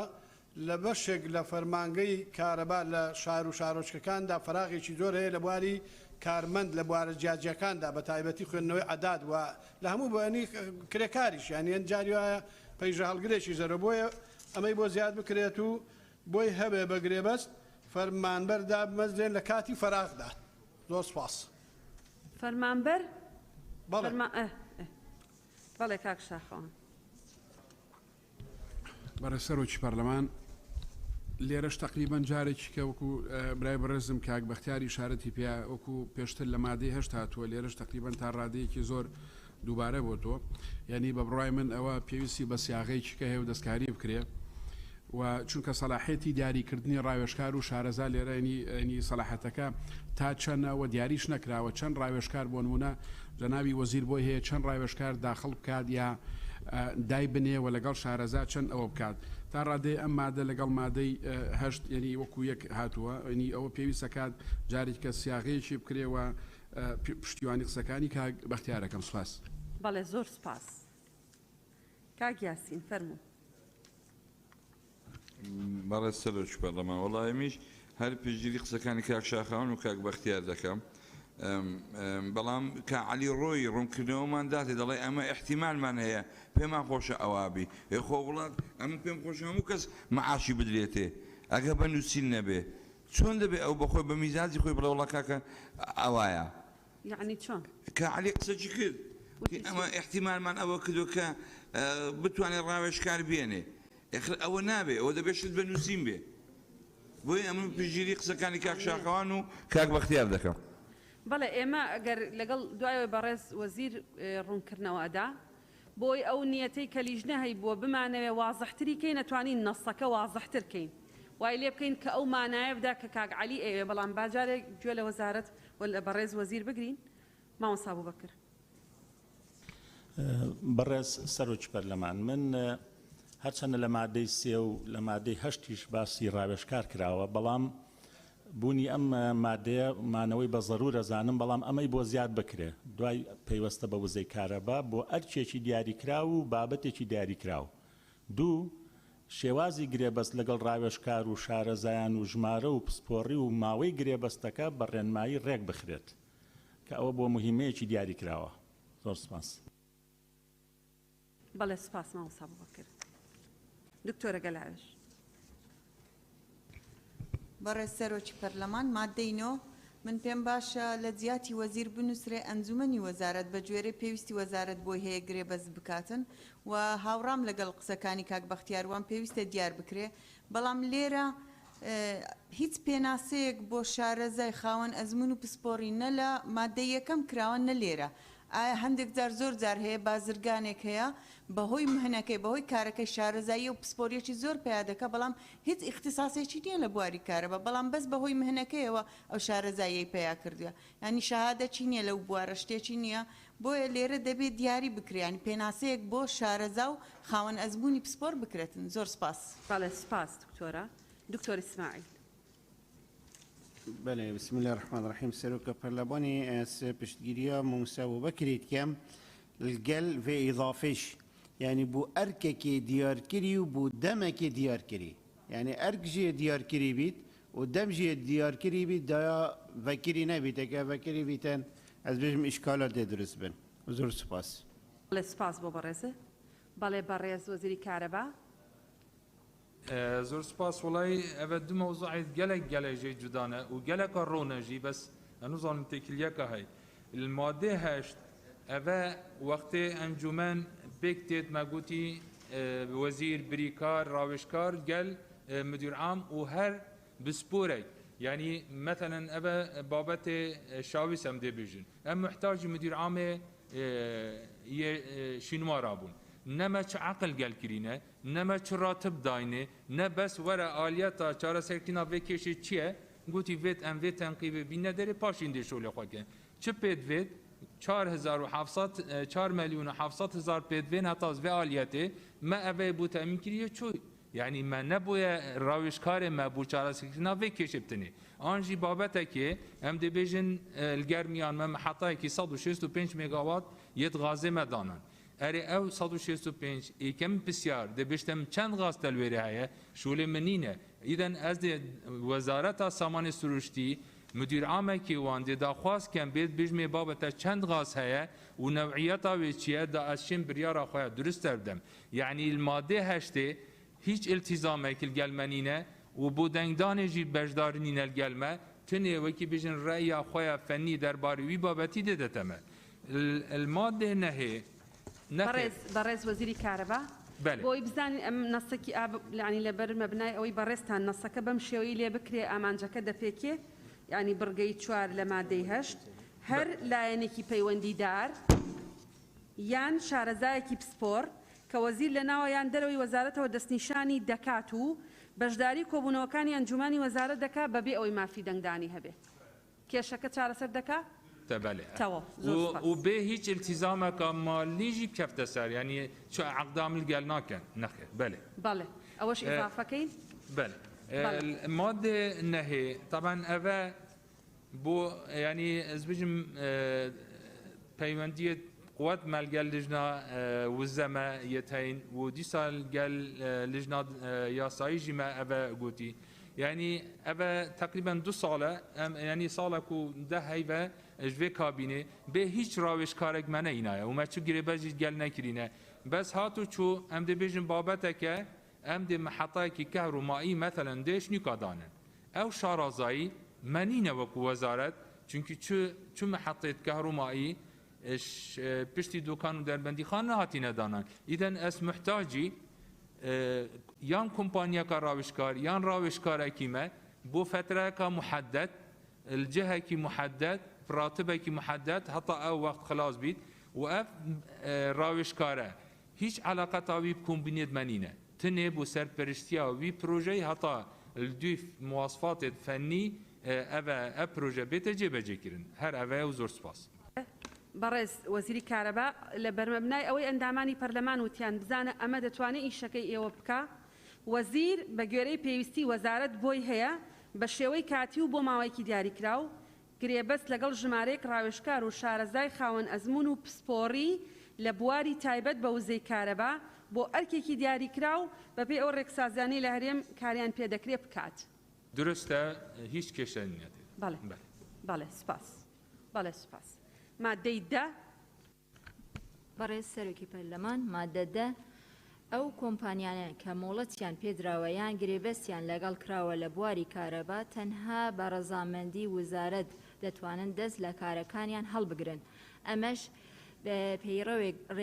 ڕێک دەخرێتەوە کە ئەنجومەنی وەزیران دەری دەکات. سپاس. بەڵێ زۆر سپاس. مادەی دە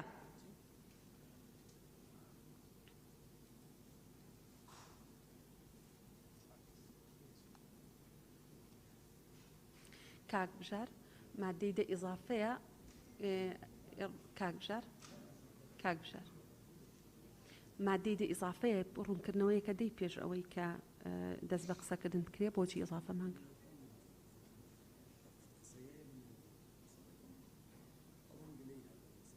ئێستا ئیزافەکە کاک عەلیش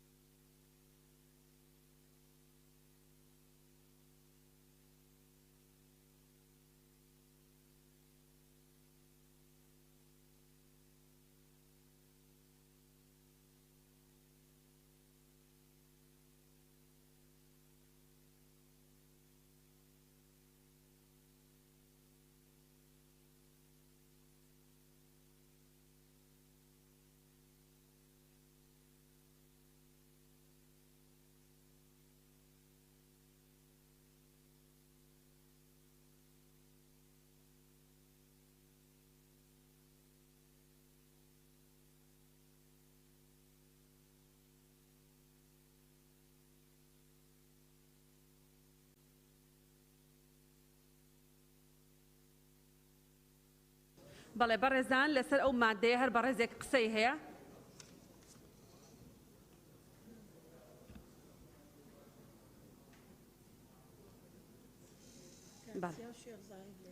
بەڵێ کاکچیا شێخ زاهیر شیرین خان بەڕێزان 5 کەس ناوتان نووسیوە 6 کەس مامۆستا ئەبوبەکر شیرین خان شایان خان ئاشنا خان شێخ زاهیر و کاکچیا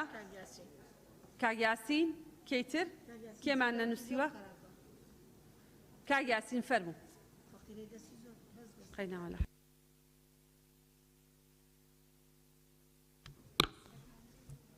بەڕێز سەرۆکی پەرلەمان دەڵێ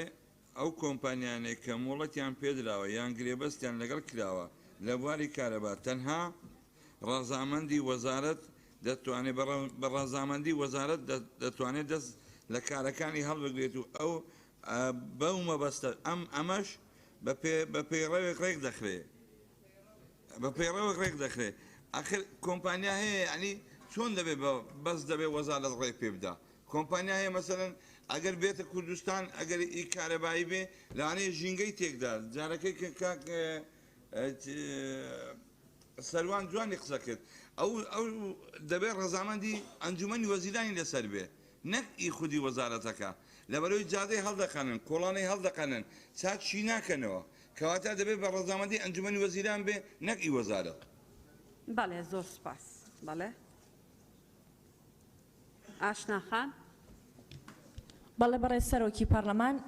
نازانم و کۆبوونەوەی کرتان گەیشتن بەچی بەڵام منیش هەمان تێبینیم هەیە مادەی دە دووبارەیە بۆ پێی لە مادەی 4 بەرگەی 5 و بەرگەی 8 باس کراوە زۆر سپاس مادەی دە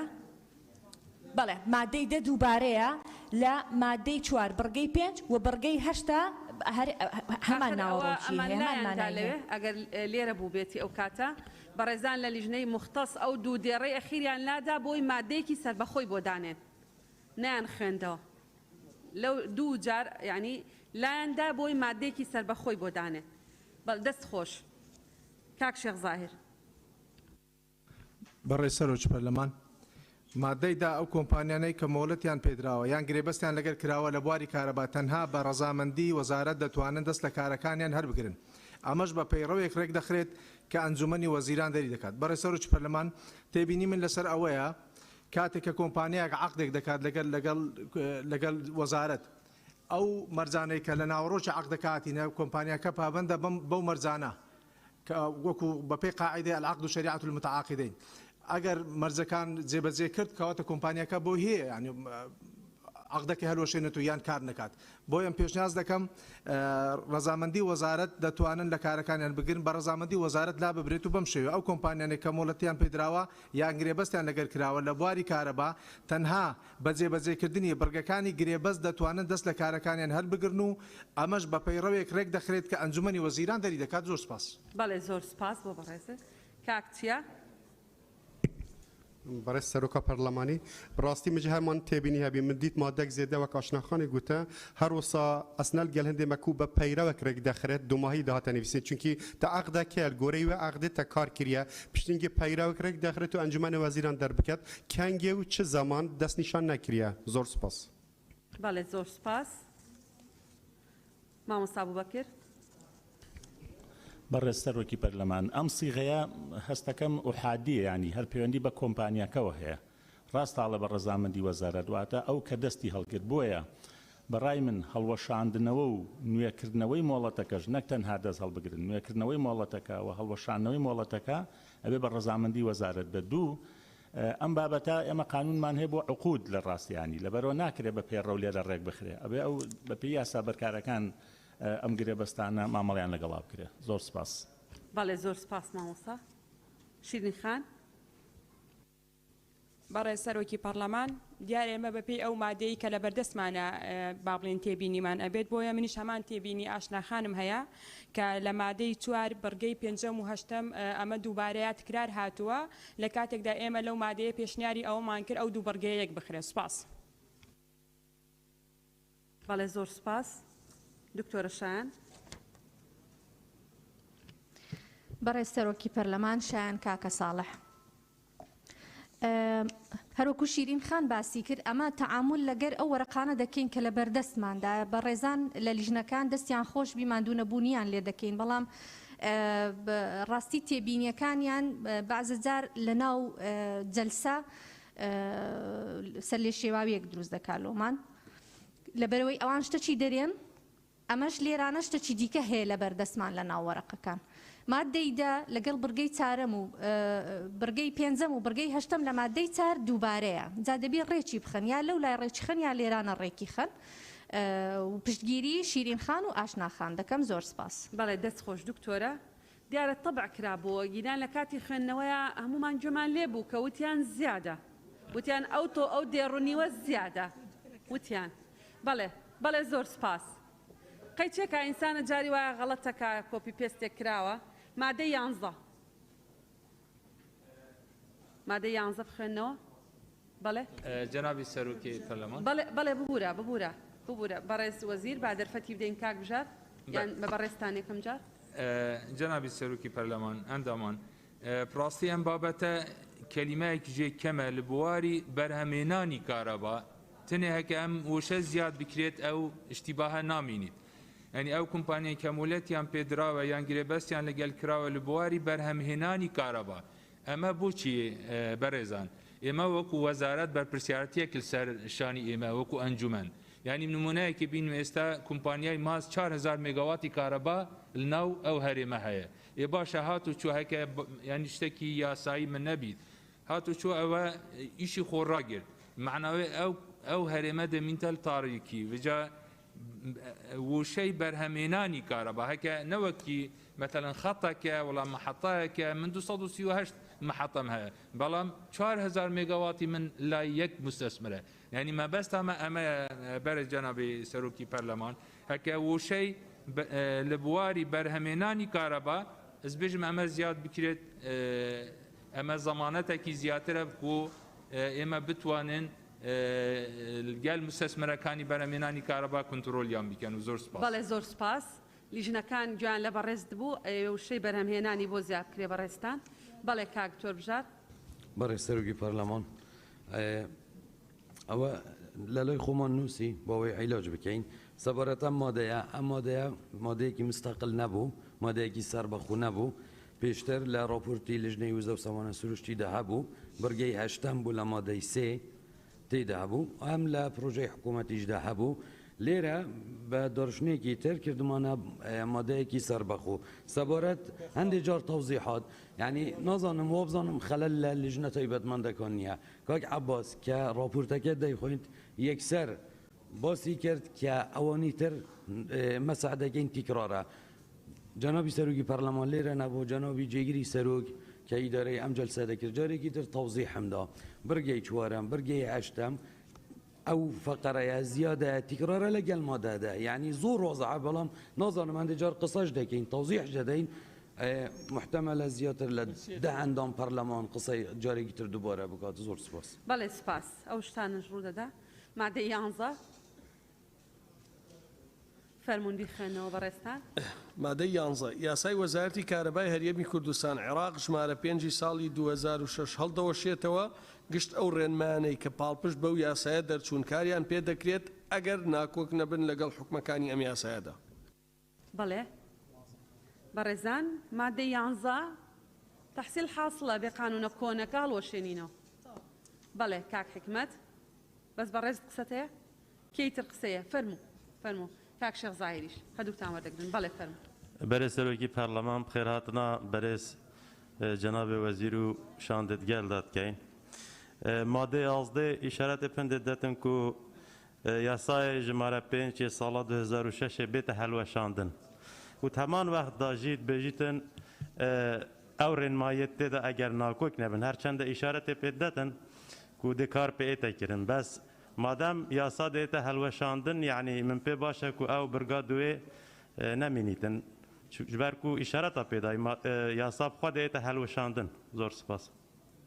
بەڵێ کاک شێخ زاهیر سپاس. بەڕێز سەرۆکی پەرلەمان پشتگیری ڕایەکەی کاک حکومەت دەکەم لەبەر ئەوەی ئەگەر یاسا ئەسلەکە هەروەشاوە ڕێنماییەکانی شەر بۆشێنەوە سپاس. بەڵێ بەڕێز وەزیری کارەبا بەڕێستان وەڵامتان بۆ ئەوە بەرز سەرۆکی پەرلەمان ڕاستی ئەوە چونکی ما لەسەر ئەساسی قانونا 5/2006 ما شولێ خۆی کرد ینی بوو نمونە ئەف ڕێنمایان نوکە یەت سزا بن پێداناکارە ببن ئەسنافت یەت بەشدار بووە بن ویجا دێ فەراغێک vega belvêrê çê bît yanî ew rênma û ew karê hat nekirin heke nakûk nebin gel vê yasayê taze em gel hindênî nebêne helweşandin çünkü de feraغek çê bît zor spas. بەڵێ سپاس یعنی تا ڕێنمایی تازە دەرەچێ هەر ڕێنمایەک ناکۆک نەبێ لەگەڵ ئەم یاسا نوێ ئیشی پێکرێ بەڵام کە ڕێنمایی نوێ بە گوێرەی یاسای نوێ دەرچوو ڕێنمایەکانی تر هەڵەوەشێنەوە. مادەی دوای ئەوە مادەی 12 بەڕێزان فەرموون کار بە هیچ دەقێکی یاسایی یان بڕیارێکی ناکۆک لەگەڵ حکومەکانی ئەم یاسایەدا ناکرێت. بەڕێزان کێ قسەی هەیە بەڵێ فەرموون سەرچنارخان. بەڕێز سەرۆکی پەرلەمان وتمەگە داڕشنەکەی بەم شێوازە بێ لەوە چێ جوانتر بێت کار بە هیچ دەقێکی یاسایی یان بڕیارێک ناکرێت کە لەگەڵ حکومەکانی ئەم یاسایەدا ناکۆک بێت ئاوای لێ بکرێت. بەڵێ زۆر سپاس دوای ئەوە مادەی سیانزە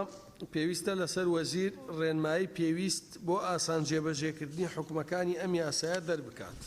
کێ قسەی هەیە بەڕێزان فەرموو کاک هەڵکەوت. بەڕێز سەرۆکی پەرلەمان پێویست لە مادەی سیانزە هاتوڵێ پێویستە لەسەر وەزیر ڕێنمایی پێویست بۆ ئاسان جێبەجێکردنی حکومەکانی ئەم یاسایە دەربکات. من دوو پێشنیازم هەیە. یەکەم ئەڵێ پێویستە لەسەر وەزیرەکە لا ببرێ بکرێتە وەزارەت یاخود ئەگەر ما وەزیرەکە لە شوێنی خۆی ماوە وەزیر لەگەڵ ئەنجومەنی وەزارەتە ڕێنمایی دەرکا نەکەر وەزیر بە تەناخۆی بێ. زۆر سپاس. بەڵێ سپاس. مادەی دوای ئەوە 15 چواردە ئەتەیە قسە بکەی کاک ڕزگار؟ بەڵێ فەرموو نەمزانی بوو فەرموو قسە بکە. با لەسەر ئەو مادەیە قسە بکە کاک ڕزگار اینجا. بەڕێسەرێکی پەرلەمانە لەسەر ئەو مادەیە کە گەڵکەوت باسی کرد لەسەر وەزیر یعنی پێویستە وەزیر لەگەڵ وەزارەتە. من وا پێشنیارەکەم و پشتگیری قسەکەی کەوتەکەم سپاس. بەڕێزان وەزیر ئیمزای ئەخیری ئەوە کە ڕێنماییەکە بەڵام بە بێگومانی لەگەڵ ئەنجومەنی وەزارەتە کۆبنەوە و حتا بەنا ڕاستەوخۆ ڕەزامەندی ئەنجومەنی وەزیرانیشی پێوەرەگرن ئەو بەڕێزیان دەرکردن لەوێ مەبەست لە ئیزدارە یعنی ئیمزای بکە ئەگینا خۆی بە تەنها ڕێنمایەکە حازر ناکە بەڕێزیان. مادەی دوای ئەوە چاردە پێویستە لەسەر ئەنجومەنی وەزیران و لایەنە پەیوەندیدارەکان حکومەکانی ئەم یاسایە جێبەجێ بکەن. هەر بەڕێزێک قسەی هەیە؟ بەڵێ. مادەی 15 ئەم یاسایە لە ڕێکەوتنی بڵاوکردنەوەی لە ڕۆژنامەی فەرمی وەقاعی کوردستان جێبەجێکرێن. هەر بەڕێزێک قسەی هەیە؟ بەڵێ هۆیەکانی دەرچواندن بەڕێزان؟ هۆیەکانی دەرچواندن لەبەر بایەخی وزەی کارەبا لەسەر ژیان و تەندروستی گشتی هاونیشتیمانیان و کاریگەری لەسەر ژێرخانی ئابووری و ڕێخستنەوەی کارەکانی وەزارەت بەهۆی گرنگی ئەو چالاکیانەی کردی گشتی و تایبەت پێی هەڵدەستن و بۆ هێنانەدی ئامانجەکانی وەزارەت و بەجێگەیانی ئەرکەکانی ئەم یاسایە دەرچوێنرا. هەر بەڕێزێک قسەی هەیە لەسەر هۆیەکانی دەرچواندن؟ بەڵێ حەسی بەخان. بەڕێز سەرۆکی پەرلەمان پێشنیارێکم هۆیەکانی دەرچواندن بەم شێوەیە بێ لە پێناو گەشەپێدان و پاڵپشتیکردنی کەرتی کارەبا و بایەخی وزەی کارەبا لەسەر ژیان و تەندروستی گشتی هاونیشتیمانیان و کاریگەری لەسەر ژێرخانی ئابووری و ڕێخستنەوەی کارەکانی وەزارەت بەهۆی گرنگی ئەو چالاکیانەی کەرتی گشتی و تایبەت کە پێی هەڵدەستن و پاڵپشتیکردن و هاندانی فرەسەرچاوی وزەی کارەبا و ڕێگریکردن لەسەر پێچیکردن و زێدەڕۆکاری بۆ سەر تۆڕەکانی کارەبا و هێنانەدی ئامانجەکانی وەزارەت بە بەجێگەیاندنی ئەرکەکانی ئەم یاسایە دەرچوێنرا و سوپاس. بەڵێ زۆر سوپاس. بەڕێزان ئەندامانی پەرلەمان ئێمە هەتا دوای جەژنی پیرۆزی ڕەمەزان دانیشتنی تری پەرلەمانی کوردستان ئەنجام نادەین. داوا لە لیژنەی یاسایی و لیژنەی پیشەسازی وزاکەین بۆ دانیشتنی یەکەمی دوای جەژن خوێندنەوە بۆ خوێندنەوەی سێهەم واتە دەنگدان ئەم پرۆژە یاسایە ئامادە بکەن. بە خێراتنی بەڕێز وەزیری کارەباکەین سوپاسی ئامادە